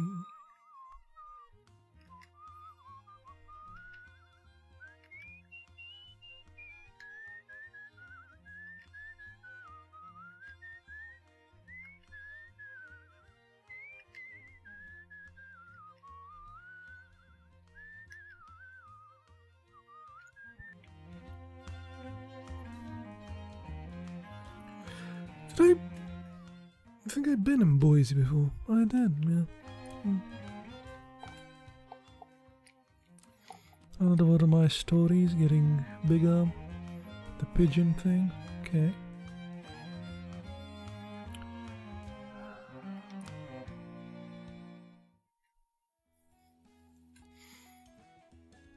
Yeah, the hippie. Well, hey. Groovy to see you again. I guess I spilled it all about my childhood last time we talked. If you want to hear about the good old days and the hate, I can tell you something about that, maybe. But I want a good story in trade. I share, you share, dig? Yes, let's grab a spade and dig. But anyway, let's keep it grooving. Tell me something funny. Something funny, something funny. About the one with the delivery letter. It was delivery to ABC or something.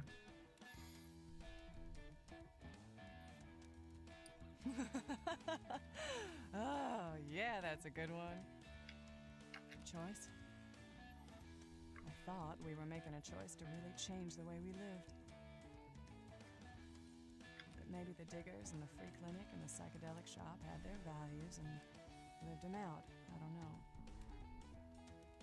Maybe they burned too fierce, all those flames were snuffed or hidden when I showed up. So anyway, got any good ghost stories? Anything scary or weird? Ghost stories.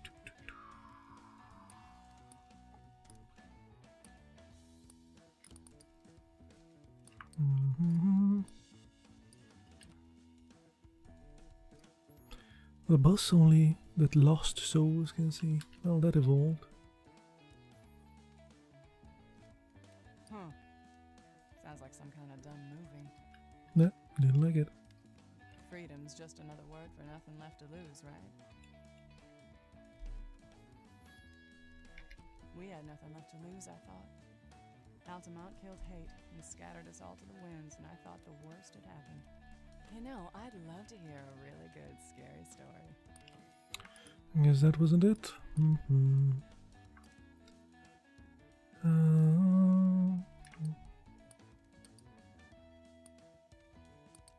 on.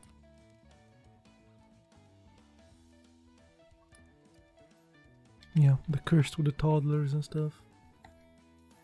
About that one. Oh man, that's really good. Good and scary, I mean. Still, the eye didn't open. Traps didn't catch me. I dodged the snare of the hard drugs, thank God. Found someone who gave me grass and acid before I found the ones pushing the pills and the needle. Damn, found someone who gave me grass and acid before I found the ones pushing pills and the needle. Jesus. Otherwise, maybe I'd still be there, huddled in a doorway. But anyway, know any good sad ones? Keep it real, though. Something sad and real. Sad and real. Oh, you want one of the real ones? Okay. Here you go. Quinn. Quinn is pretty sad.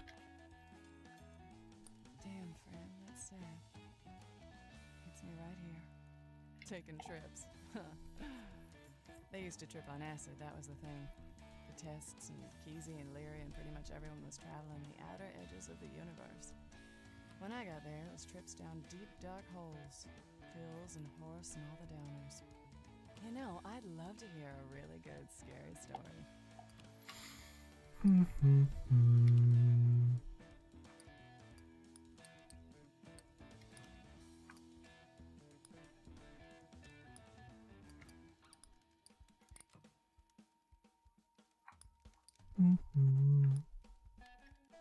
Cursed fortune teller. Yeah, how about that one? Haven't used that in a while. Oh, wow, that's scary stuff. You are really good at telling these. Yeah, nice. Luck did have everything to do with it, yeah. Maybe it was the only time that could have happened. Maybe the stars aligned just right. But I have to believe it's possible. That we can all get along and love one another. It wasn't just luck. I hope that was an interesting story. I don't have a lot of people ask me about what the hate was like. Maybe they feel like they know from the news, but they don't. I bet you have a lot of stories like that. So you're gonna have to tell them to me next time, okay? Where you heading next? I'm catching a ride this way. Look for me, alright?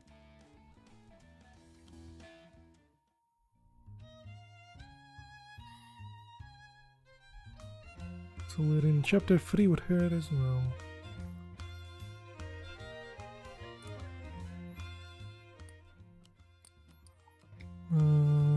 New story grew.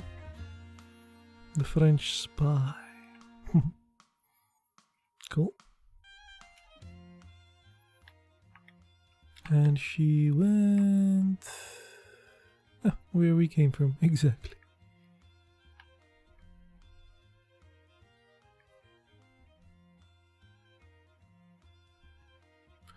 Should go down towards this dude. I don't think I met these two dudes, and there's like a third one here.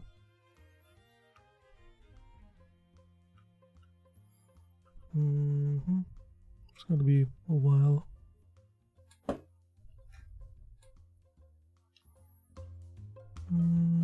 Selfie, selfie, selfie. This way.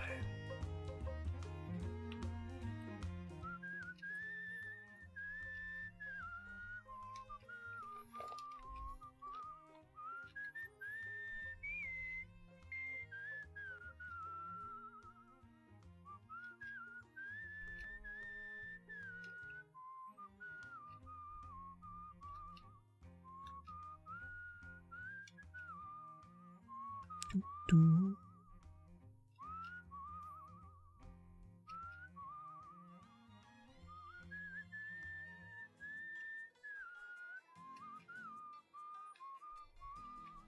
Ah, there's a thing here as well.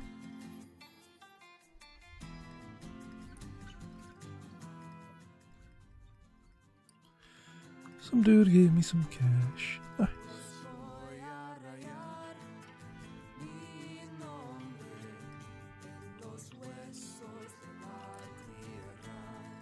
There's a rustling in this cactus patch.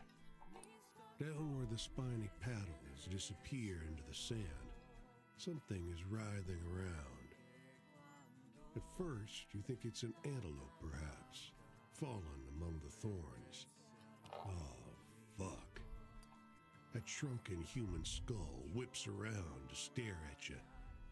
And those hands, God, like talons. They scrabble in the dirt. Before you know it, you're flat on your ass 20 feet away. The nude, withered corpse continues peeling himself out of his shallow grave. Help me, he shouts. Damn cactus grew on my coffin. Okay. His fingers are so slight and delicate that you can scarcely believe your tugging doesn't rip him clear off. Soon he's free, but too fragile to stand. Fuck this, he rasps. He buries his head in his hands, his skull hitting his palms with a papery slap. I've been cursed 2 times. Once to live forever, but the second time to die.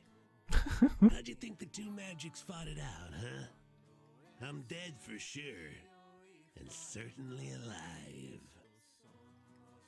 His tongue scrapes along his teeth like a dried thorn. Keep trying to kill myself? Tried getting shot. He points to the ragged constellation of holes in the side of his head.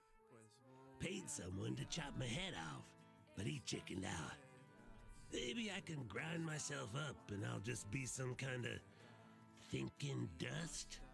Yeah, wouldn't mind that. Good luck, buddy. Thanks. He shrugs, an uneven jerk, ending with a crack as the tight skin along his shoulders splits. Say, how far to the nearest combine harvester? Think I can get there if I roll up like a hoop snake and let the wind push me? Damn. Well, take a hint from me, which is, don't fuck with a witch or any kind of anybody who does witch stuff. You beat it toward the horizon, glad that you didn't have to compare curses with him. Yeah, I'm cursed too. It's fine. Yeah, it was a funny guy.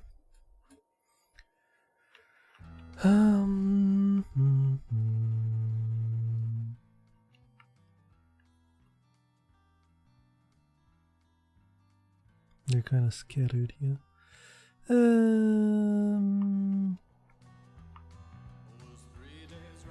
See if you can find it. They don't have any GPS in this game.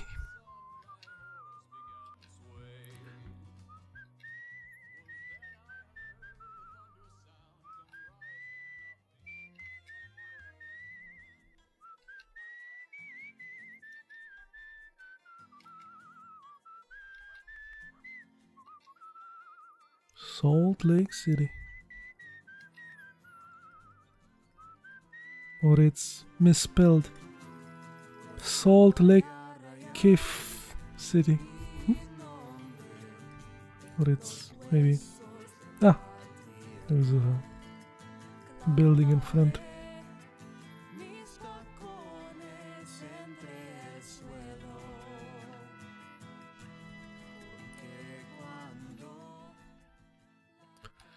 One of my other stories got bumped up. Farmers lured to working and stuff. The jackrabbit flees across the desert. Jackrabbit. The housewife follows. They're equals in speed and finesse. miniature portrait of lion and gazelle. This drama of nature captivates, even though, if you're honest, the whole spectacle's mostly just adorable. The hair turns as it lands and carries the momentum forward. The house cat reacts too slow. What was it, a jackalope? Past, putting distance between the two critters. The hare races past you. Are those? No. Couldn't be. This jackrabbit has antlers. Huh.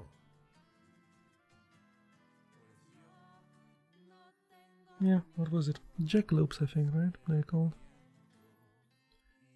Cheer for the jackrabbit, cheer for the house cat. Your mighty whoop fills the jackrabbit with determination.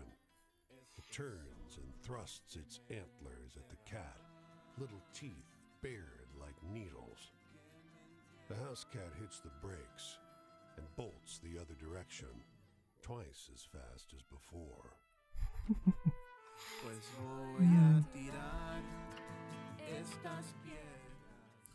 Okay, I got that one.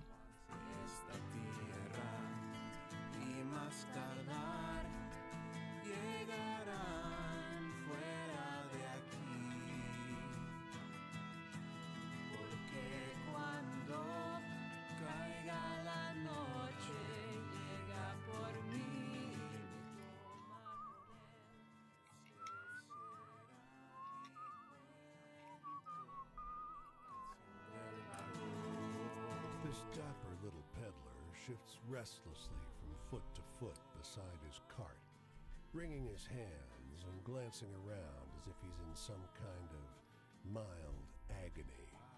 Hey, He calls, holding up a quarter. I gotta piss. Will you watch my stuff for a minute? Sure. Flips you a quarter and hurries off down the road. 5 minutes later, he still hasn't returned, but a whole crowd is marching toward you from the other direction. They start shoving. The man grabs you by the arm. You working with them?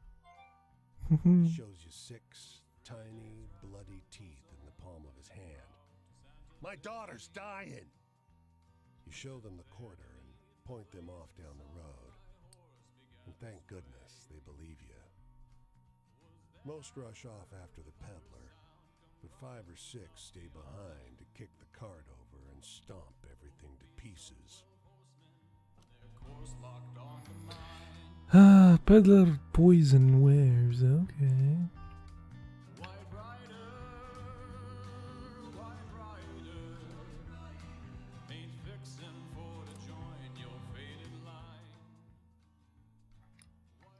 Some dudes take a photo, give me some money, I think.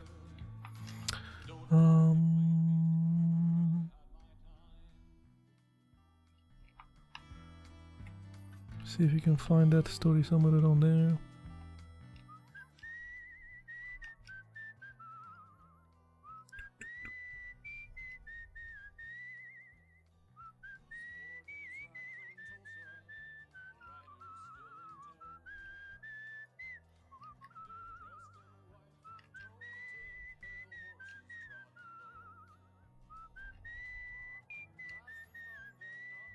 Doo-doo.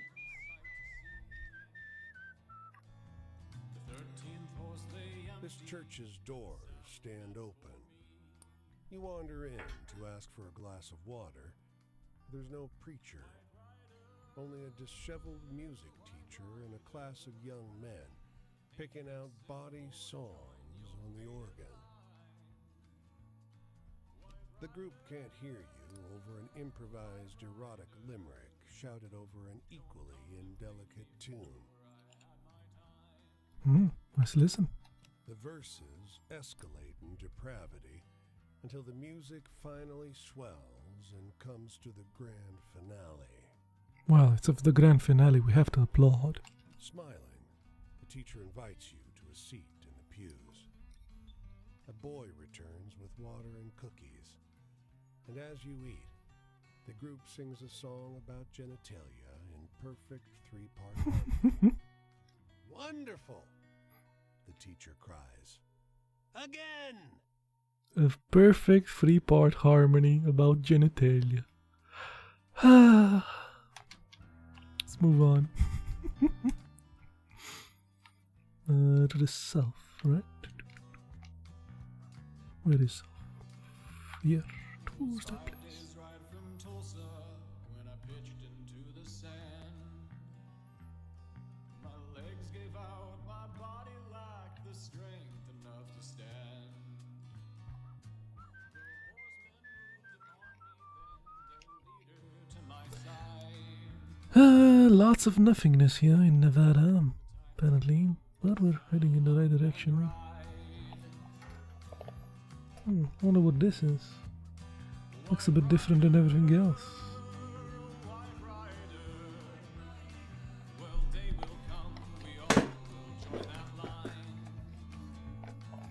It's probably nothing.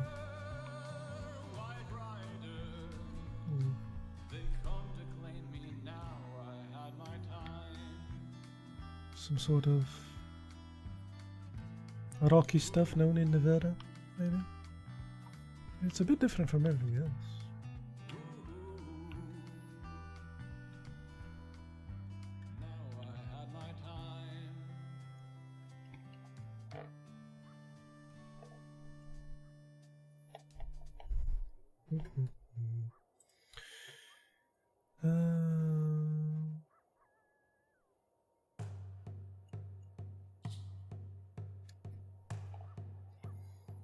Let's see who we meet here. Also, Dev, if you're still here, I put some movie trailers down in the movies we watch in the Discord. How have you been? Pick one. I've been getting by, barely, but getting by. Getting by. Lately, I've been thinking a lot about my girls. My husband took them back to Oklahoma, where there's nothing left but death. Yeah, I remember you telling me that, yeah. Been so long since I last chuckled, I'm not sure my mouth can do it anymore. Chuckly chuckles. Did I tell you?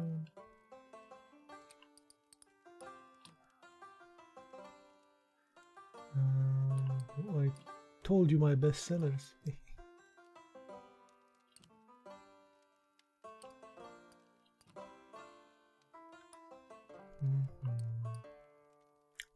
Pick one. Jeesh. Yeah, pick one. There are 4 there. You can pick one of the 2 the maniac picked or something else.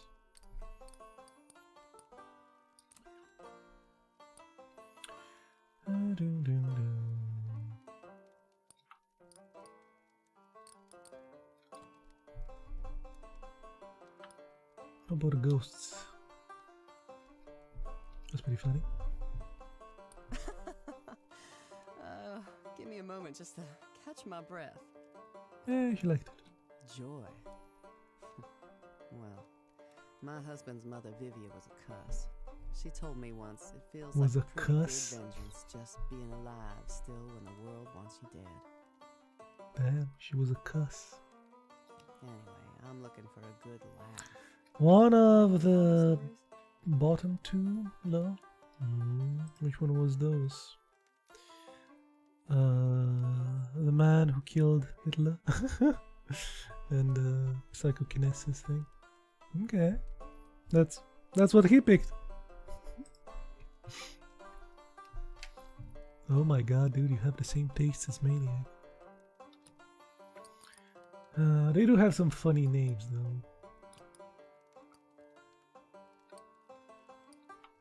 I skipped what you. Still a funny story.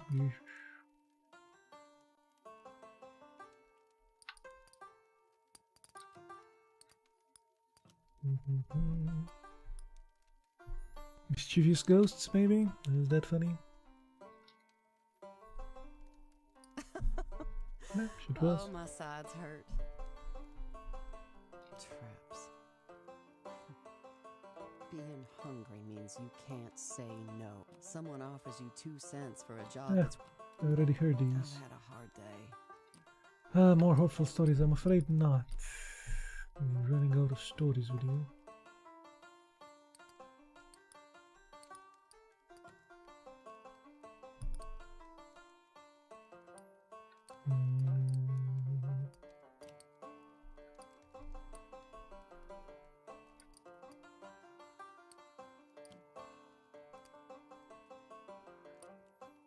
I think the fisherman though is also a funny one. How about this one with the strange oil surveyor? I don't know what the game thinks it is. You can't spook me like that anymore. Ah, so that's a spooky one. Okay. Home. Well, my father moved to Oklahoma to prove his claim of land. And what did he find? A big flat piece of grass with the wind blowing over it. And all the land around was cattle range. And the cattle would break down his fences and eat his crops. But he kept building new fences and fighting. And finally, the ranchers moved on. Anyway, know any good hopeful stories to share? I could sure use one.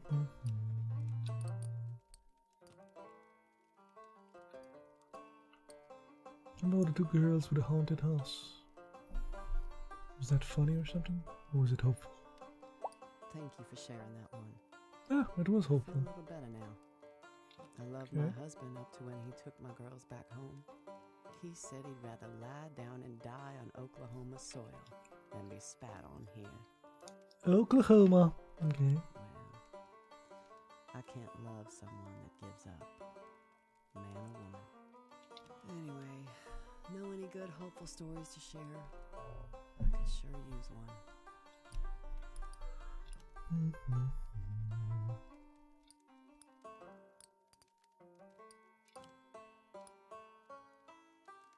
What was the one with the fisherman and the seagulls again? That's a good It one. was hopeful. I'll try to remember Okay. it when I'm out in the fields. The future. Do I look like I'm gonna be here in a few years' time? Every year it gets harder picking, and someday I won't be good for it at all. I'll have to find something else. But I will, because I have to. California isn't what they told us. I don't think you're even It's in cold California. here at night, same as we spend all day hungry while we're picking lettuce and apricots. Abundance all around, but we don't dare touch it. And there's no more west to go. I'm headed this way to the Yeah, next. she's going back to California. Say hello if we cross paths again, alright? At least we grew her thing. Chapterino free. Las Vegas. Oh, Vegas, baby.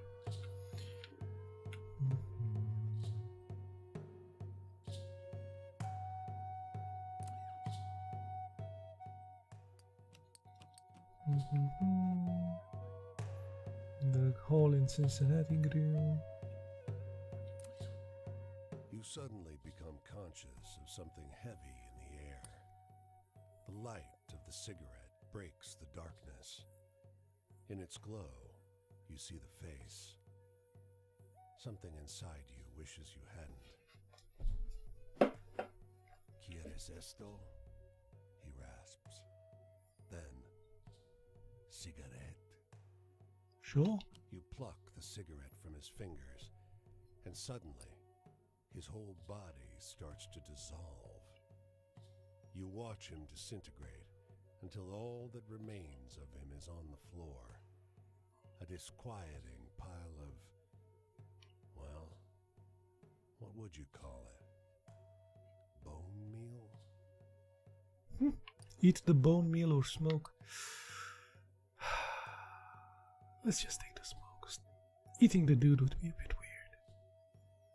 Coolly, you take a long drag on the cigarette, and then erupt in a coughing fit that lasts a full 5 minutes. It's a little embarrassing, but from the bone meal on the ground, it's clear things could be worse. I lost a bit of life for that. Did we go to Las Vegas yet? We did not. Let's eat something. Spaghetti plate. PB&J. Cool. There's some money. We don't need to work. We can just panhandle. Save the cash. And explore. The neon-gilded main streets thronged with revelers. He passed beneath a glittering marquee onto a dazzling casino floor. A croupier stands behind a red and black wheel, wearing a spotless suit and an easy smile. He winks as you approach. Care to place a bet? Sure, you bet. He grins at you, snag-toothed smile. Black or red then, stranger? Outside bet. Even odds. He spreads his hands, the ball pinched between forefinger and thumb. Red or black, red or black. Let's go black. Nothing but the tick-clack of wood as the ball jumps from red to black and back again. Comes to rest on black. Nice. Your lucky day, stranger. The croupier grins. Pass it on, yeah? Lots of folks around here who want it. A pair steps up to take your place. All on black.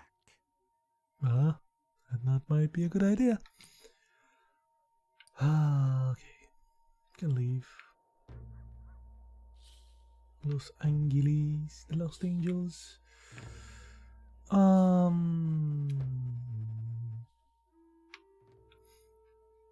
That's not in California, is it? It's in Nevada? Okay. And let's go to Arizona.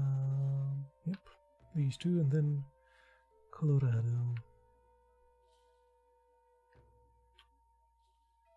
There's a river there. Might need to take a crossing, but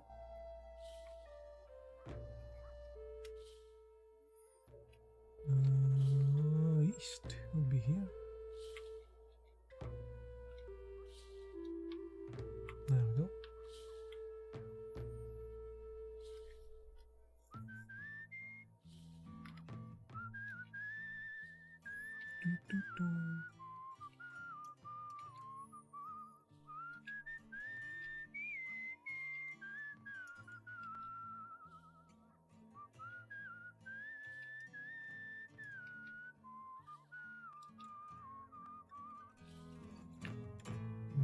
Nothing around that.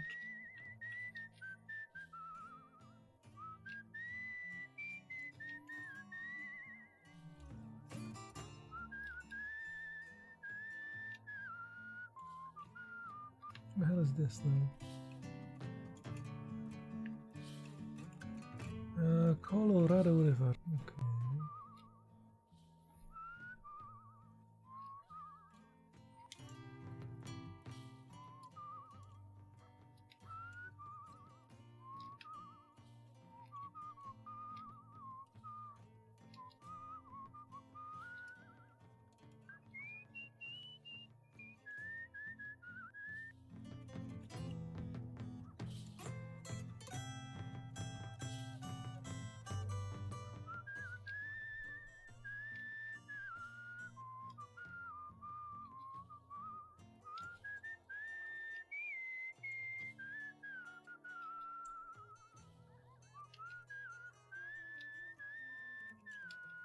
There we go, our crossing.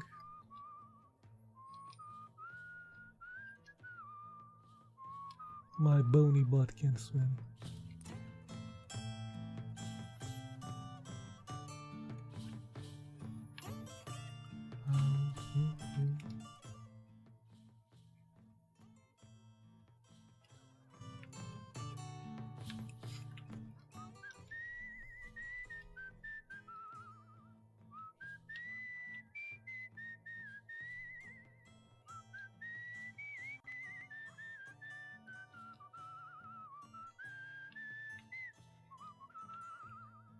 Ship.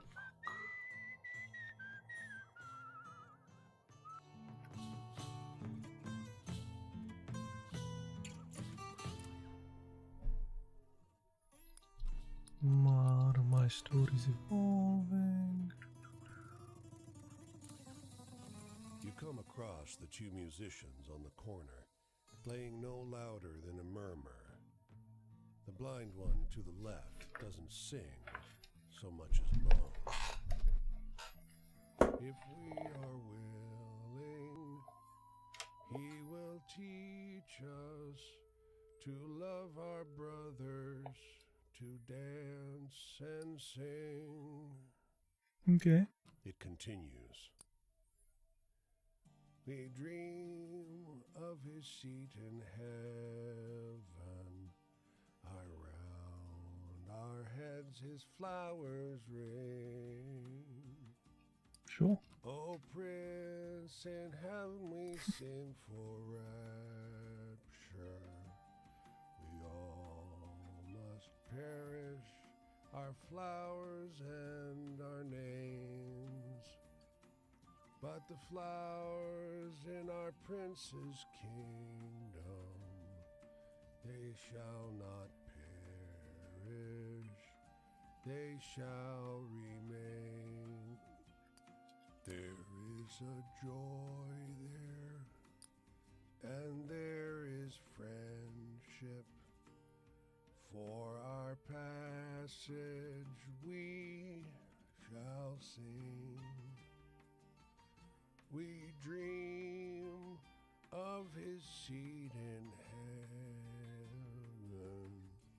Around our heads his flowers ring.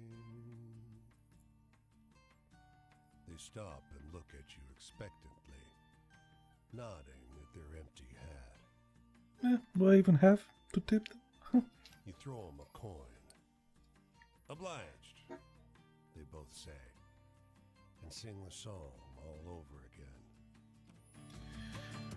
again.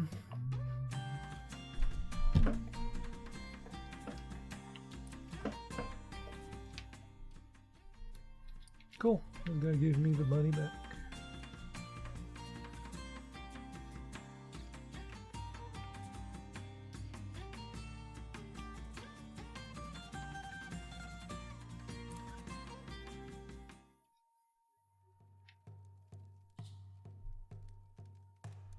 Ya hatahin halani. Good evening, Shikis, my friend. Okay, Shikis. Come, let me show you how to sprinkle corn pollen. Corn pollen? First, reach into the medicine pouch and pinch the tahadinhi. Then sprinkle it on top of your forehead to ask for wisdom. Touch the tahadinhi to your tongue to bless your voice, and sprinkle the remainder to bless and guide the path before you. Mm-hmm. With beauty may I walk. With beauty before me may I walk. With beauty behind me may I walk. With beauty above me may I walk. With beauty all around me may I walk. Shikis, my friend, can you tell me a story that brings strength to those who hear it? Strength from those who hear it. What to do?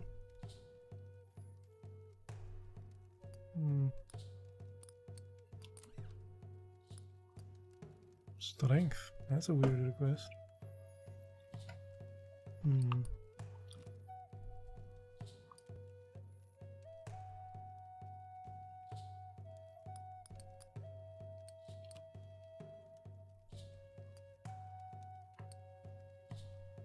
Yes, maybe the one with the doggy and the boy. Don't know. I do not wish to spend my time dwelling with this particular sadness, Shikis. Yeah, that's sad. Hey, evil kid.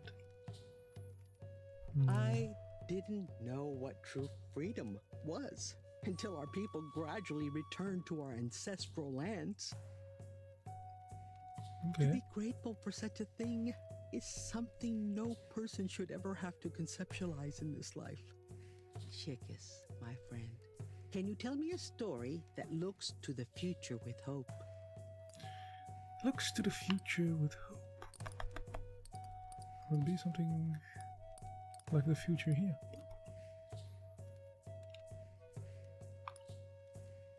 About this one. Shh, the man with the death thing. The Dine are like that. They too. all like that one. Strong in the face of adversity. That story brings me hope. The guy that dies at the end of the story. That's hopeful. They all like it. The future. We plant seeds in the soil after the last frost in the spring to prepare for the year ahead. In this way, we are continually nurturing in order to create harmony for the uncertain days ahead. Chicas, my friend, I need to laugh. Can you tell me such a story? Ah, laughy, slaffy.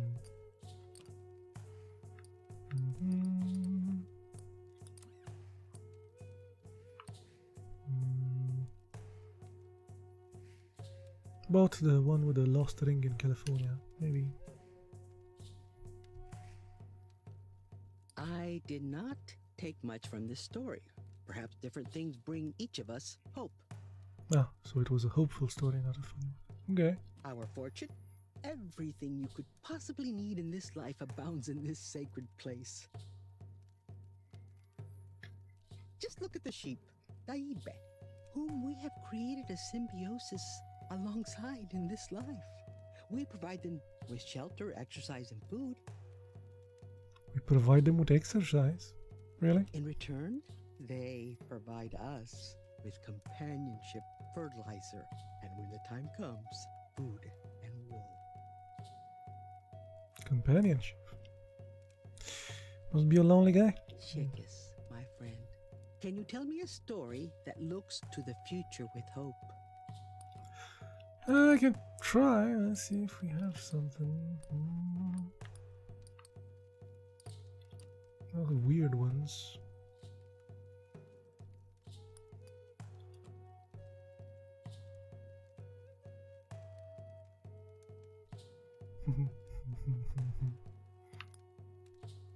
That dude turned out to be a cannibal. Tell the story of the farmers who lured travelers to their home with lemonade to feed them to their cannibal son. That's not what happened. Wild exaggeration.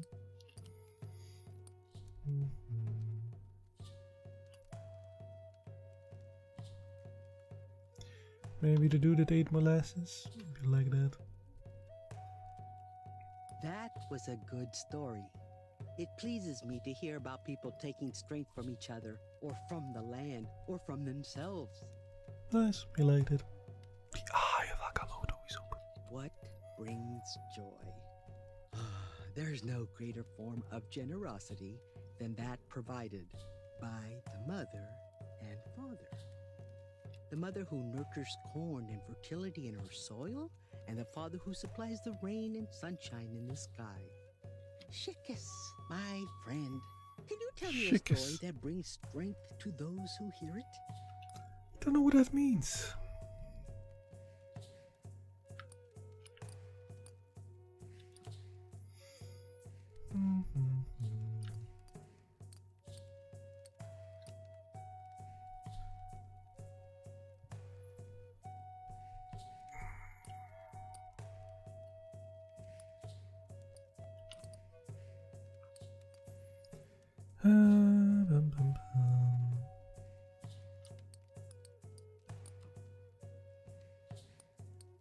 How about the one with the old janitor? Let's see what that is. Some kinds of sadness must be resisted, or it will feed on you and become a tool against you. Our past? Looking back at the pain that my people have suffered since the Bilagana, white people, invaded our homeland, Din Nebikeya has only brought negative thoughts that can create sickness. Sorry, dude. The sun is rising. I must leave soon. Tomorrow's journey is this way. So he goes to South Arizona. Another night done. But think, what does one take with him after a day in this world? Some nights I lay staring at the hole atop the hookah, where the chimney peers out into the night sky. I watch the stars slowly move. Sometimes a streak of light and whispers from ancestors. Always a feeling of gratitude for what surrounds me in this world. What are you thankful for? Where do you come from? Where are you going? Eeny, meeny, miny, moe. But we got him to chapter 2. Which is nice. I don't know how many chapters they have, but... Okay, finally go to the Colorado one, which is northeast. After, let me see what's here.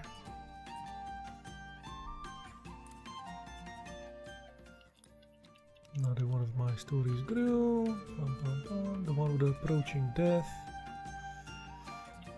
Okay. Will I be able to cross these damn mountains though?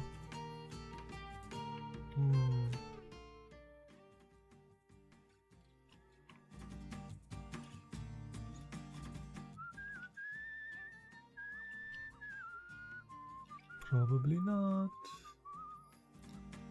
I'll have to go around.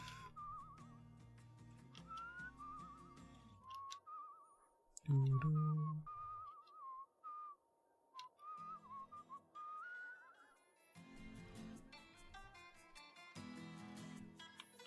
Does the river go into the mountains or something? It does. What the hell? To cross.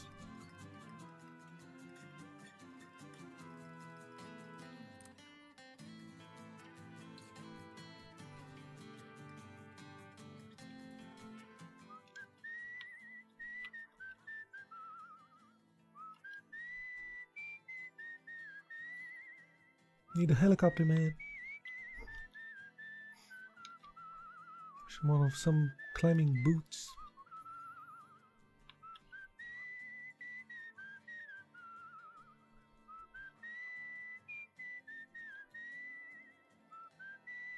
Some cars going my way.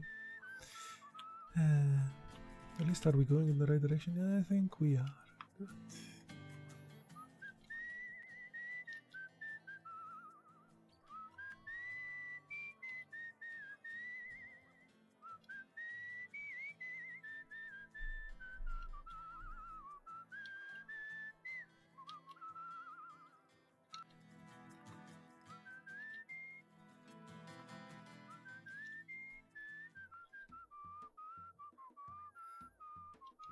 Denver and a guy here.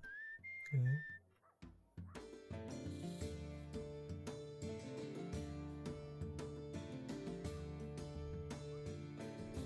Hello.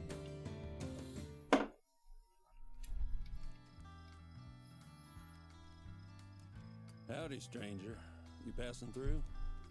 This here desert is my home. Tourists like you ought to be careful if you ain't used to the heat. I've been, like, literally walking all over America, dude. I'll be fine. Also, I'm bones. It's fine. I grew up on my Uncle Eddie's ranch, where I learned riding and cattle rustling. But it's good. Now I'm traveling around the ranches that are left. Some folks would call me a cowboy. Not many is used to, mind. But I've been training to ride and rope for almost half my life. Okay. Name's Raymond Edward Dawson, Ray for short. And this sleeping beauty over here is Poncho. So, you know any good jokes? Jokes.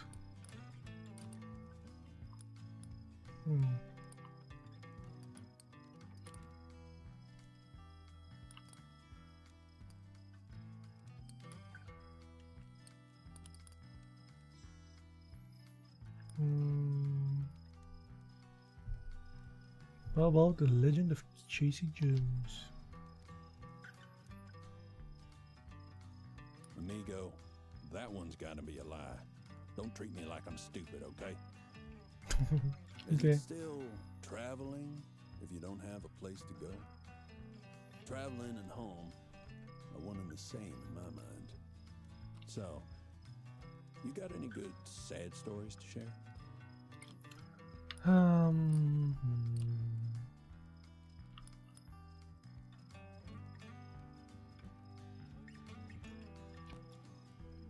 Oh, the one with the insecticide. She poisoned me with some. That's a heavy one. Thanks for telling it. Boom! Fool eye. Death. Yeah, Uncle Eddie died. He didn't have a will. Maybe he felt like writing one meant he was giving Death permission to come knocking. Well, Death, you don't got permission, bro. If you don't, there's no will. You know, I think Maniac has a will. Death don't care, though. He'll come around unannounced, and ain't nothing you can do about it. But anyway, you know some funny stories, right? You didn't like the last one. It wasn't real enough. I wonder if the ghosties in the bottle are not going to be real enough for you.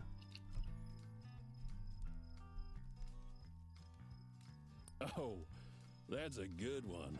Ah, I'm I gonna like tell it. that one next time I share a campfire. Joy?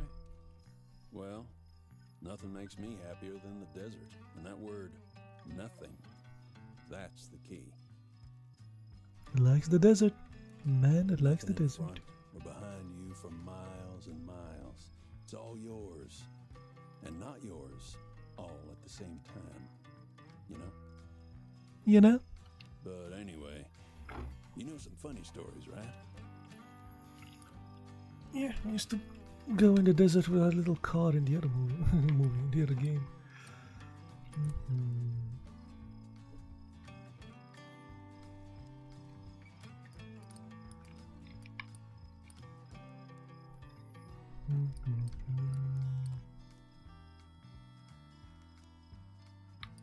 Oh, the feuding architects in Santa Fe. Oh, come on. That one didn't really happen. Well, most of them didn't. My future? Well, the real desert is way far out there to the west. Past all the fences, the barbed wire, the power lines. Just riding free. That's the cowboy life a man can have when he gets away from these cities. That's what I want. So, you know any good jokes? Oh, seriously, again, dude?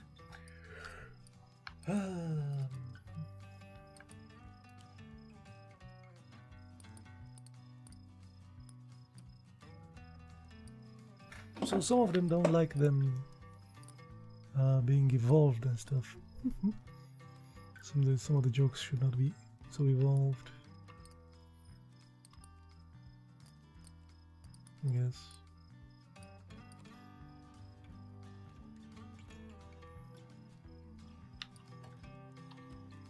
The ghost in the Cincinnati Opera. About that.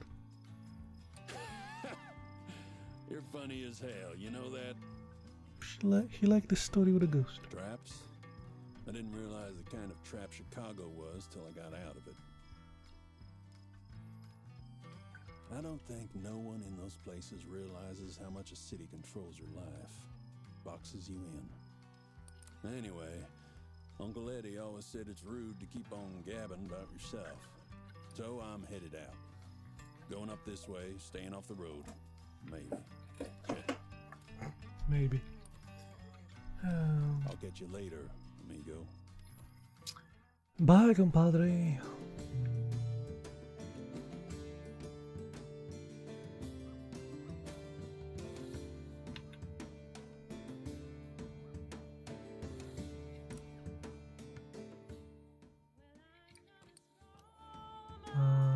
The seagull one got fully evolved.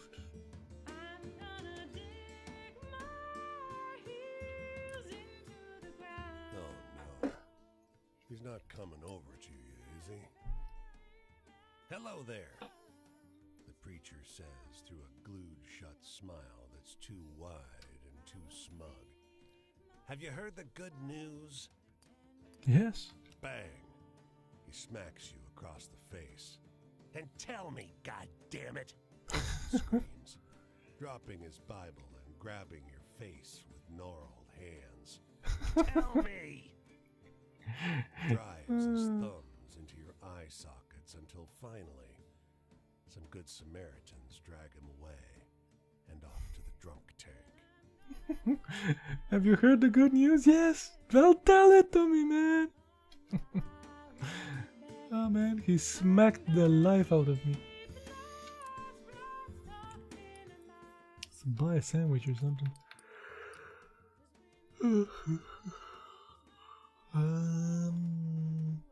Oysters. Sure. Let's do some panhandling. A man in a nice suit, looking very pensive, strolls up and sits on the curb next beside you. Spare dime. He nods distractedly. You know, I've been working since I was a little fella, he begins.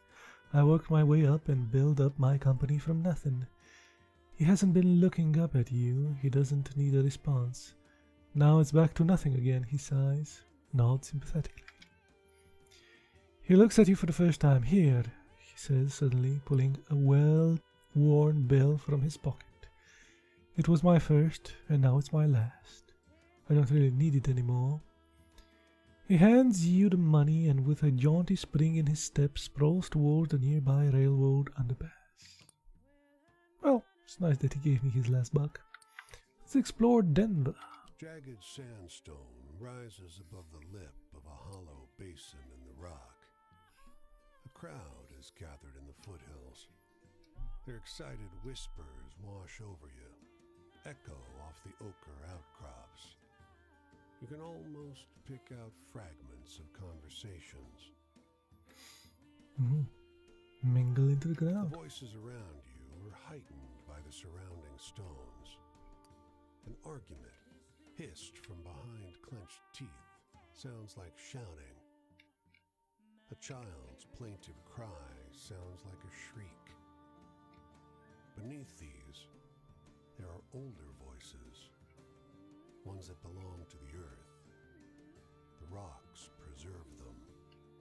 Ooh. A woman steps forward. The crowd parts for her. She opens her mouth and begins to sing. Smoky, vibrant alto. The sound resonates in the basin, and the mountains join her in a reverberating round. Even after she finishes, the soft strains of music linger. Cool. Got a Denver story.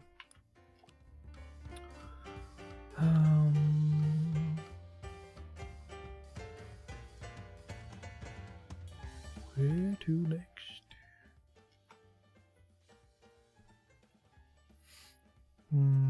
South, I guess. Find that guy again on that one. The horsey dude.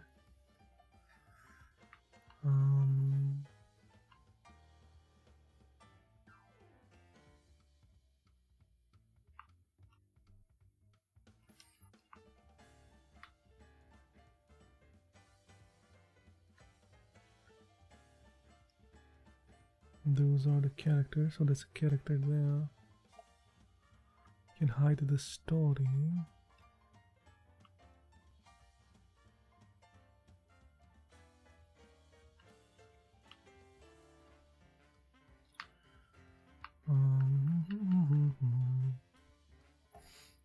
It's above the characters, the story. Okay.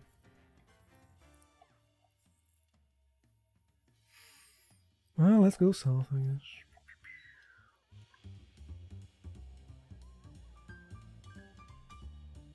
This should be the road that takes us down. Any cars?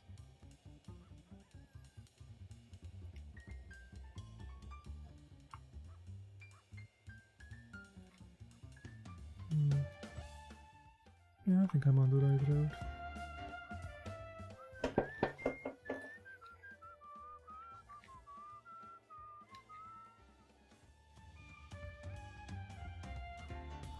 Oh, there are cars going in the other direction. I need to cross this river again.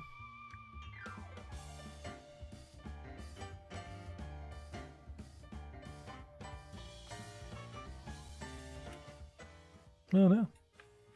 What the hell?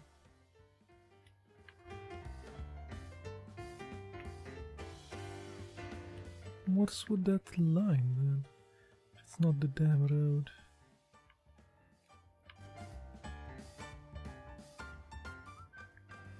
Weird.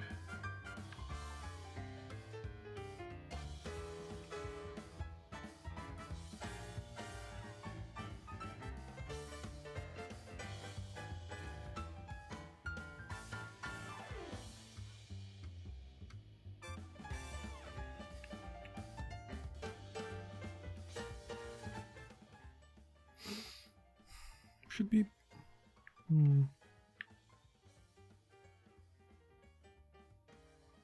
Like no crossing as well. No sign crossing. Jesus. You can cross all the way in Oklahoma. What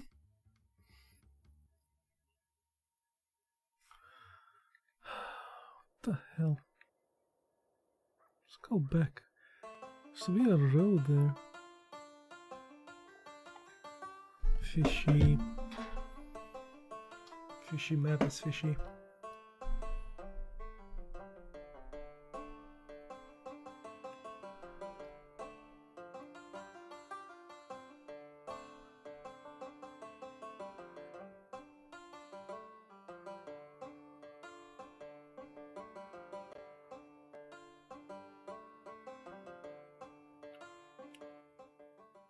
You should be next to a road that doesn't exist.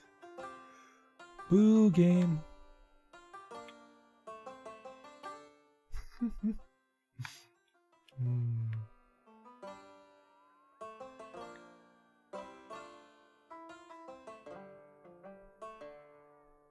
The road goes there. It becomes that thing. Jeez. The road it goes that way. There's like no self road though.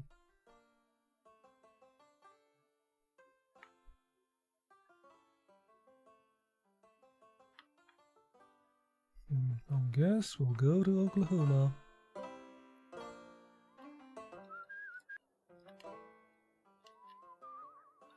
I know I could teleport, but for some reason in Miami. So in my inventory here, if I click that, it says return to Miami, which is why? Why there? Return to location. Don't know why Miami.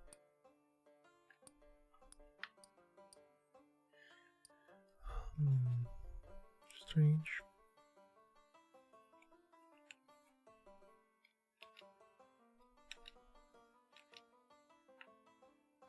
I think I found all of them. Yep, all 16 of them.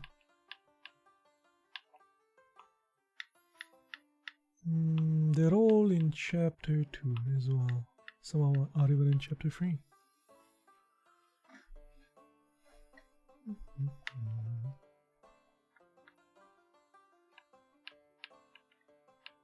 Cool.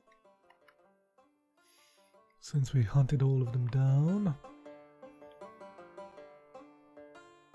I guess now you just have to have enough stories to push them through their life story.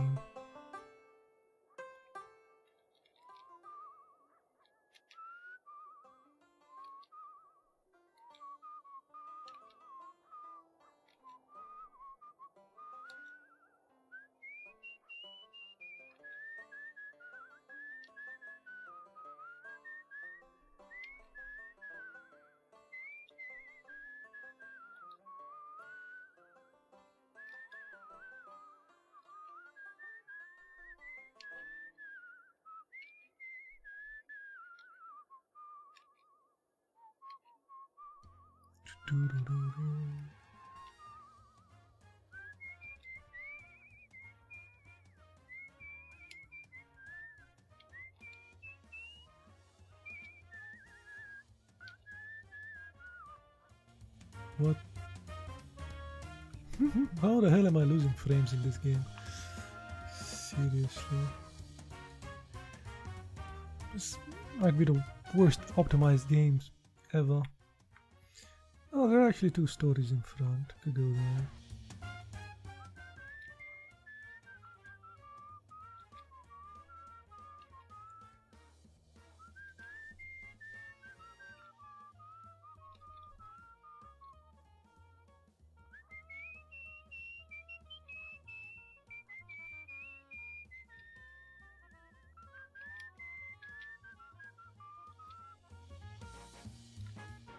Kansas City. Cool.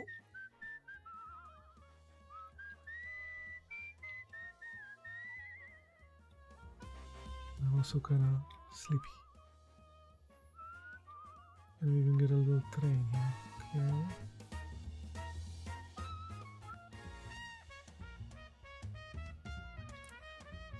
You, she snaps.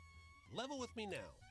Would you walk 10 miles every day with heavy bags under your arms and a silly box on your head for some bent, double-crossing, hopped-up, out-of-shape man? Sure. Well, so would I. She smiles weakly. What is the matter with us, huh? Dunno.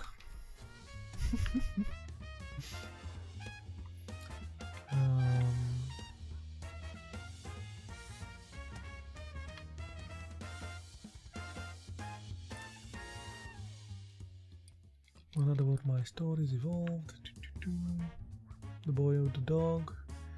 Full eye opener, baby. Okay, where do these tracks go? Oklahoma City. What the hell is that?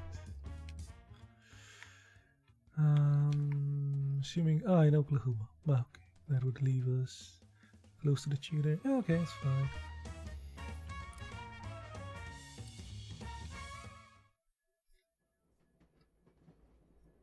I haven't met anyone on the train. They said you would meet people on the train. Got beat up on the train though.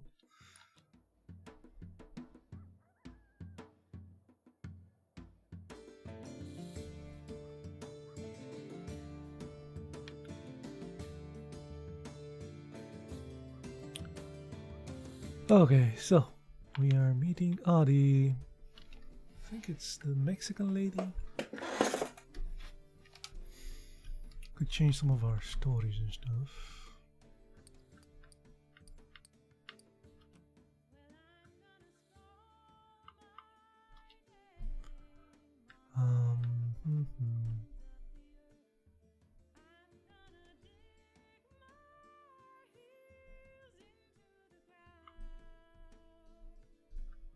Althea's Blues, the riddle in the woods near Pittsburgh. Yeah, let's do those.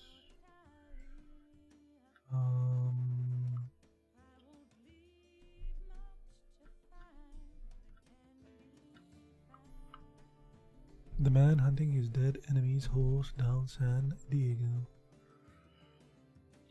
Okay. We got plenty of them we can change around. Lingering voices of repartites in Los Angeles. The boys who bound their own other friend. Dog locked in a car. Ah, that would be funny. I think. Okay. About here.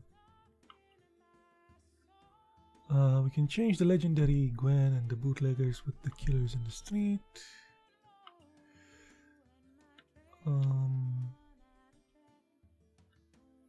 Time you have to leave town.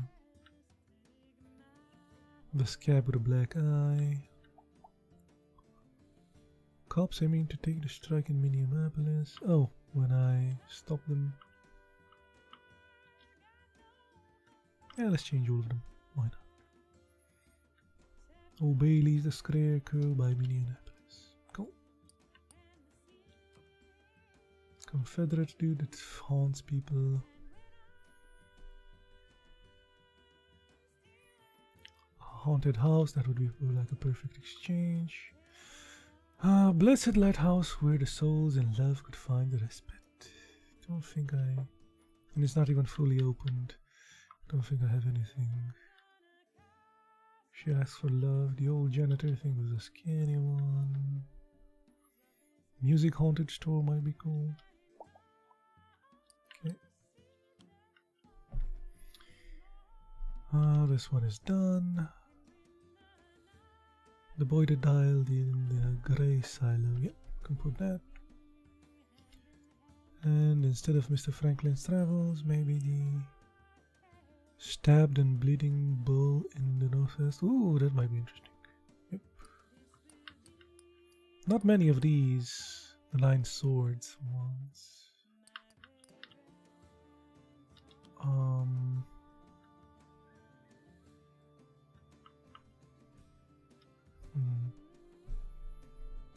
Gunshot man outside of the saloon. Okay.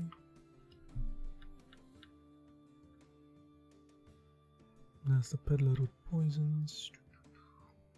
Terrifying cigarette smoking. Sure, could do that.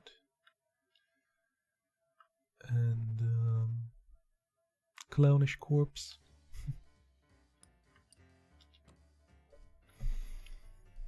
Man who could soothe. I didn't use that much. Or the surveyor one. Could change the fishy one, the fisherman dude. We use those. Farmers whose land was choked with dust. Ah, the dubious but promising miracle of growing formula. Yeah, that's fine.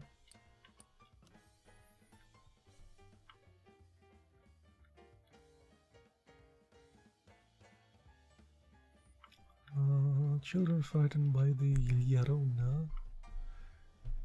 The 2 brothers. That's like, it still isn't full-eyed open, and I told it to everybody. Legend of Casey Jones is fully opened. Clan of Lightning Dozed Moleman. Walking Wallace, sure. Didn't say the dead one, man. Quinn's story, kinda use it. Doggy, Ray's Lament. We'll keep these as they are.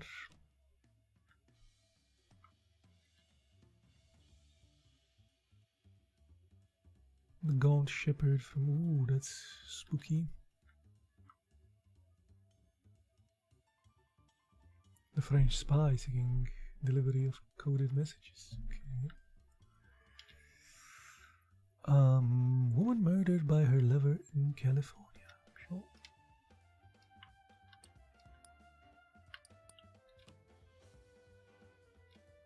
The seagull thing is full. Astronomer in the desert.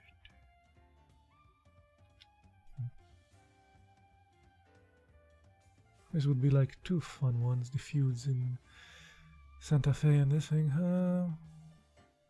You can't take this one out, right? Unless everybody has heard it. The man whose deaf bones rattled. So the hopeful one. The Lost Ring is a hopeful one. The curse we haven't been using. Eager gamblers in Las Vegas. Sure.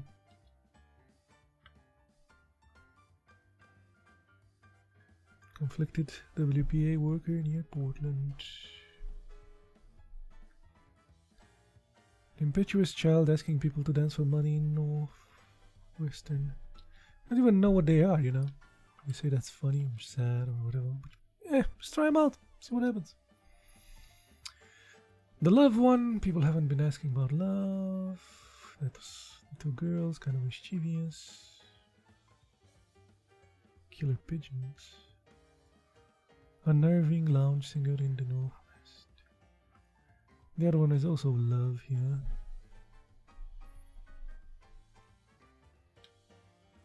They're all kind of love.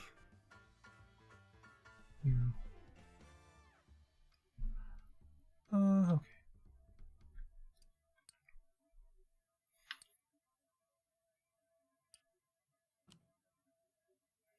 Farmers who lure travelers to their home with lemonade.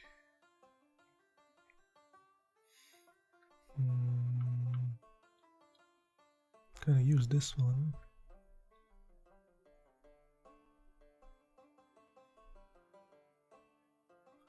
Oh, that's a kind of a lovely one. With the children, I think, right? They bury their grandma and stuff for the future, etc.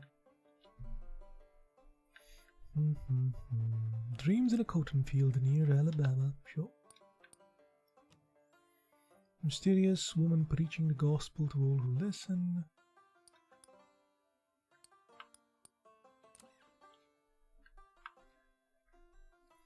Oh, we didn't use the woman in the woods. Yeah, let's use those. Metal worker and that was a funny one we don't really use yet. The ghosts in the bottle we used quite a lot. Ducks in the fountain, yeah, that's a funny one too.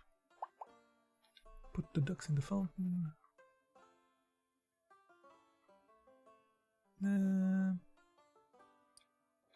Cool. We swapped quite a bit of them. There's like another thing here.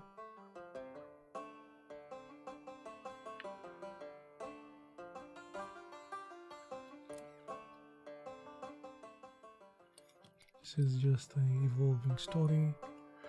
The bus thing evolved. Okay.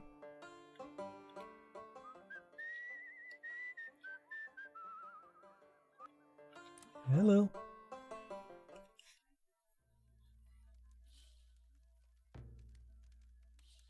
Bienvenidos. Come, sit with me. Sit with una vieja curandera. It is safe conmigo. Conmigo. Few brujas would dare attack una curandera. Whatever that is. Some of these witches, though they are strong enough to contend with una curandera, or foolish enough to try. I work mainly with las curaciones por la gente, pero I have more than un poquito de práctica with fending off the curses of las brujas. Okay. It is not for una curandera to take una vida, but I am not afraid to hobble las brujas. But now, do you have a story about hope? About happiness? And the goodness in the world? Okay, let's try the one that we just... the dude's in the field there. If we can find it. No.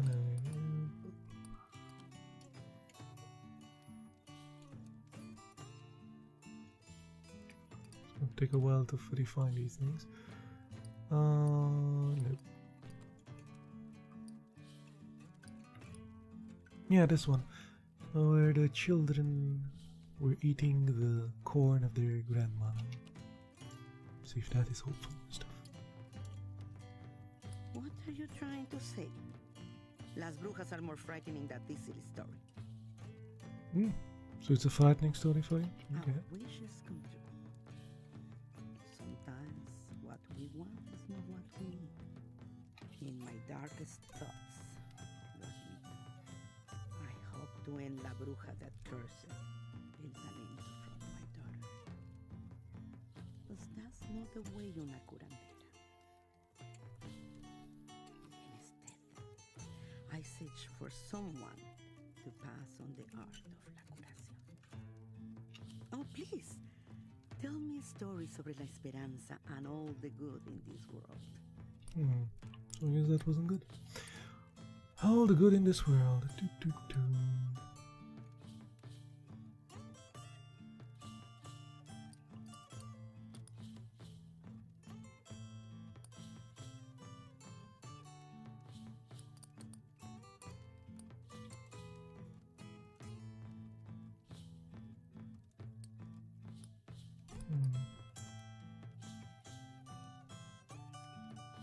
About the two brothers. That was a popular one.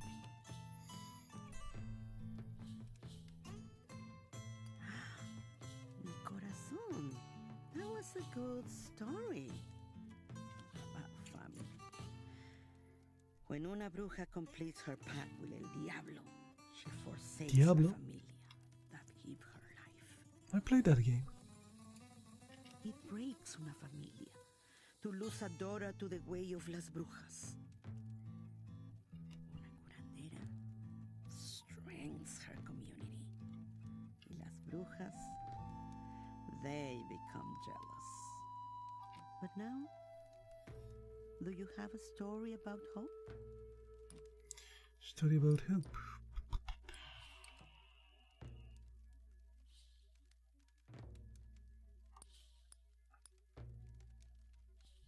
No, that one.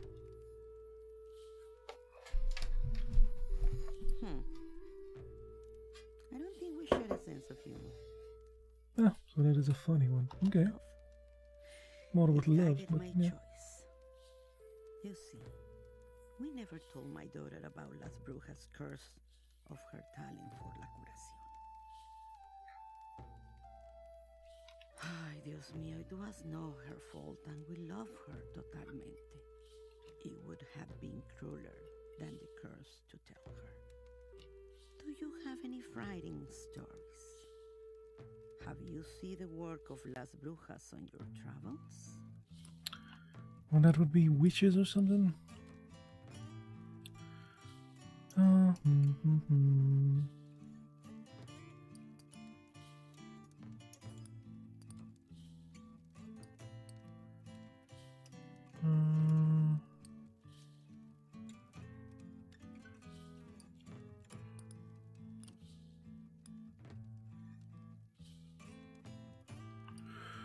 How about a clownish corpse then? Wasn't that with La Brujas? Whatever that is. Yes, it's funny, but it was with witches and stuff. Cursed dude twice, come on. Dios, take Las Brujas. But tell me, what is the most frightening thing you have? Hey, ding, ding, ding.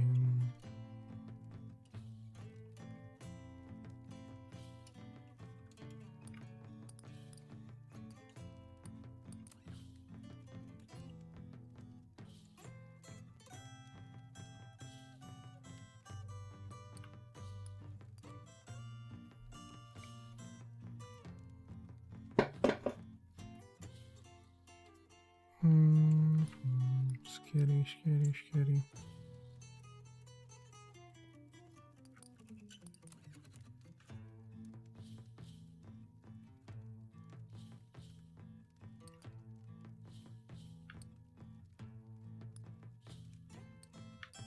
Come on. My... Oh, it's already done. Okay.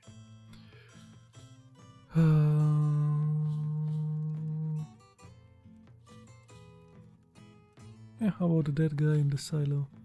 Must be sad, no? What a miserable story. Tristeza. Sad, yeah. Needs to have a point. Sadness. I have bigger memories. Long ago I began teaching la curación to a woman who had promised. But she left for the city. Renounced las curaciones as witchcraft. No soy una bruja, niña estúpida. Morning once again. So I must go. We must cut our stories short. I am traveling this way. She's going to south of Texas, okay. If we meet again, I will be glad to tell you more about Las Brujas and my work against them. Okay. Kind of failed.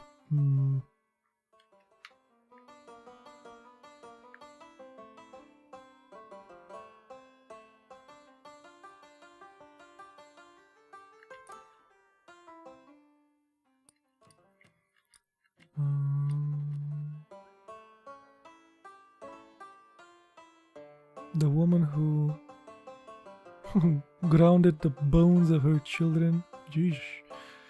That was just wrong. Let's go that way. Find that guy again.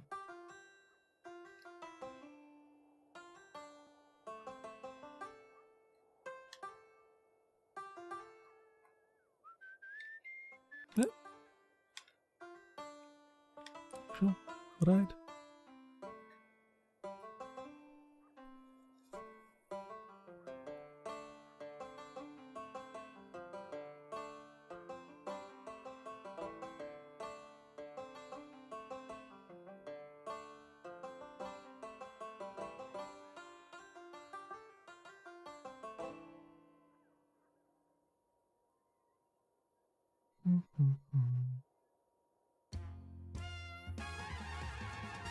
Wonder if I can get down.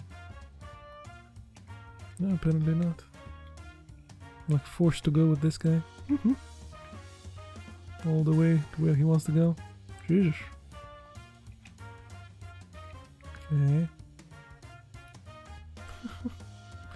Not even the menu button works now, dudes. That's hilarious.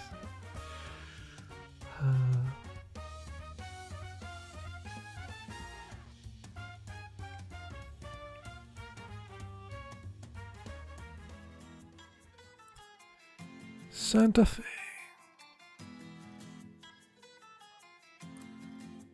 Have I been here before? Yeah, I did.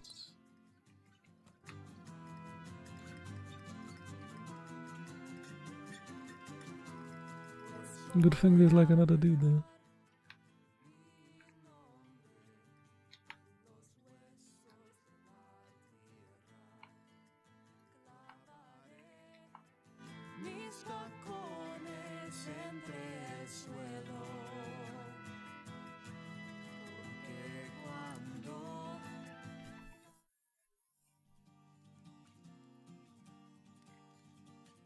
Word has spread of una huelga, a strike, out in California. It's not uncommon. I have grown used to the frustration and the desperation, seen it rise from its feet and march forth from the fields, but it always ends the same. No one listens. We're beaten down into the dirt and are forced to be comfortable with our discomfort. But it sounds different out in the West. Los Filipinos y Mexicanos have settled their differences, turned frustration into strength. I dearly hope I can see it with my own eyes. Maybe you have a good, hopeful story to tell? Hopeful story to tell.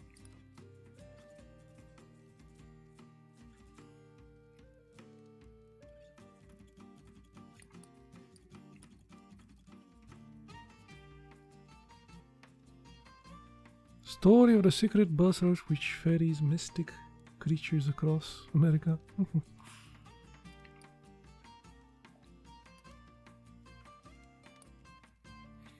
How about that one? The one with the dream in the cornfield. I haven't told anyone that one before. What a good story. I will remember it for a while. I know. Okay, I liked it. Mi tío would tell me that heaven waits for those that stay faithful. I have come to learn that it is more than that. You need to have faith in your own soul. Only then do you reach the presence of Dios, for He exists within it. Please share a story of hope with me. Okay, we can try more. Let's see.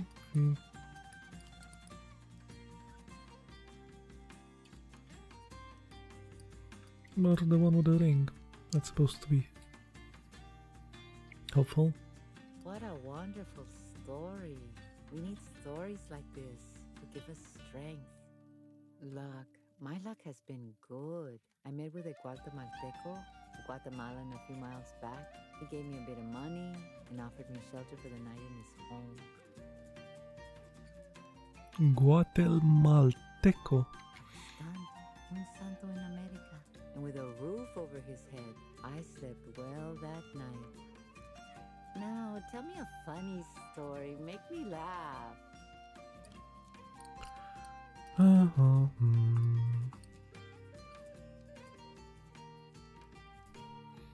So, the corpse thing should be funny, right? The other one said it was funny.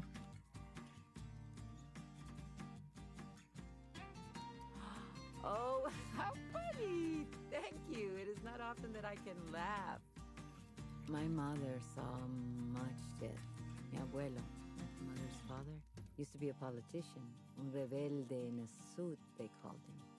When my grandmother died of tuberculosis, his focus waned and his fiery heart was put out. He lost the mayoral election and all the money he spent on the campaign. A month later, my mother was orphaned.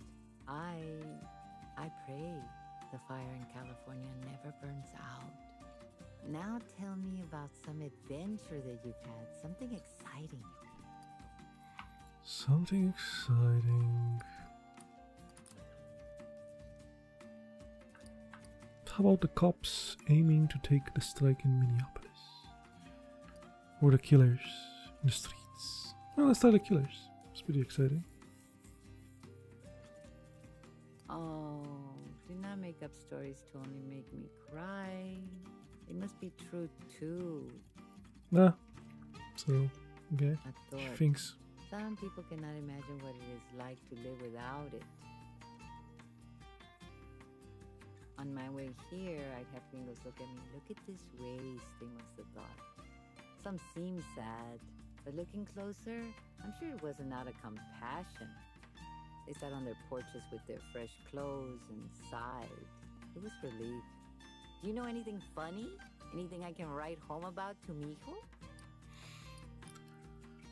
See if we find more. How about the music haunted store?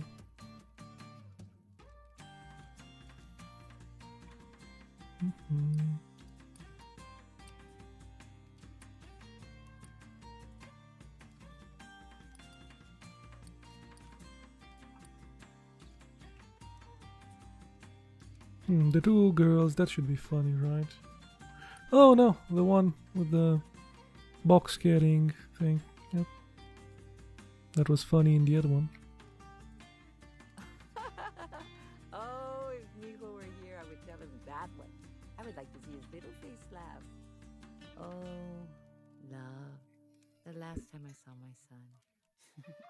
He hadn't yet learned the word amor. When I meet with him again, whenever that may be, will he say it? Will he understand? Will he forgive me? The sun is rising. I must prepare to go, and I must be careful. They say that the police take travelers here. I pray that I will not see trouble, but I'm not worried. I know I'm meant to travel west someday. See what's growing out there. I'm meant to join mi gente in their work. If you go this way, look for me. I hope I can share what I find with you. Oh man, Colorado is so hard to get to. That road doesn't exist. The road on the map doesn't exist, lady.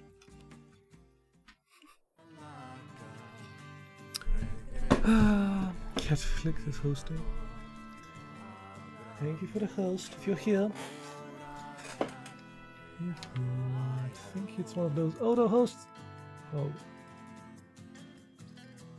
Well, thank you anyway.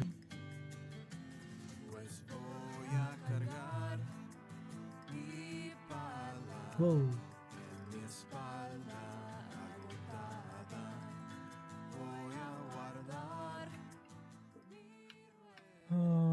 Wait. Where would this go? San Antonio. No clue what that is. Somewhere below here.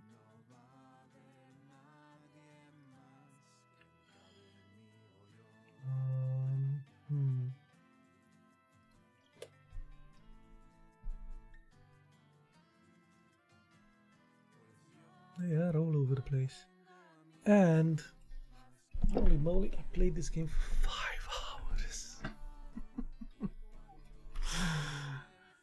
Time for me to stop.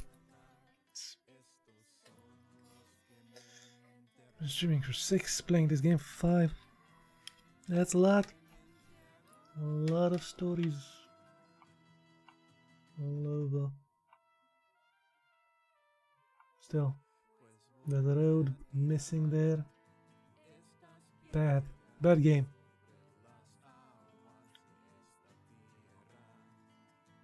Should go back to the horsey guy. Yeah, not take the train. Go back to the horsey guy.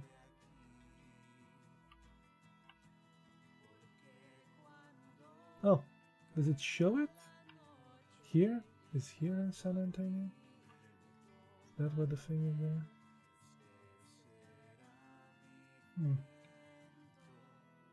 Okay, might be. Anyway, time for me to go. If you're on my Discord, you can check out the movie night, day thing. If not, see you next time. Bye.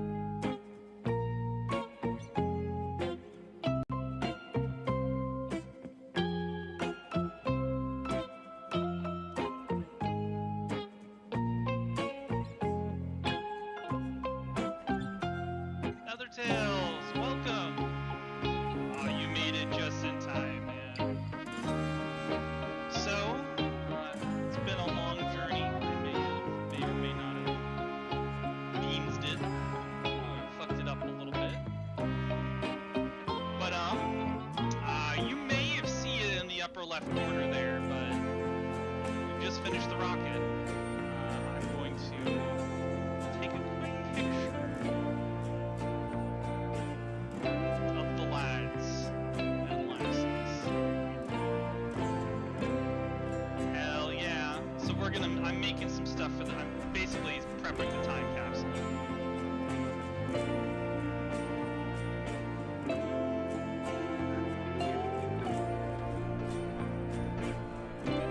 Please don't screw this up for me. It's not the last second.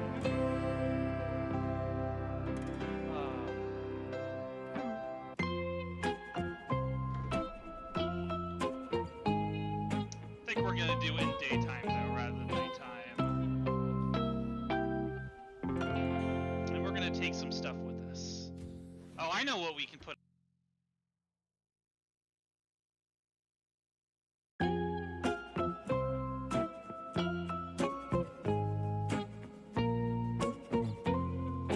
I don't like the car, this stupid car. Not fast enough.